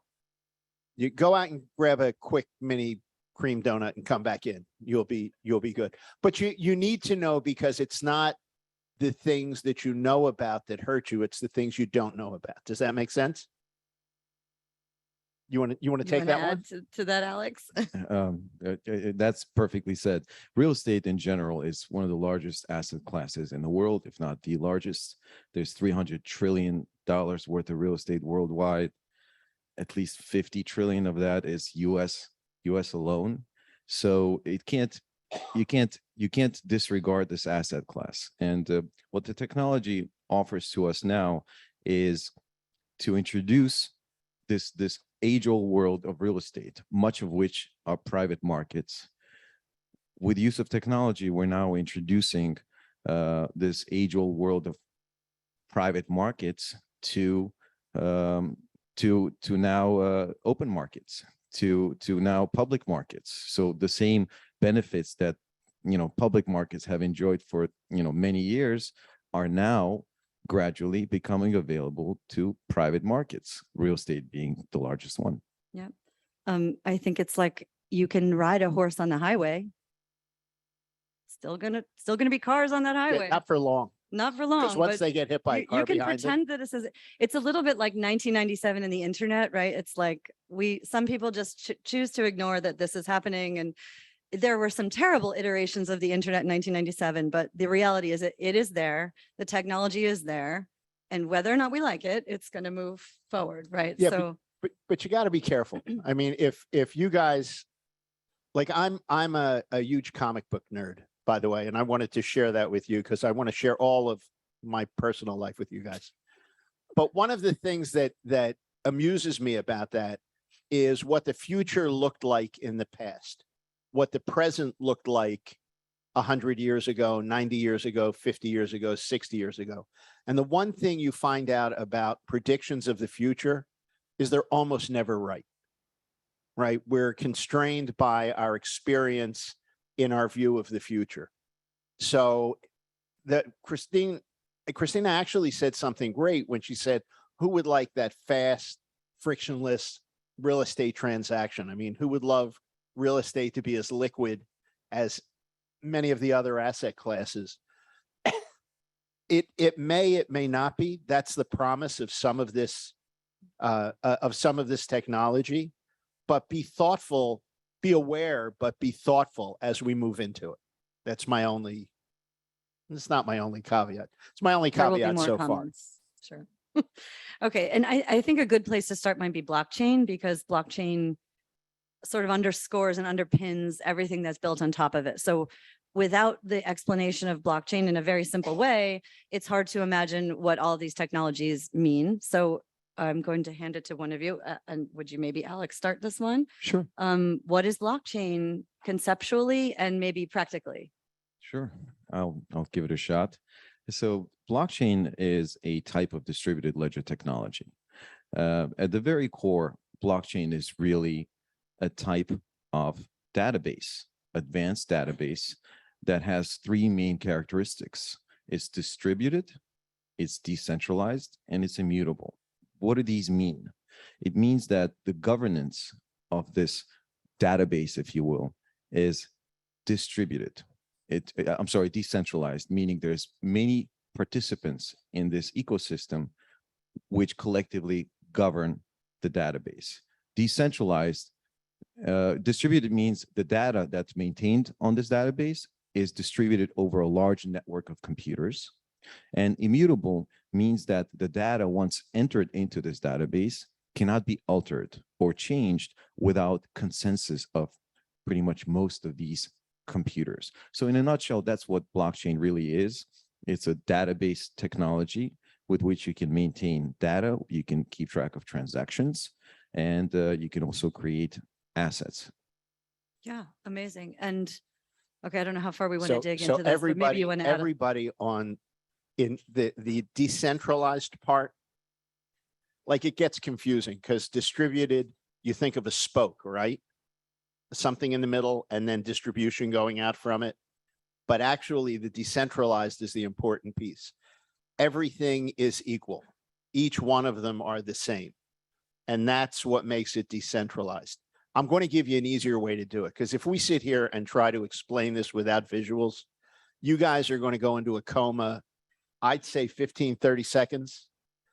Go to commoncraft.org and just look on there for the topic blockchain. You're going to get about a minute, 15 seconds of a small cartoon that will explain to you blockchain technology. You don't really need to understand it. The truth is none of you understand the internet, but you use it every day. right? You don't understand the Department of Defense wanting to defend America's military computers from an atomic attack. That's what the internet is, right? It's just distributed information. This is just another piece of technology that you don't really have to be down in the weeds about how it works, just to know that if he and I are both on the same blockchain on two different computers, I see every change he sees every change I see, and we can't change it once it's been done. It becomes the past. You can't change the past. Does that make sense? So commoncraft.org, look for blockchain, watch the cartoon. It'll be much easier. We should have brought the cartoon. That would have been entertaining. It'll just be easier. I think you can also think of maybe like a locked Excel spreadsheet, right? Where you can't, you're a read only, right? You can't go in and change it. And we all have to agree. Every computer has to agree if you make any change whatsoever. Right. But this is the basis of tokenization, cryptocurrency, everything else. So cryptocurrency is a use case for the blockchain, right? Not the only use case but it's for the overhyped. blockchain. It's But why don't you overhyped. dig into that? So my favorite quote about crypto is, I believe the Financial Times, a journalist who said that cryptocurrency is to blockchain what email is to the internet, right? The internet changed our world. Email is a really important function on the internet, but it's not close to the only function, right? Cryptocurrency is a function of blockchain. Cryptocurrency would not have been developed without blockchain technology, but blockchain has far, far broader uses. We were talking about decentralized finance. I mean, there's just lots and lots of stuff you can do with it. Tokenization, fractionalized real estate investment, initial coin offerings where people make money and don't create companies, which is fascinating. So it's really a term that gets conflated very often. So blockchain, cryptocurrencies, tokenization. The reality is blockchain is the underlying technology. It's a type of distributed ledger technology, the better known one today, blockchain. Now, cryptocurrencies, as we commonly refer to them, these are blockchain tokens. That's what they are. This is code. It lives on the database. These are blockchain tokens, which represent different things. Why? Because there's different types of blockchain tokens. There's currency tokens. The better known one is Bitcoin. We all know it. There's security tokens, which basically are tokenized securities. They represent either security instruments or some sort of a securitized product. There is asset tokens. These are, some of them are known as NFTs. Asset tokens, they represent ownership, indicia of ownership in a certain asset, rights in a certain asset. Then lastly, there's utility tokens, of course. There's other subclassifications, but utility tokens is a term you may have heard of before. These are participation tokens, commonly referred to as platform tokens, and multiple different platforms use those tokens as fuel for the algorithms. Excellent. So this is theoretical to some extent, but there are actual practical cases happening right now using crypto. I don't know if anyone had seen this. In the beginning of 2022, there was a big statistic that came out that 12% of first-time home buyers liquidated some form of crypto to make their down payment on their home. At the market might have been slightly different then, but however, it showed that like how serious, that's 1 in 9 people were liquidating crypto to buy their first home, right? So, again, this isn't going away, it's happening, but that is one use case, right? You can liquidate cryptocurrency, change it to fiat, which is, dollars or your local currency at the moment of purchase. And that's the Beanie Baby. To me, that's the Beanie Baby version of cryptocurrency. So let's talk about some uses beyond that. Other ways we can talk about blockchain and cryptocurrency in the context of a real estate transaction. I don't know that crypto is necessary in the context of the transaction. I think blockchain's much more significant to that. I think when you talk utility tokens, you're referring to smart contract tokens too, like Ethereum. So smart contract functionality is throughout blockchains in Right. general. Yeah. Right, so- Ethereum, they all have. So yeah. there are functions where using a form of crypto, you can actually create, there's a smart contract functionality so that some things happen automatically after other things occur. Does that make sense? I think Why- there's a Why don't we great, define what smart Yeah. contracts Okay. are? Yeah. Because it's a term that you hear a lot, smart contracts, blockchain. Great idea. The reality is smart contracts are not that smart.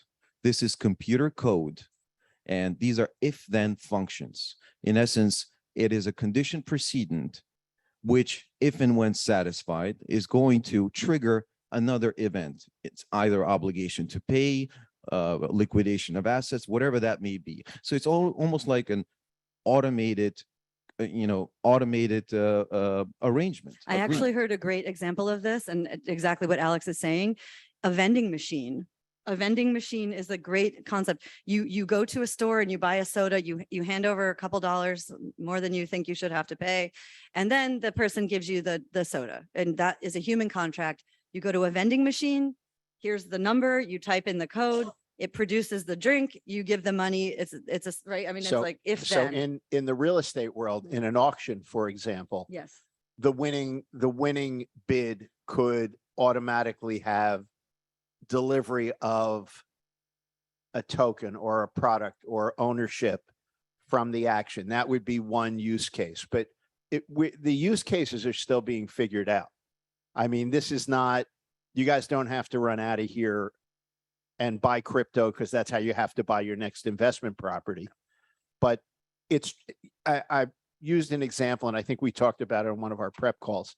I have a friend in Canada. Hi, Korea guys. I have a friend in Canada who decided to start a fractional ownership company where he would sell investment properties through fractional ownership using blockchain technology. And I was really excited about it because this was about 7 months before I was presenting on Bitcoin and blockchain at NAR in Boston. And just before the meeting, I called him up and I said, so how's it going? It's been 6 months. I'm really curious. I'm presenting next week. I'd love to update what it is. The company's called IMBY, by the way, in my backyard, which I think is cute. He said, oh, we ditched the whole blockchain thing. I said, why? He said it was getting in the way. People wanted to buy fractional ownership. We could do that with regular contracts. We didn't really need the blockchain technology. So we just ditched it. And he's on, I don't know, his 4th or 5th property now. He's doing some stuff in the US. It's grown very well. So the one thing I would be careful of, and I think you would agree with me on this, is make sure you need whatever it is, whatever technology it is that you're using to accomplish what you want to do. Sometimes we're doing it just because we have it. I agree. You know, I agree completely. Oftentimes, it is a solution looking for a problem. Right. So it is important to keep a sober mind and truly ascertain whether or not this is the right fit for your project. On the other hand, I can't say that there's no use cases because I'm going to requote John Lennon's quote and say, you may say I'm a dreamer, but I'm not the only one. The use cases are limited, but one of the best known use cases as far as the technology itself is concerned is raising public capital, is circumventing the existing system and raising public capital from a community. This ICO boom and STO boom kind of proved the concept. So one of the best known use cases for this technology and the best proven one so far is raising public capital. As far as real estate is concerned, for me, the best use case for real estate is actually raising capital for real estate, because ultimately real estate itself, as long of an asset as it is highly illiquid. The markets are very shallow and there's not enough price discovery. The truth is, real estate itself is probably one of the most illiquid assets out there, right? And with as most illiquid assets, it's subject to illiquidity discounts. Those can range from 20% to 50%, depending if you are a Goldman Sachs or if you're a regular guy. These draconian discounts on illiquid assets like real estate. What do we do? What are the reasons for illiquidity? Number one reason is markets. The markets are very shallow. Buyer and seller cannot effectively find each other. If you have a $50 million building and you want to access liquidity, what are your options? You can lever it up further, borrow more money. You may not want to do that. Your other option is to sell it. But if you're anything like me, you don't sell real estate. You hold on for as long as you live. And then thirdly, you can bring in investors. If you bring in a $5-10 million ticket, guess what? That investor is going to have requirements. He's going to want to have a say. He's going to have oversight, board seat, you name it. Or lastly, your other option is to take a portion of your cap table and you syndicate it to a large pool of silent investors, not voting investors that do what investors do best. They give you the money and they let you do what you do best. So as far as use case is concerned, capital formation is one of the best use cases as it relates to real estate. Well, and if I can even sort of go up on that, because I agree with you 100%. When this has settled in a little bit, the other thing that will provide to real estate is liquidity, because I mean, more immediate liquidity, because if you're one of those investors and you couldn't buy that $50 million property, but you could afford a $10,000 investment in it or a $20,000 investment. And over a period of a few months, a year, 2 years, you decide you want to take the cash out because you want to do something else with it. Somebody else of that size, because I remember this is New York and you guys talk big numbers, but when you get outside of Manhattan, the numbers sometimes get a little lower. But it now becomes something that you can trade more easily because you don't have to sell the whole property. You're just selling your fractionalized interest represented by a token of some sort, probably an NFT. By the way, maybe it's, Bill, maybe it's good to define tokens. We keep saying the word token, Right. tokenization. I mean, tokenization is really rather simple. It's a process of creating a digital representation for an existing right, entitlement, ownership, some sort of indicia of ownership. So tokenization basically means creating a digital counterpart that's maintained on the blockchain to what we commonly refer to our real world assets. So oftentimes, do you agree? Correct, 100%. And an NFT is only a unique token. Non-fungible means that it is the only one of its type. Right. So, I mentioned before comic books. If you have the #1 Spider-Man or Superman, there are other #1 Superman or Spider-Man. They're sort of a class of asset. But if you have an NFT, it is the only thing like that exists anywhere. Only one Mona Lisa, right? Absolutely. There may be a million pictures of it, but the Mona Lisa itself is the one that has the value. The others are merely something for us to appreciate. So That's does that another big explain plus. NFTs for you? Who was confused before that understands it now? It's I another got two big people. buzzword. I'm out of here. That's another whole discussion. Yeah. Yes. But Yeah. Developing this idea of raising capital, because I also think that this is one of the most interesting use cases for tokenization. And I mean, you can almost think about shares of a company that used to be stock certificates that could be now a digital token, or it could, there are lots of other ways that can go. We're at a global conference. What does this mean for currencies and investors from around the world, without going into a whole SEC discussion? But can you give a little color to, what if you're investing from another country? There's no central bank control. Right. So this is a Which is good and decentralization bad. concept. I mean, it's got its things. Would you agree? Or Most of the stuff of any relevance that's happening now is happening in line with existing legal and tax frameworks. Everything else is almost purely theoretic. So while I'm excited about a lot of the promise the technology may offer, I do agree with Bill. The as far as what we're doing today, there's limited pockets where this is being implemented.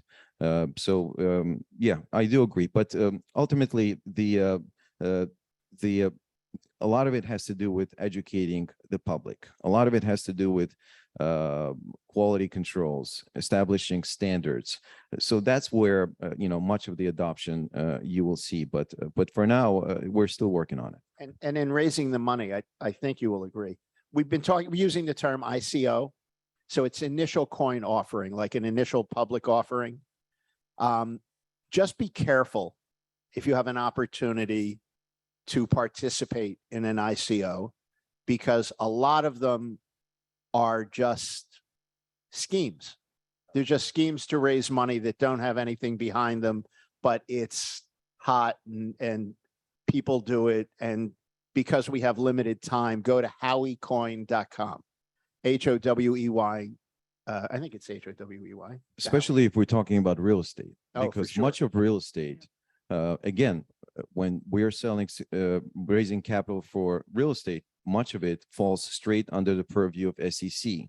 These are regulated activities, and you have to comply with all the requirements. And ultimately, that's one of the, we alluded to illiquidity discounts. That's one of the main reasons. So number one reason is the markets are shallow. A buyer and seller cannot easily find each other, right, in private markets. Number two reason is it takes astronomical amount of time and migraine to paper these transactions up. The lawyers, the money, extremely difficult. But lastly, and most importantly, the main reason for illiquidity discounts in the world of real estate is regulation. It's regulation, and it's the myriad of laws, regulations, and compliance requirements that the fund manager, for example, has to navigate, a minefield of these requirements. So unfortunately, these are the main contributors to illiquidity. But what the technology offers is automation. I call it programmable compliance. What technology offers is, now, how many of you here are partners in a corporation or investors in a fund, LPs in a fund, members in an LLC? You take that membership certificate, you take that stock certificate, you wrap it in an electronic wrapper. That's what tokenization in essence is. And I loved Bill's comparison to email, because that's probably the best analogy I can think of. Snail mail to email. Back in the days, we would sit down, type up a letter, sign it, put it in an envelope, and send it off. I don't know anyone who does that nowadays. Why? Because that same message you now put in electronic wrapper and you mail it electronically. So it's a good analogy. The best one I can think of. There's probably many others, but yeah, I'm going to shut up. Sorry. But go to HoweyCoin, HOWEYCOIN.com, and take a look at their initial coin offering. It's actually a site that's set up by the SEC. He said HOWEY. COIN, HoweyCoin.com. So the site was actually set up to look like an ICO, but it's set up by the SEC to educate consumers about the dangers of ill-founded initial coin offerings. There's that much going on. I think DJ Khaled got stuck in one of those things. There were people there were these celebrities that guys went to them and said, "Hey, I've got this great thing. Let's Kardashian. do it." Yeah. And they came out and said, "Oh, I can make money by saying this is cool. Hey, this is cool." And then it turned out the people that had come to them were not righteous They're people. promoting a sale of security, which is regulated activity. Right. Exactly. I heard a securities lawyer say, people spend so much money and time trying to get out of having to comply, like just comply. Like, I think her message is just be compliant with the SEC and spend your energy and your time on doing that instead of trying to get out of it. You'll be better. You want to served. try the universe? You want to try the metaverse in 10 minutes and 45 I want to seconds? also say, back just to finish up on blockchain and crypto, we know we are working in one of the most archaic fields, right? I mean, the land registration system in this country is not just in this country, but it's difficult, right? What we have to go through to get a transaction through, that it takes. I mean, I'm here in New York City. Let's not talk about co-op boards and condo boards, but you don't get a cash deal done in 30 days in New York City. We're talking about a potential transaction that can happen instantly, right? I mean, Alex, you've had this Yes. experience. So technology allows for it, but big but, while the technology may allow a lot of things, we have to comply with the existing framework of laws, recording systems, requirements. So while we can press a button real fast, that in itself will not make the thing happen, which is, by the way, to the point of NFTs, this buzzword NFTs. One thing to keep in mind, NFTs themselves do not provide indicia of ownership for the underlying asset because it needs to have a legal connection to this world. So one thing to keep in mind, unless it's a digital artwork, great. If it has some kind of connection to a real world asset, be careful. It needs to have a legal foundation. Get a good lawyer. Okay, we got that. Message received. But that is a good transition to the metaverse because how many of you know what the metaverse is? Haven't anyone gone on to the metaverse? Okay, I mean, I guess we have to say it is not one thing, right? It is many Your things. kids or your grandchildren have. Right. Your kids or your grandchildren have all been on the metaverse. How many people in here have ever heard of Minecraft or Roblox? Right, they're both metaverses. There are 160 companies that are creating individual metaverses. Okay, metaverses are simply video games. Can I explain it to you in 3 phrases? You're very confident because you all said yes. Okay, so I'm going to try. Sim City, if you're old enough to remember that. The second thing is The Matrix. And the third thing is Ready Player One. Right? 2 movies and 1 game. Those are all the metaverse. They are immersive, computer-generated environments. And 160 companies are involved in them. Meta has pledged 15 billion, I think, per year for their Meta's Facebook, for you guys that weren't paying attention. So Meta has pledged $15 billion in their effort to create it. So now who understands what the metaverse is now? More hands? Yeah. Are you just tired? Do I keep asking the wrong questions? I'm okay with that. So if you understand what it is, now we can talk about what you think might happen in there. I'm just saying.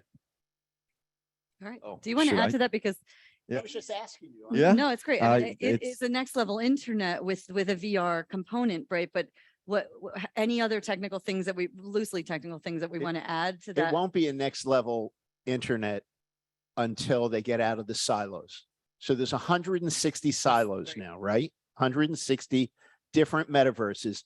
They don't talk to each other. How many of you had your parents tell you about the days when there were GeoCities, Hotmail, AOL, right? You remember? And each of them had their own systems that did not talk to each other. They were all in silos. Then they grew up and they had interoperability. And it didn't matter if you had an AOL CD or a collection of 700 of them, like most families did, right? Or you were in Hotmail, you could all share the same information until all of these metaverses reach a place where there is interoperability and you can just go on at one place and go to all the places. We won't get to the internet until that. But on the happens, other I don't hand, think. anyone can create a metaverse, right? So if you're a developer and you want a really interesting marketing experience and you're selling a property in the Caribbean and your buyer's in Canada, how amazing that you can put on VR goggles, right? And walk through the property. You can look at the view. You can, we see in the high rises projections where they have a camera up on the 57th floor and you see what it looks like from the 57th floor, right? So those are some use cases that I can think of that can be done now at whatever Right, questionable the cost. term for that is, as I know you know, but I want to share with you guys, are digital twins, right? There are companies right now that are in the process of trying to duplicate the exterior of the buildings in the world, like the whole world. You know, I met one guy at the Inman conference that was in New York. He was starting with Miami because he lives in Florida. There are other companies that are starting in other cities, but the idea is to create the exterior of the city. And then as they receive more digital assets, they'll be able to create interior digital twins. For example, how many of you guys use Matterport? There's your digital twin, right? You can take the Matterport, put it inside the exterior of the building they've got.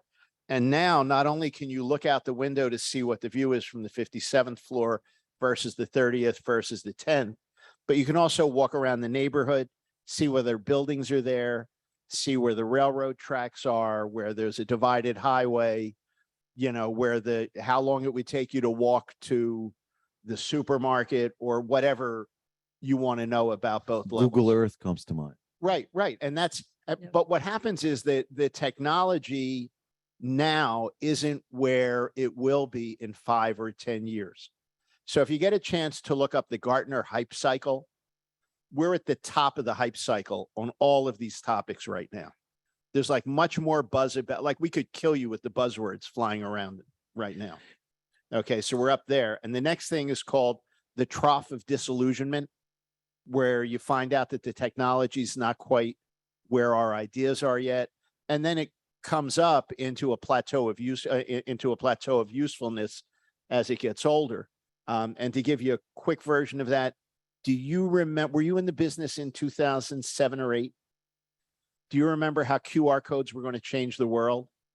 Right. And then they just turned out to be just a big boondoggle and nobody was using them. And then all of a sudden we had a pandemic. And now when you go to a restaurant, we're using QR codes to get the menus. And QR codes actually have some usefulness 12 years after we were all hyped up about it. So Or the give it a video little phone, time. the video phone, Technology Bill. catches up. The video phone. Excuse me? The video phone. We heard about the video phone. We're like, what? This can happen? Right. What? And then Skype, we use Who- that. Nobody who even knew remembered this- that we who wanted a knew video this phone. would be the video phone. Right.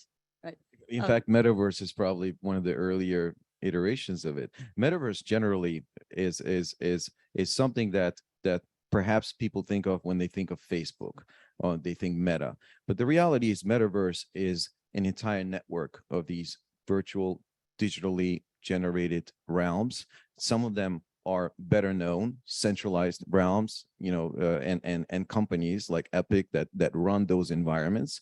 And some of them are decentralized, that run on decentralized, distributed consensus protocol, like Decentraland, Sandbox, being just a couple of examples. So all of those collectively could be referred to as the metaverse. But I think generally speaking, the potential of the metaverse is completely untapped because apart from imagining a parallel reality where most of our physical existence can be emulated in the digital realm, we can now experiment. We can now test models of buildings and different engineering factors, build structures. We can examine things in the virtual world before implementing them in the real one.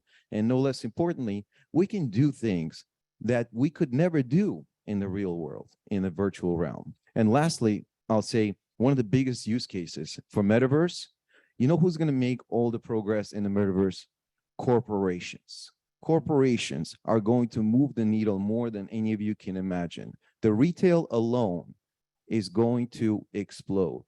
Just look at what's going on. Those of you who are commercial brokers, look at what's going on in our retail. Look at how these companies are suffering. No wonder they're creating digital twins. Is it Ralph Lauren? They spent $80 million on the corner of 76 and Madison. Guess what? They get 50 million visitors. They can get 50 million visitors daily in their virtual store. This is just to give you an example of the type of scale we're talking about. So yes, a lot of it is theoretical. And yes, a lot of it is controlled and run by big centralized corporations. I'm so glad you brought that up because those are current use cases. McDonald's right now is in, I want to say they're in Sandbox because Sandbox is visually more attractive than Decentraland in their mapping. And you can go in and play a McDonald's themed game. And if you decide you're hungry while you're in there, you can order food for delivery to the real world. Right. So the idea, we started when I was a kid, you had physical to physical purchase. You needed to buy something, we were the metaverse. Your mom or dad would say, go to the corner and get milk or go get bread or go get whatever and bring it back. So it was physical to physical. And we've seen virtual to virtual, right? Any of you that have kids, Mom, can I buy a skin or a gun, or I want to buy something in Candy, in Candy Crush so that I don't get killed right away. That's virtual to virtual purchases. And now we're looking at virtual to physical, where again, you can be in the metaverse. Nike, for example, designed shoes for any sneakerheads in the room? I got one. Okay. They design shoes that they haven't made yet. But the people that love sneakers look at it and go, man, I would like that. I would like that digital asset. And my guess would be that if they had enough demand for a digital asset, they might begin producing it.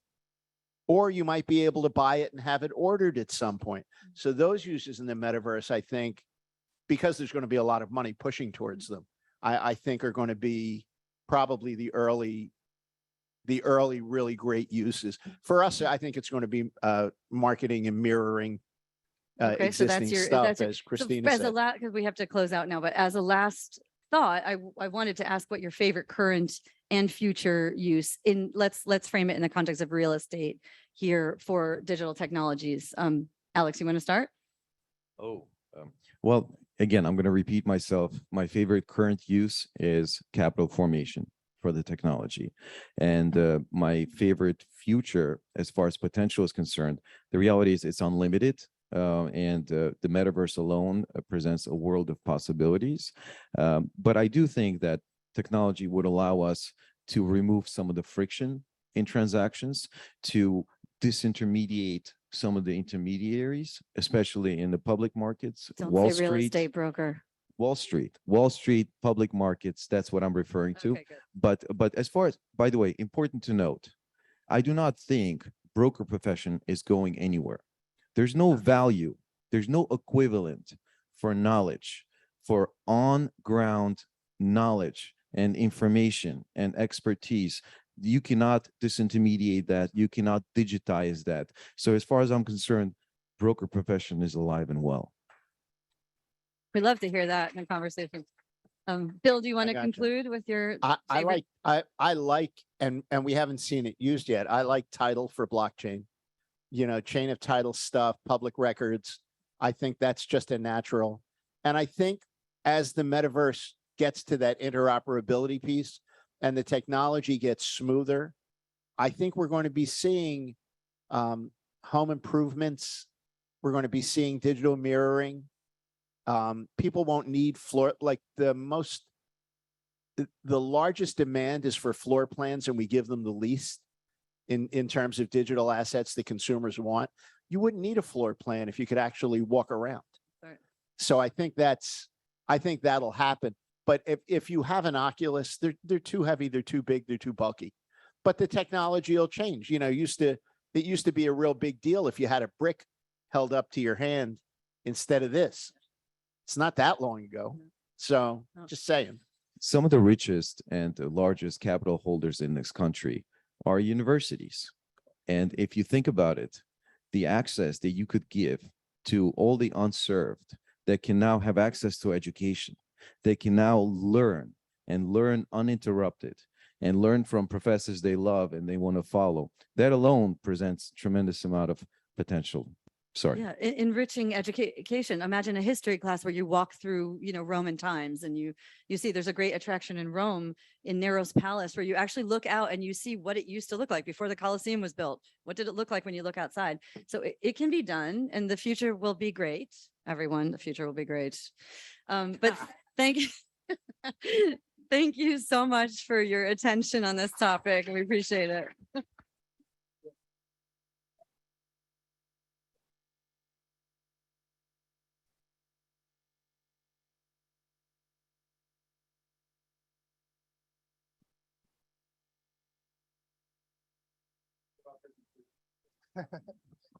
Congratulations.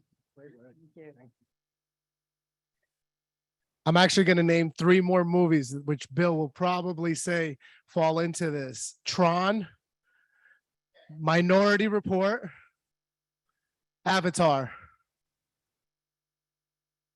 Science fiction, yeah, which is where the world may be heading to. But wow, what a great panel, really showcasing what the future is going to be like. Round of applause. All right, ladies and gentlemen, we are now excited to present to you our keynote speaker. Our keynote speaker, see here, utopia, dystopia, and everything in between. Greg Lindsay is Chief Communications Officer with Climate Alpha. He is a generalist, urbanist, and futurist. He explores the post-pandemic landscape and explains why the future won't be socially distanced as you might think. Climate Alpha is an AI-driven platform steering investment towards climate adaptation. Lindsay is also the Urban Tech Fellow at Cornell Tech's Jacobs Institute, a senior fellow of MIT's Future Urban Collectives Lab, and a non-resident senior fellow of the Atlantic Council Scowcroft Strategy Initiative. He is a partner at Future Map, a geostrategic and climate advisory firm based in Singapore, and has advised Intel, Samsung, IKEA, Starbucks, Audi, Hyundai, and the list goes on. And so now, ladies and gentlemen, without further ado, I'd like to introduce Greg Lindsay. Thank you. I had to get everything. Man. Thank you so much. I know I'm the only one keeping you from cocktail hour, so I will be talking even faster than usual here to make up for time, but it's a pleasure to be here. Thank you all so much. Normally my ideas are fresher the earlier in the morning they are, so you'll forgive me if some of my slides here start rehashing some of what we covered here. So, all right, so obviously I'm here to sort of contextualize and tie back all together what we've heard today. I've even got a whole riff on the metaverse at the end, which takes it in a whole other different direction because there's I call it the multiverse. We're going to have a multiverse of metaverses, so steel yourselves for that. But first, let's go back and look at, of course, about how, we're not even in the post-pandemic era anymore. We're in the post-pandemic era as all of the changes that have worked their way through the economy and through our urban ecosystems over the last 2.5 years are now playing themselves out. Inflation being one of them, and all sort of the other trends that we're seeing here. So I want to sort of take a step back real fast and walk through sort of about, what our expectations were 2 years ago, because it's a miracle that we're here. I mean, as someone who studies cities for a living, I remember the cold sweats that I had about whether cities would exist at all as we knew them. Like, would we ever return to Times Square? And, fortunately we did. We're back together in the same rooms, but of course, all is not well, as you know far better than I here. This notion of what we're going to do with all of this, class A, B, C, and other real estate in Midtown and beyond here, about how do we bring back people together for certain contexts, including work.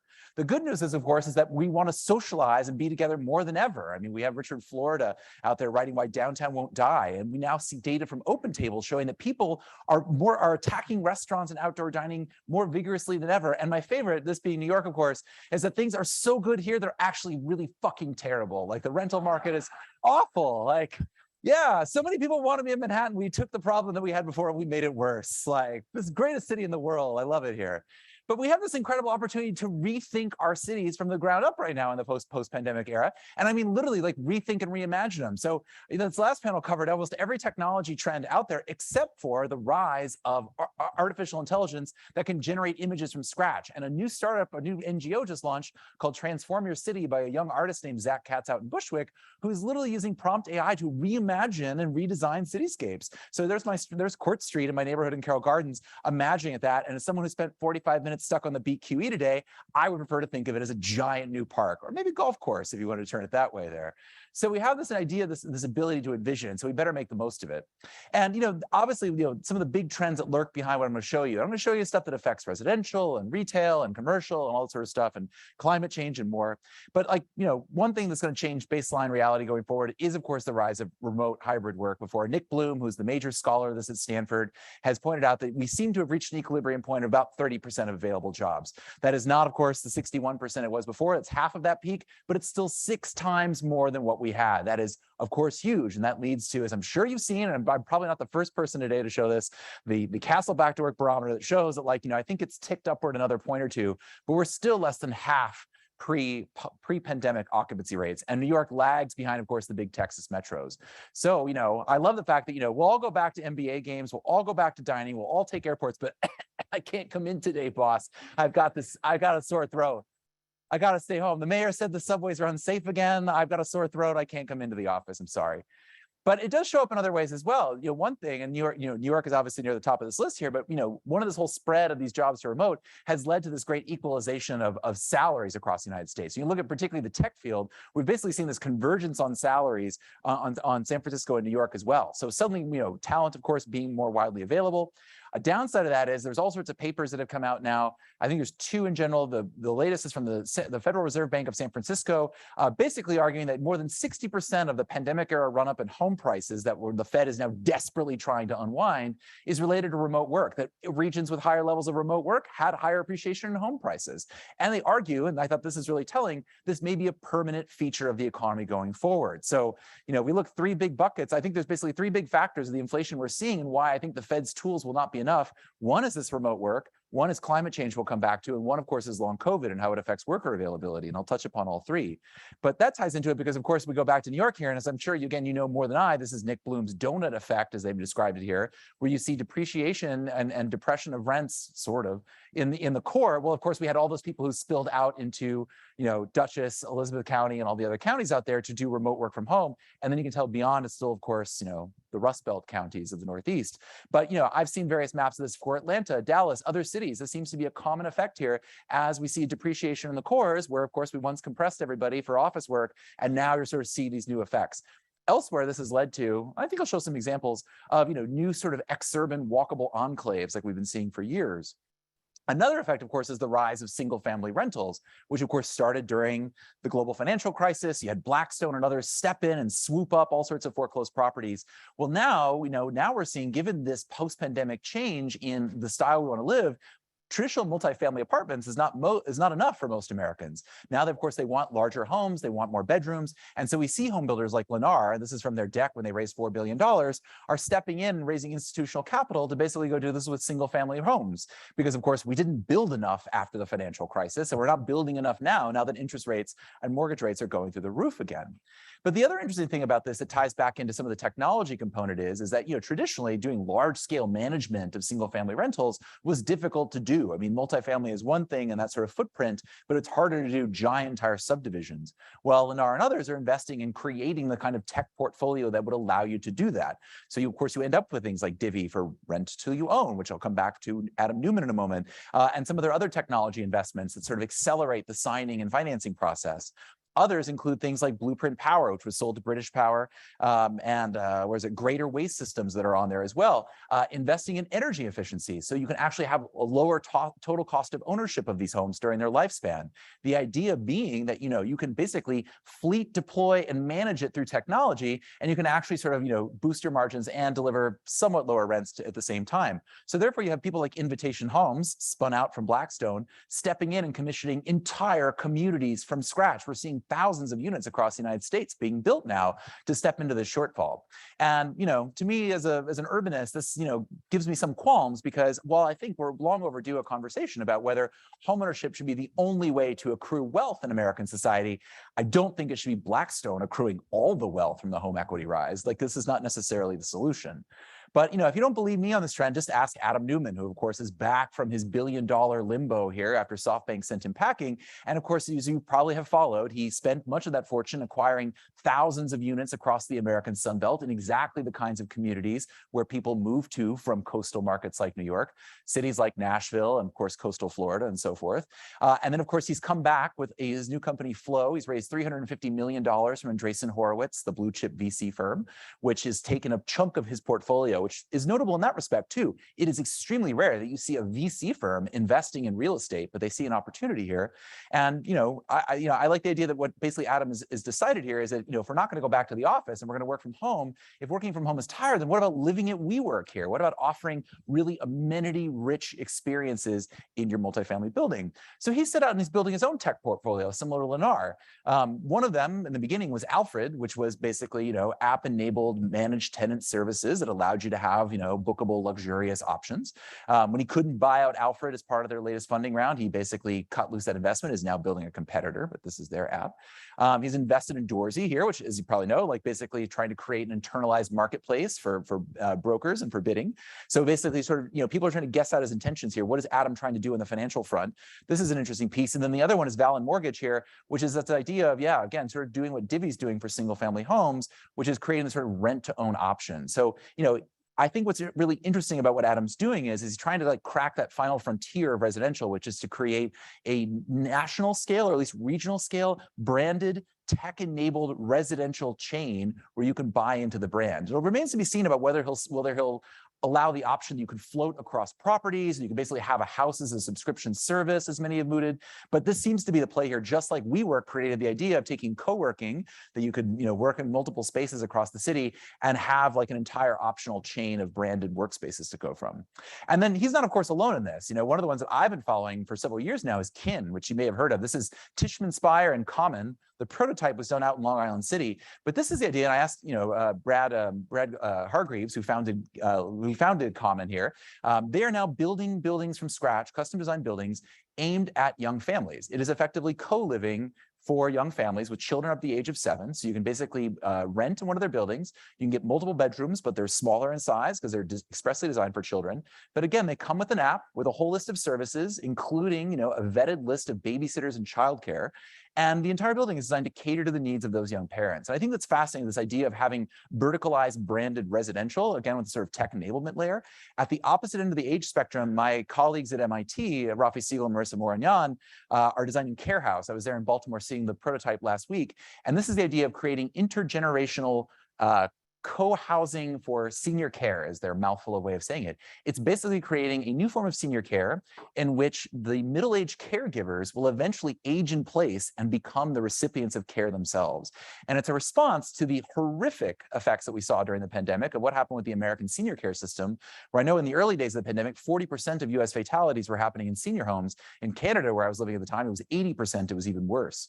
So we need to desperately rethink about what are these kind of new models for this? And Care House, they're talking to developers in Houston and elsewhere about this becoming the new form of sort of urban senior care, where you can build it next to and adjacent to hospitals and other sort of medical facilities to allow seniors to have more independence and freedom and still participate in their community and decrease that sense of isolation they felt so keenly during the pandemic.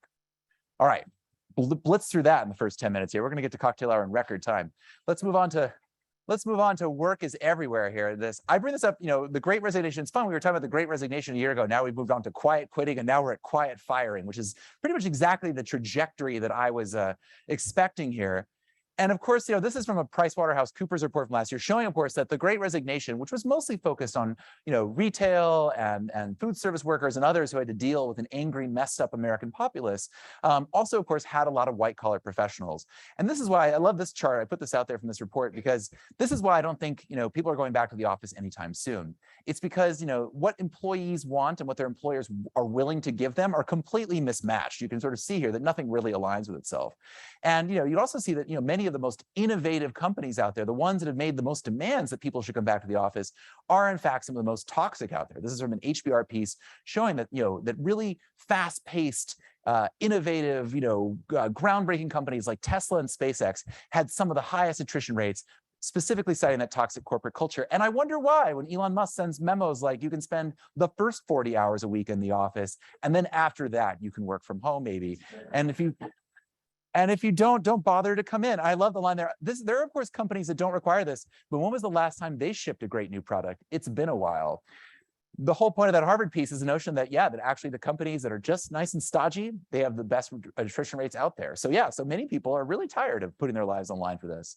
And, it'll be interesting to see, there's an argument to be made that actually the whole hybrid work area will fail because companies will fail to manage their employees appropriately. Laszlo Bock was the head of people analytics at Google. And this is the case that he made, that 2 years from now, and we're already 6 months into this, 80% of this is going to snap back to the office because large companies that say they're going to hybrid and remote will abandon it because they'll basically collapse in disarray.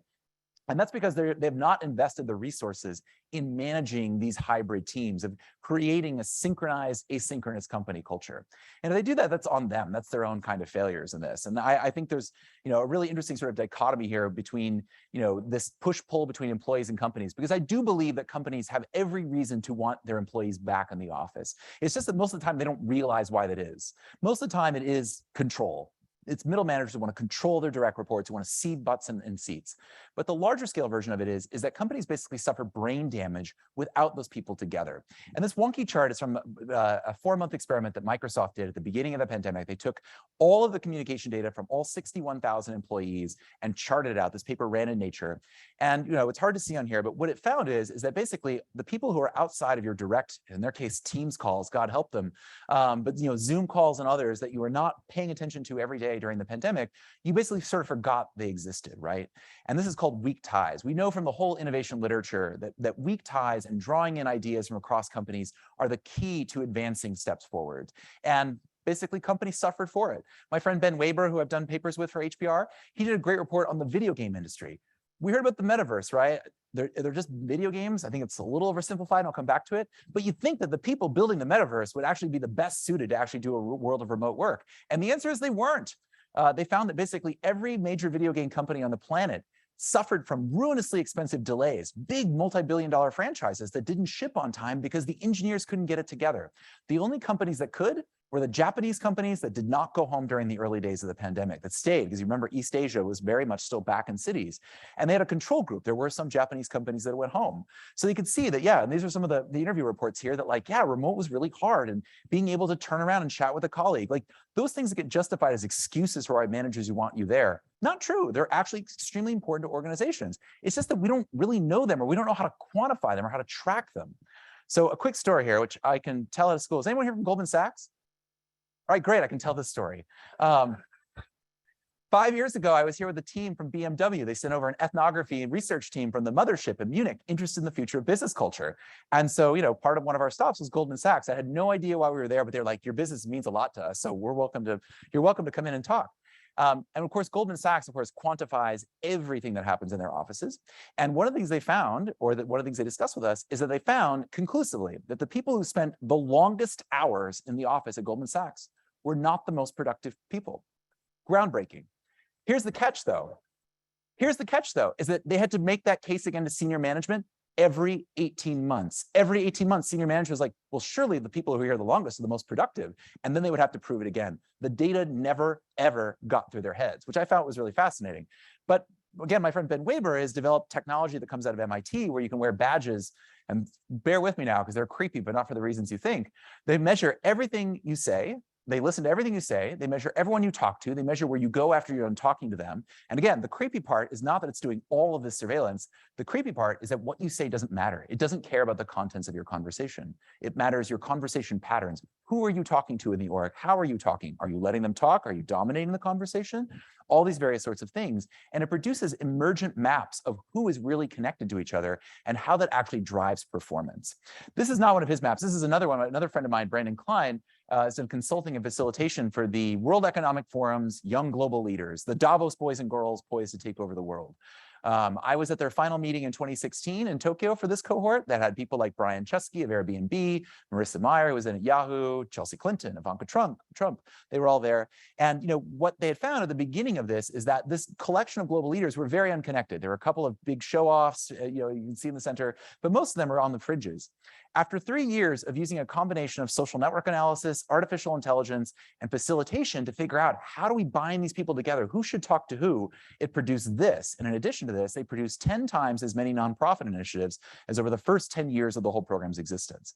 So there's a lot of tools out there that we can use. If we're going to be using tools to measure building occupation and understanding how people are using space, we need similar tools to understand how people work together. And these are the kinds of things that I think particularly, we're gonna have to make available to tenants and occupiers to create these kinds of tools and wire up these environments so that people can actually gain productivity from the space. They can actually be enhanced by their workspace, because otherwise they're just going to stay home.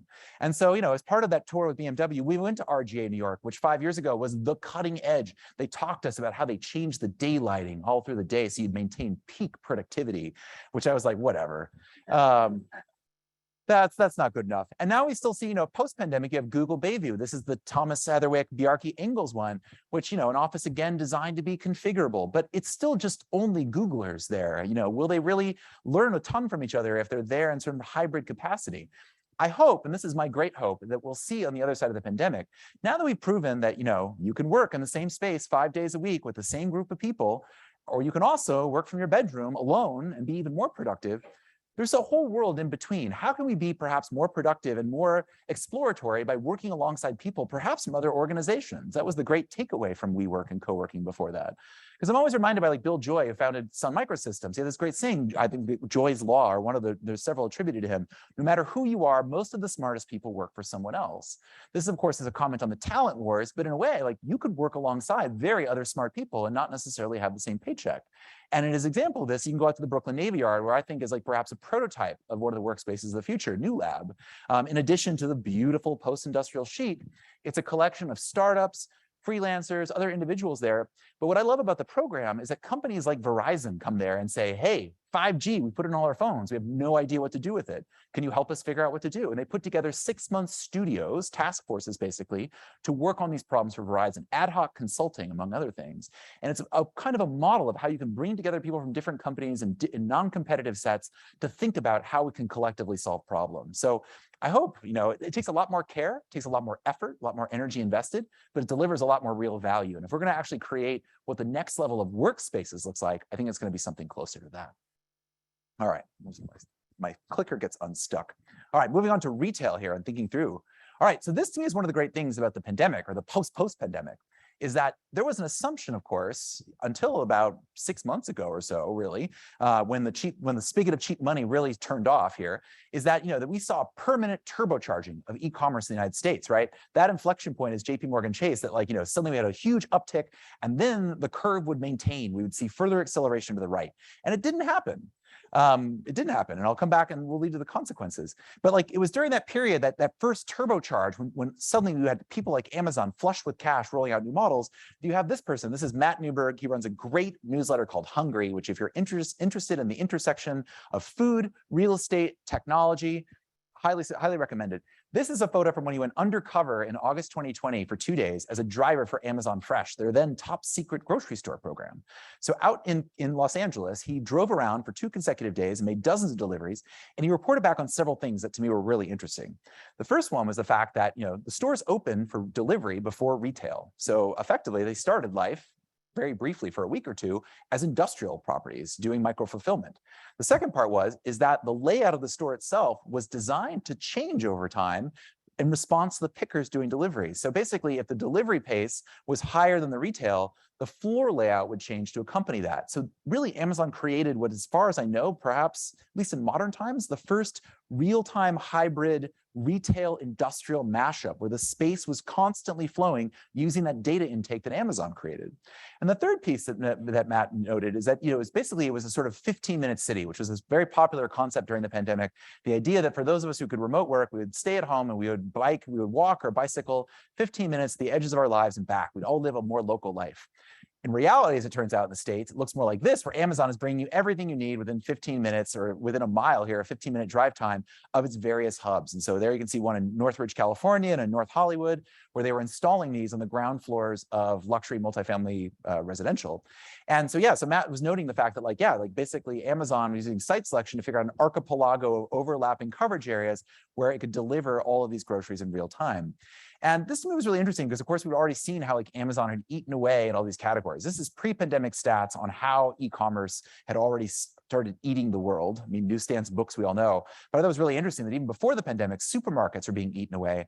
And then, of course, the great irony of the pandemic is that, all those great things, restaurants, cosmetics, pet care, that required face-to-face interactions were the ones that were hit the hardest and were the small businesses that were slammed in the early pandemic.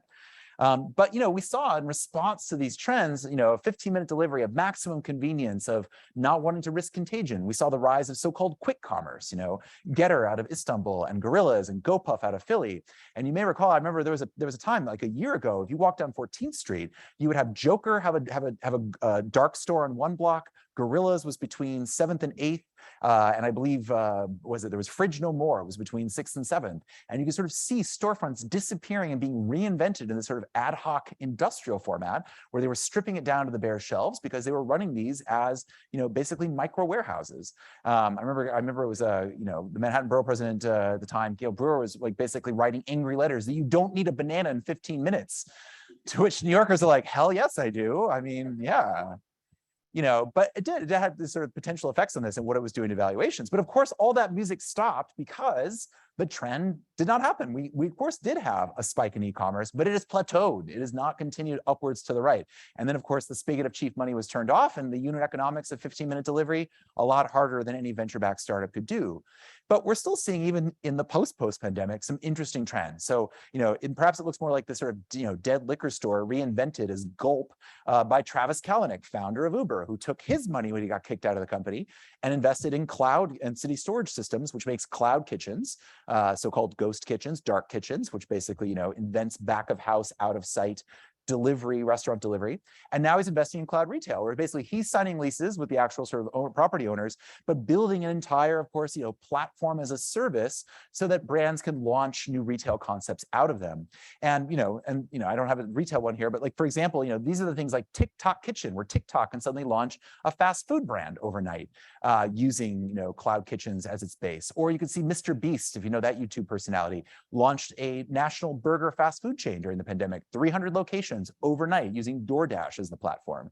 So creating this sort of like this new armature where the actual property is below the API, and really, these brands, these consumer packaged goods brands are interfacing with cloud kitchens or DoorDash or others. This entirely new level has come up, and Instacart's doing the exact same thing, where, if you know Instacart, you probably know it best as, having basically a personal shopper going to grocery stores for you during the pandemic, 500,000 strong at one point in peak pandemic. They've pivoted away from that model completely and are now investing in creating basically this sort of middle layer of hardware and software. They're so-called carrot kitchens and carrot stores, where they're the ones now providing 15-minute delivery services for big retailers like Publix. So for example, if next time you're in Miami in Brickell or Wynwood, you can go on the Publix app and you can order items for 15-minute delivery.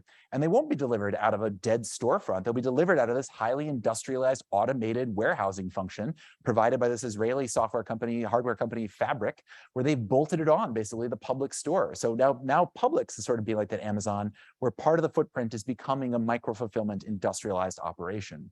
And these are just the retrofits. We haven't even seen the weird stuff that's coming in the new build projects. The one that I'm paying the closest attention to is this Hilltop Mall out in Richmond, California. It's on I-80 on the way out of the Bay Area to Sacramento.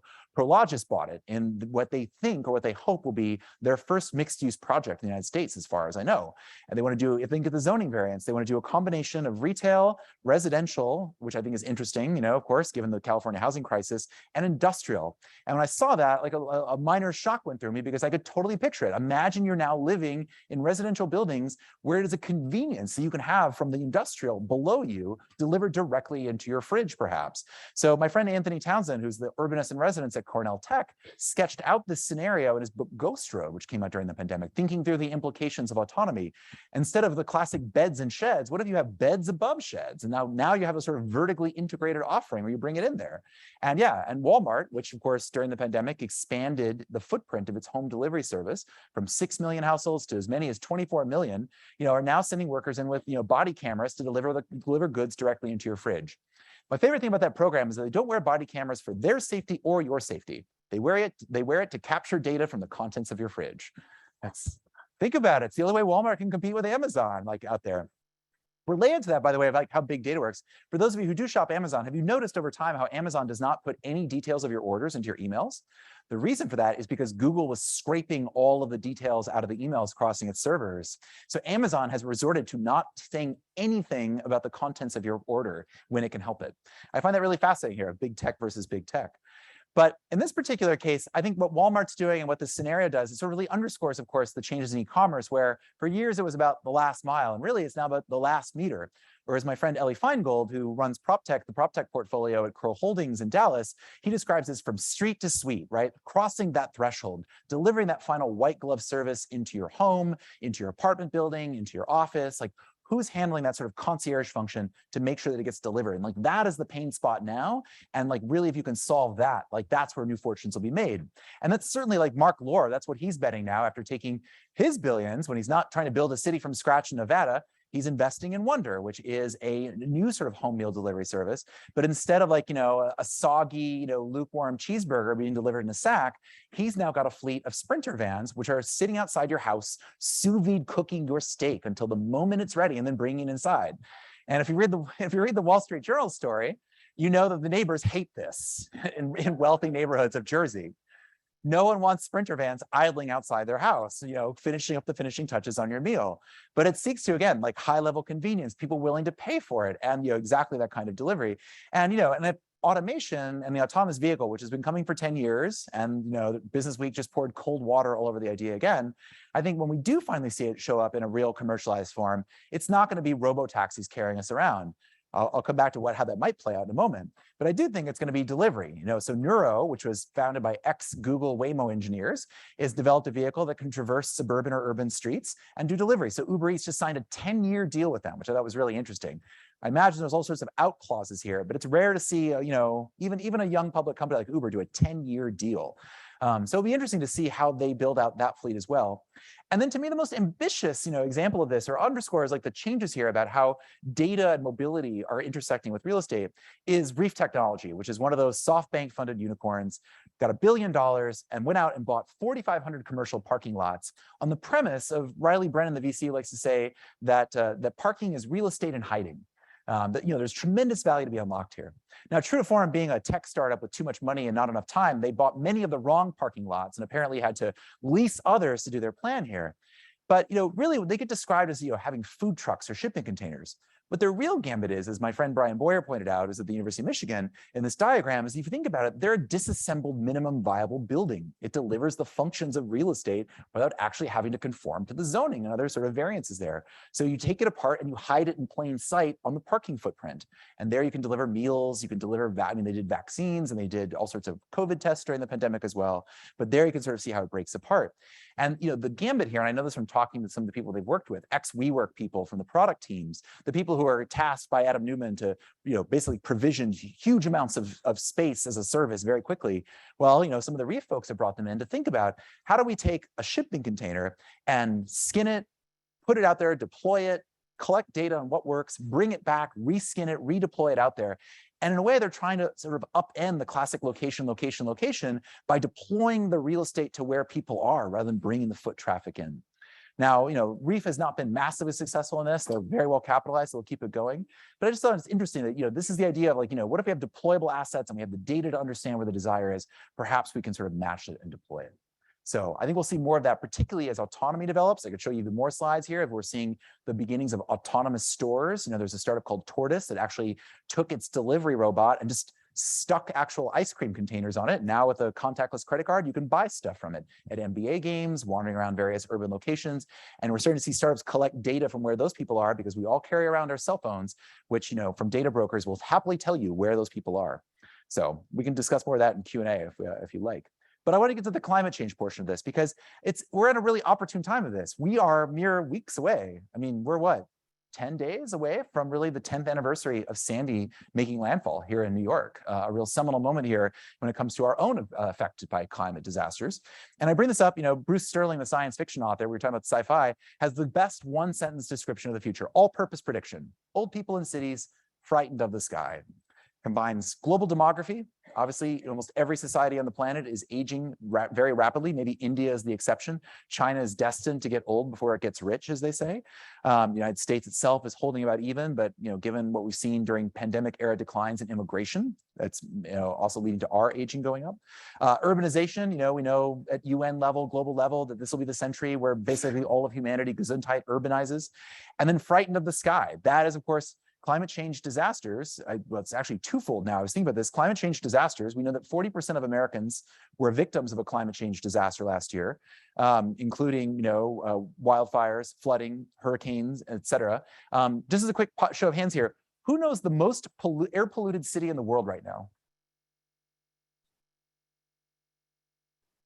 I'm hearing China, I'm hearing Beijing. The answer is Seattle, Washington. Seattle, Washington, you can go online, you can see photos of views from the Space Needle right now. You have zero visibility. Wildfire smoke is there. The city with the fourth worst, the top four right now are Seattle, Lahore, Pakistan, New Delhi, and Portland, Oregon. So yeah, so this is the thing we speak about here in terms of like, is it a climate disaster if you have to wire up air filters in your house and can't leave your house for 2 weeks a year? These are the kinds of things we're thinking about. But this image, by the way, this is a Greek woman mourning her house burning in the Greek fires of September 2021. And in terms of thinking about this, about how it will affect real estate, how it will affect us, 5 years ago, on the 5th anniversary of Sandy, the Regional Plan Association, which has an exhibit over at Grand Central right now in their work, which I recommend everyone see, tasked various teams of architects to think about what New York and New Jersey would be like in 2067, 50 years out from 2017's 4th regional plan, which if you know them, they do every generation, they do a massive plan about how the area should develop. I was part of the team of architects that was assigned the coasts, to think the coastlines of New York and New Jersey. And the architects, this is always how they work, right? They came up with these beautiful renderings. We imagined Jamaica Bay would become the new Central Park of the entire region here as sea levels rose. And we basically saw it as a playground for recreation here. The Rockaways, you're seeing there, the Rockaways would flood. That's the remnants of the A train in the background there, and its elevated train. And we would imagine it as sort of a new parkland, ferry service coming in from Manhattan and elsewhere as we try to reclaim it as recreational space. We also imagined perhaps new forms of housing, some that were built to resist flooding and others that weren't. And perhaps you would get around the area by boat and so forth and so forth. What was interesting about this is that after they came up with the renderings, they turned to me and said, Greg, okay, how do we get here? Like, what's the story that gets us from 2017 to 2067? So I sat down and I interviewed experts like Sean Becchetti, who was the chief economist at Freddie Mac, who in 2016 was the first to think about, well, what happens if another major disaster strikes Florida? What happens if we have, a Minsky moment here where suddenly we realize that a lot of real estate across the United States has to be written down because it's simply never going to be that valuable again. What happens then? So in my fictional timeline, in September 2022, which at the time was the furthest out the hurricane names were, in September 2022, Hurricane Hermine actually destroys Lower Manhattan, Category 5. It bankrupts the states of New York and New Jersey. Governors Cuomo and John Bon Jovi get together and reach a... You laugh, and yeah, you look at that family and you look at New Jersey politics. It's going to happen. I'm convinced that the Bon Jovi family will be in politics. They get together and they dissolve the Port Authority to raise the funds to basically salvage it, and they sell off Jamaica Bay and JFK to the Singaporeans, who are experts in building housing designed to flood. As it turns out, I was like 2 weeks and 1 letter off, along with the several thousand miles, because of course, Hurricane Ian destroyed much of Western Florida instead. Our RMBS estimates $67 billion in damages, leading to massive uninsurability, perhaps the potential bankruptcy of Florida's coastal and flood insurance program. In my future timeline, the destruction of Hurricane Hermine led to not only the bankruptcy of the states, but the crash of 23, which basically was bigger than the global financial crisis and caused President Trump to die in his 2nd term of office of a heart attack, leading Mark Zuckerberg to be elected president in 2024. I promised you dystopia in the headline for this talk, and that's where it comes into play here. But there's other more quiet forms of dystopia as well. The First Street Foundation out of Boston has predicted that big swaths of the country will have regular days of 125 Fahrenheit heat by 2053. Human beings cannot survive in humidity environments of 125 heat. That's Chicago. We might expect that of Galveston, Texas, but look at those swaths on the coast, and also we might expect that of deserts. Well, this is the work we're doing at Climate Alpha. I won't belabor it too much, but my friend Parag Khan and I, he's another geopolitical thinker, and we sat down 10 years ago and wrote an essay about where will you live in 2050. And our hunch then, what we wrote about, is that people would choose to live in places with good climate and good governance. So the joke there is that he actually moved to Singapore and became a Singaporean citizen, and I ultimately moved to Montreal. So we took opposite sides of the bet. He went with good governance and terrible climate resilience, and I went the other way. But now we're trying to help, basically, we're helping governments, helping businesses and others start to figure out, where should we build? Because America has a shortfall of 4 million houses, but I'm not sure we should build them in coastal Florida, or we should build them in Phoenix, or we should build them in many of the places where people went, given the climate disasters they face. And we're betting this Minsky moment might actually happen here, where the mispricing in the market will eventually lead to, all sorts of great risks befalling that. We're starting to see, again, not just Climate Alpha and our proprietary tools. First Street Foundation has open source models. There's a whole bunch of other tools out there that are helping people start to realize this. If I go back for 1 second, just a point here, really interestingly, Redfin just put out an actual experiment they ran on 18 million users of their website during the pandemic, winter of 2020 into 2021. They showed people who were looking at properties in Cape Coral, Florida, which of course, ground zero for Hurricane Ian, but also Louisiana and Houston. And the control group saw no flood risk data, and the experimental group saw flood risk scores. This is how risky this home is if you buy it. 50% of the people who ultimately bought homes in the experimental group chose homes with lower flood risk data. This was groundbreaking because this is the first large-scale experiment where you could show that Americans faced with real data to make decisions about risk did it. Americans are smart. they will actually make the right decision going forward. And this is our bet here, both at an institutional investor and also personal level as well. And so, I won't belabor it here, but there's going to be opportunities to build in places like this. I mean, New York obviously is on the coast and always will be, but there'll be opportunities further inland and elsewhere to think about, within that donut effect, perhaps, about greater climate resilience and where people should go, because people are in fact leaving. Another, post-pandemic or pandemic era trend was, of course, the big run on RVs as Americans wanted to get out and travel across America in a way that was safe. We saw people become more nomadic. One of my favorite stats before the pandemic is that 80% of Americans lived within 18 miles of their mothers. Now, think about that one. And the fact that Americans were less prone to move beforehand, partly because, of course, housing prices and whatnot. But suddenly during the pandemic, we saw a huge upheaval in people willing to move. And with remote work, we see a rise in people who identify themselves as digital nomads, who are willing to travel more often. So this has led to cities elsewhere, and I think New York should consider the same. In Tulsa, for example, $10,000 for people who keep their jobs working for someone in another state, but are willing to resettle in Tulsa to basically work there and contribute to the local economy. Northwest Arkansas saw their bet and raised it to $10,000 and a mountain bike. Or, and I think they may have stopped this program, but for a time you can get your $10,000 in crypto and Bitcoin. So I don't know how that turned out. But there, Fayetteville, Bentonville, huge growing populations there, obviously with Walmart, but, you saw all sorts of remote companies move there as well. And, again, going back to the global scope, Estonia, I'm an e-resident of Estonia. I have a digital identity card that gives me the right to bank in Estonia and also to open a business there to work within the EU. Well, they took a step forward along with a number of Caribbean nations, and I think over 30 countries now, to launch digital nomad visas, basically sort of long form tourism where you can also invite it to buy property there and basically partially resettle. So going beyond the classic EB5 and other like Portuguese golden residency visas to push forward in this. And what I love about these, particularly in the North, is that instead of talking about like sunshine and low taxes, you have Helsinki out there learning programmers with things like, what is the best one? Live in a city where everything simply works. As a New Yorker, that was so, the resonance of that appealed to me. Yes, Helsinki, a city where everything simply works. Just simply move here and join us. So it's really interesting to see, putting together kind of programs like this. There's websites like Nomad List, where, trying to lure people to Portugal and others, extolling the high-speed bandwidth and the sort of, very ease of use. And we even saw the creation of entire nomad villages in the Madeira Islands off Portugal. Gonzalo Hall is the consultant who put together Ponta do Sol, working together with local business owners to cater to this sort of class.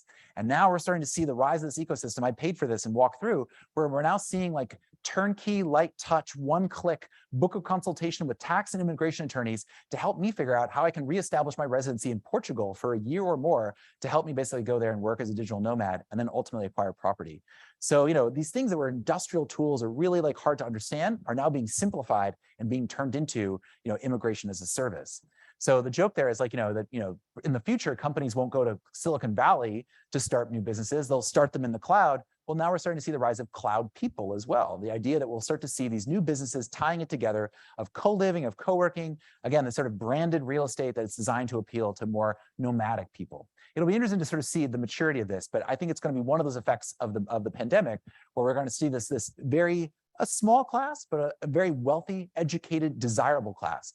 And that, I should note, is going to play into, I think, we're going to see the rise of a new sort of figure inside cities and other governments between the intersection of traditional economic development and tourism. Design, instead of throwing tax breaks at companies, what if you're trying to fight a war for individual hearts and minds to bring people to your region with the amenities and the resources that you have there? So I think we're going to see a sort of sea change there. All right, finally, the candy portion of it, although I hit a little dystopia inside this part as well. Let's talk about the metaverse again. Mark Zuckerberg would love it, would really, really love it if you would spend your days there. In fact, they send around memos, as you may have seen, to people inside Meta, demanding that they strap on their headsets and go inside Horizon Worlds for 7 or 10 hours a day. I personally can't imagine anything more hellish than 10 hours of Zoom by having the actual people in my house there, trapped within my field of view. But that said, I'm on the waiting list to get a Meta Quest Pro, which is their new headset in particular. And it will be interesting, and it has interesting implications of like how real estate might change. If Mark were to be right for a moment, would people start buying ever larger homes again? Because the most prized room in your house would be the VR room. Instead of having, cathedral height ceilings for, living rooms we don't use, would you see like mansions that are stripped down to nothing because you'd be wandering around inside your padded VR room environment for large scale interaction? I'm not sure.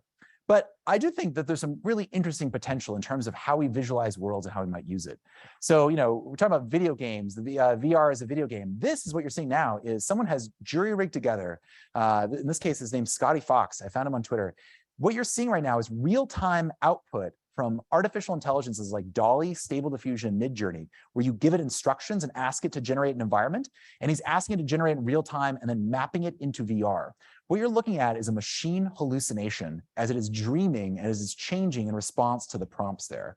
So we can start to imagine like perhaps one use of VR, at least a novel use of VR that would actually want me to put on the headset is to wander around these worlds. And we can also, as you can see here, we can actually start to imagine literally no experience required, start to imagine transforming our real estate in our cities by simply supplying these prompts. So I think that's a really interesting, powerful tool.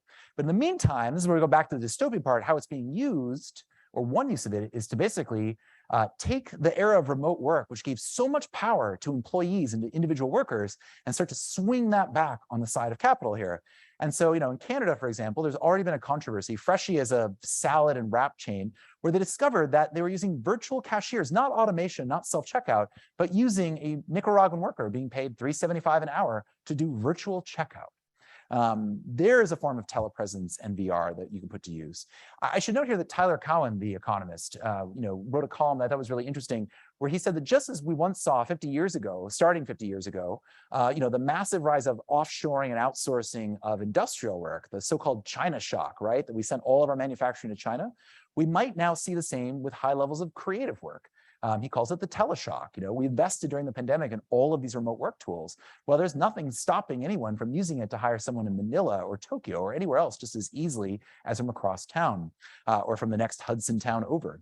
So in this case, what you're seeing here is that this is a Japanese roboticist using VR and using haptic glove feedback, which is what we're building to use the metaverse, in this case, to operate a humanoid cyborg robot.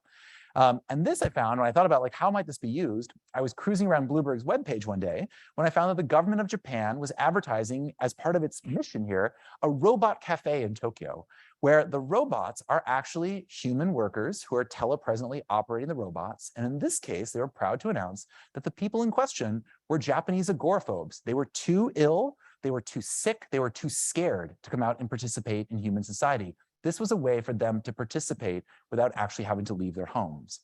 And I thought about that, and I got another one of my little electric shocks, because I thought about, well, number one, I thought about really dystopian.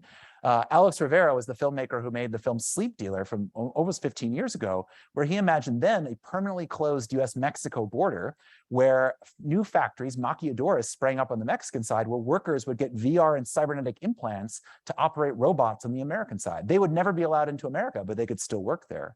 The real version plays out as long COVID. Brookings and The Lancet have published reports that an estimated 2 to 4 million Americans are currently out of work due to long COVID.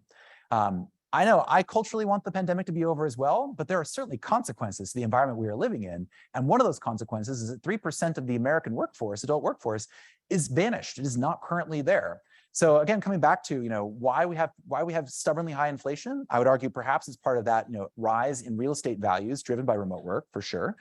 It's going to come back to climate change is destroying productive capacity. It's going to lead to permanent declines, not just in residential real estate, but to food production and other commodities that our economies depend on. And then perhaps we're going to simply just lose a part of our productive workforce, and wages will rise as a consequence because those people have left. And that perhaps the metaverse, its true calling, in Mark Zuckerberg's opinion, might actually be bringing those workers back, those 235 billion in lost wages, pulling them back into the workforce. Now, that was the dystopian portion. I want to go back to, I don't know, I like to think this is slightly more utopian. Does anyone have any idea what this guy's doing? He's playing Pokemon Go with 64 smartphones. He's apparently a well-known figure in Hong Kong where he rides his bike around hunting Pikachus and more rare breeds. But yes, he has strapped them all in there as he simultaneously monitors Pokemon Go. This, of course, is the form of the metaverse that I'm much more interested in and I'm studying over at Cornell Tech, which is how augmented reality, information laid over the physical environment, changes our relationship with cities. This is the bet that other companies have made. Snap, sort of an afterthought, but still, $20 billion company. This is CEO Evan Spiegel with his Snap spectacles here, is thinking about like, how do you actually create overlays on this? And they're starting at the city level, the Snap Lens and their other development kit here to help people create software and programs and uses for its various hardware there. In this case, you're sort of seeing that overlay there. The best and most fascinating, version of this form of the metaverse, of an augmented one, is by the filmmaker Keiichi Matsuda. This is from his 2016 film Hyperreality, which is a sort of day in the life of Medellin. I love it. You can see the wayfinding there and the street, the advertising, the various services that are overlaid. If you watch the whole 6-minute film, it's incredible. It'll just give you so many ideas about how it will change cities. I love the giant cat in the background, like the idea, of course, of all sorts of characters interacting with you as well. And what's interesting, what Keiichi is doing is he's actually creating this metaverse for real. He's partnered with Niantic, maker of Pokemon Go. And now with his company, Liquid City, this is what you're seeing here is not actually special effects. This is actually generated as AR representations. So this took place at Niantic's recent conference. And so Niantic now, building off Pokemon Go, is creating what they call the Lightspeed Visual Positioning System. They're building their own proprietary GPS for an augmented reality metaverse where you can permanently embed information at specific sets of coordinates. So you can hide ads, or by hide, I mean, they're visible if you have the right hardware for them, but you can build ads, you can build various services there. A startup here in New York is called, similarly named, Living Cities. Living Cities' 3 co-founders are Mad Miskinix, who sold his previous startup to Niantic. The second is John Gaeta, who won an Oscar for the special effects in The Matrix. And the third is Dennis Crowley, who founded Foursquare, one of New York's homegrown tech companies for location data. And what they're betting at Living Cities is they're trying to actually, right now, they're experimenting with creating a virtual Washington Square Park that lives side by side with the real one. And so perhaps you might play the video game version, the VR version of Washington Square Park. But while you're standing in the park, you can have a phone app, an AR app, where you can toggle between the two. You can go back and forth between the real world and the ghost virtual world. And they're trying to figure out how people in the ghost world might interact with you, where you start getting phone alerts because someone is there tapping you on the shoulder in the VR world, asking you to come inside. So how do we create this interplay, this language? Right now, they're barely at the art stage of this, but it speaks to how this might go. And then not everything, again, going back to toggling between utopia and dystopia. Pokemon Go. Do you remember Pokemon Go? Who remembers the weekend of Pokemon Go? It was wild. It was wild. July 2016. So again, someone researching cities and how people use public space. It was incredible to see multi-generational, multi-ethnic groups of people chasing Pokemon around. But it also raised some really fascinating questions about AR and real estate. So one person I spoke to that weekend was a software programmer who lived in Holyoke, Massachusetts. He lived in a deconsecrated church. And this is important because Niantic, when they built the maps for Pokemon Go, they used places of worship to cite Pokemon gyms. Now, if you know Pokemon, it's like dogfighting. You have to train them and they level up. And so Pokemon gyms is where you have to go physically in Pokemon Go to train your Pokemon. So people went to synagogues and churches on nights and on weekdays, and that was fine. There was nobody there. But in his case, the first weekend, he watched 40 cars pull up to the edge of his property with their lights on and sit there and then pull away. He knew what was going on. He knew they were sitting there training their Pokemon in their cars. And I said, what are you going to do? He's like, well, when my neighbors get home on Monday, the first thing I'm going to do is tell them I'm not a drug dealer. But he raised the question, he's like, what rights do I have when a large software company drops an entirely new use case for my home on top of me? Does it increase the value of my house? Does it decrease it? And in the case of Niantic, they had to ultimately settle a $190 million class action lawsuit for trespassing for all the people storming across property. This is yet to be really legally settled. And what's even more alarming, and this is the focus of my project at Cornell Tech, is that researchers at Purdue University looked at police data from the first 5 months of Pokemon Go. And they found that vehicular crashes went up 50% around Pokestops in the first 5 months of the game. Using the statistics from Tippecanoe County, Indiana, where Purdue is based, they did a straight line extrapolation for the entire United States. And by their estimates, 30,000 people were injured by distracted driving alone due to Pokemon Go. Right now, Apple is supposedly putting the finishing touches on its headset, one that would be a combination of mixed-use AR and VR. And if it's anything like the smartphone, which, as you remember, the smartphones we know did not exist before the iPhone. They were the ones who perfected the touch glass interface. Apple took MP3 players and turned them into their modern form with the iPod. Tablet computers. People tried for 20 years to build tablets until Apple used the right cycle of Moore's law and its own engineering skills to build the iPad, totally intuitive that 2-year-olds can use it. My kids are inseparable from theirs. What if they do the same for AR again? Then suddenly, and I bring this up too for your particular case here, is the implications for commercial real estate are beyond staggering. Apple, of course, not in addition to being the wealthiest company on the planet, has, of course, a highly developed Apple Store in which it takes 30% of all cuts in it. It has, of course, built out Apple Pay. It has its own credit card with Goldman Sachs. It is now getting into Apple Buy Now, Pay Later programs, which will launch in 2023. And start to think about a world in which not only, so first order implication, just as the smartphone allowed Uber and Airbnb, allowed us to discover underutilized private resources around us and network them together into private services. What happens when you can have a headset that allows you to see into every building and potentially see whether it's for rent, for sale, and whether uses are allowed there or permitted there? Or perhaps you can break the law and get away with, as Uber did in many ways. What happens then in the second order, where suddenly your competitor at every step of commercial real estate is Apple, with its various partners paying to put them into your field of view, offering different discounts and rates based off of the incredible data troves that they have on you. Like, these are the kinds of things I think about when we talk about the metaverse, the sort of implications of it, of an overlay on the real world, not just trying to drag us into virtual ones where things will get really, really hectic and interesting. All right, so on that note, I have to say I don't have anything massively prepared other than to say, I think these are some of the interesting implications where we've seen, again, one of the trends we saw during the pandemic is, of course, the big 5 tech companies, how much they drove the world during a period where we did not have access to physical retail. We saw what it looked like when they truly dominated the economy and, of course, had huge rumps in the stock markets. This is their effort to try to basically reclaim some of that momentum that they've lost now that we've returned back to the real world. So on that note, we have about 6 minutes left here before we have drinks. I will happily open the floor to any questions. Thank you so much.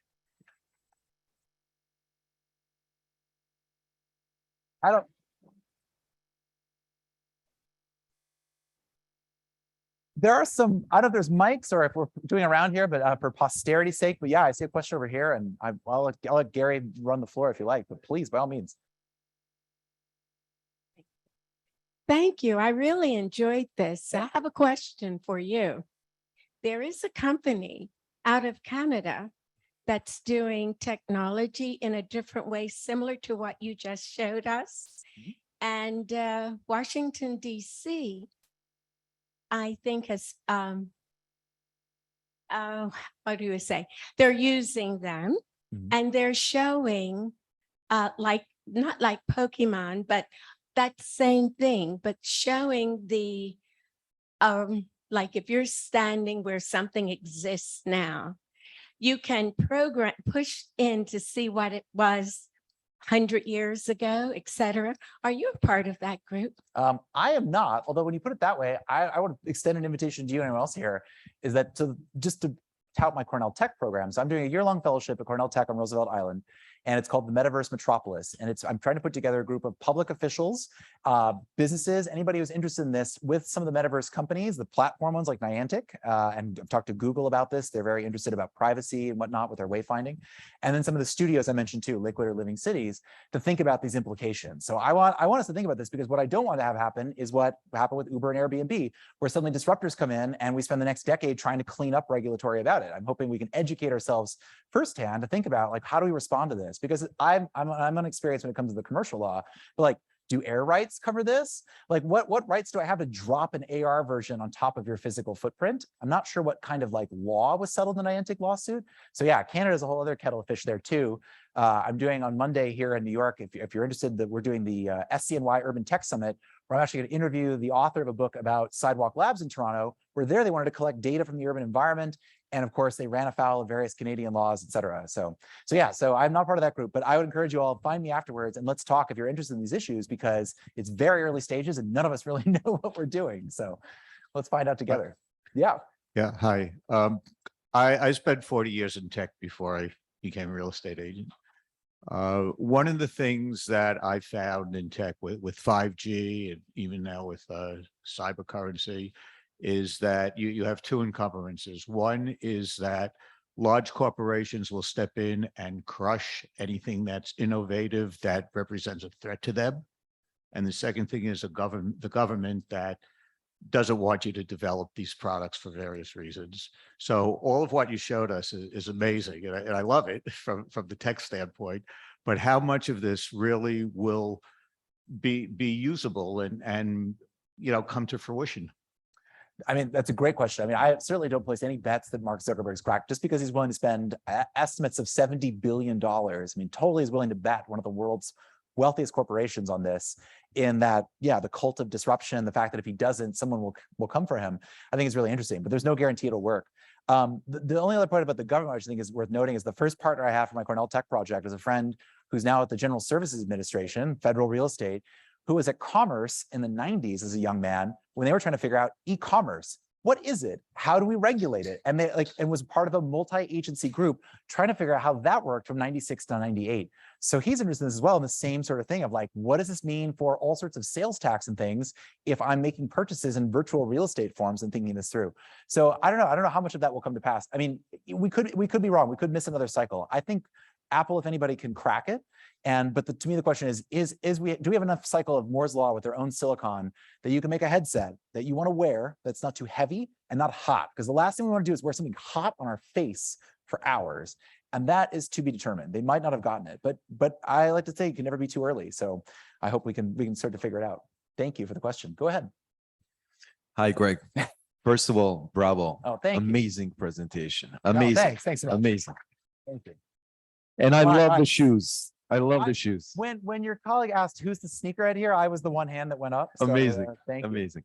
So hearing you speak, one of the things that came to my mind is 1992 book written by Neil Stephenson, Snow Crash, where the word metaverse was at least recorded as the first time it was used.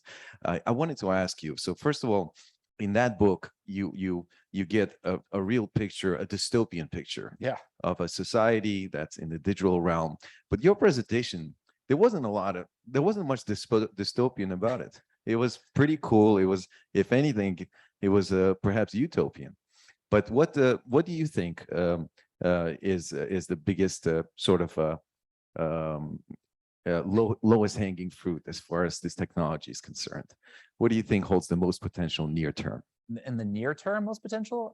That is a great question. I mean, gosh, when you put it that way, I mean, I guess, I don't know. I mean, partly what we're working on at Climate Alpha and the other various tools, I think there's two things. I think there's a lot of work to be done in developing the next generation of risk tools to help us really understand climate disruption, geopolitical disruptions, the increasingly complex interplay. So here's a great phrase, which I've started to use. Adam Tooze, The Economist, calls it the polycrisis. Like we can't unentangle the Ukraine war from climate change, from heating. I just saw, for example, today, the BBC has put out secret scripts if the UK has a massive power outage and they lose internet and all services for days. Like that's how bad things are in Europe right now with like their energy shut off. So he coins is like, how do we unentangle the polycrisis? And so perhaps we need, one answer is, I mean, we could fix that stuff, but the other answer is we need better tools to solve it.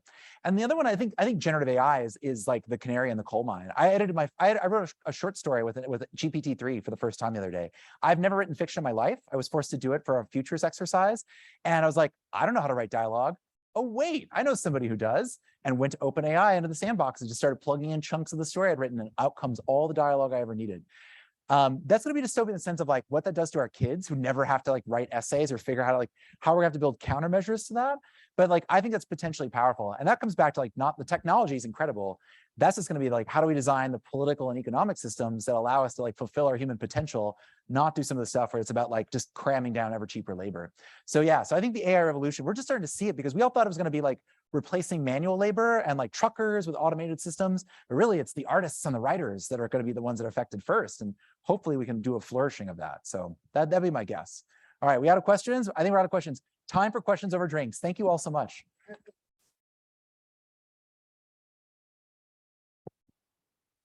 Ladies and gentlemen, thank you so much, Greg. Another round of applause. I mean, come on. So I'm just going to wrap up now. This is the 16th annual Global New York City Summit. We want to thank everybody that's been a part of this, not just our sponsors and our affiliates, not just our members in the associations, not just NAR, New York State, but everyone that's been a part of this from day one. Of course, Hudson Gateway, Staten Island, Canada, Long Island, Greater Bergen, North Central, Liberty Board.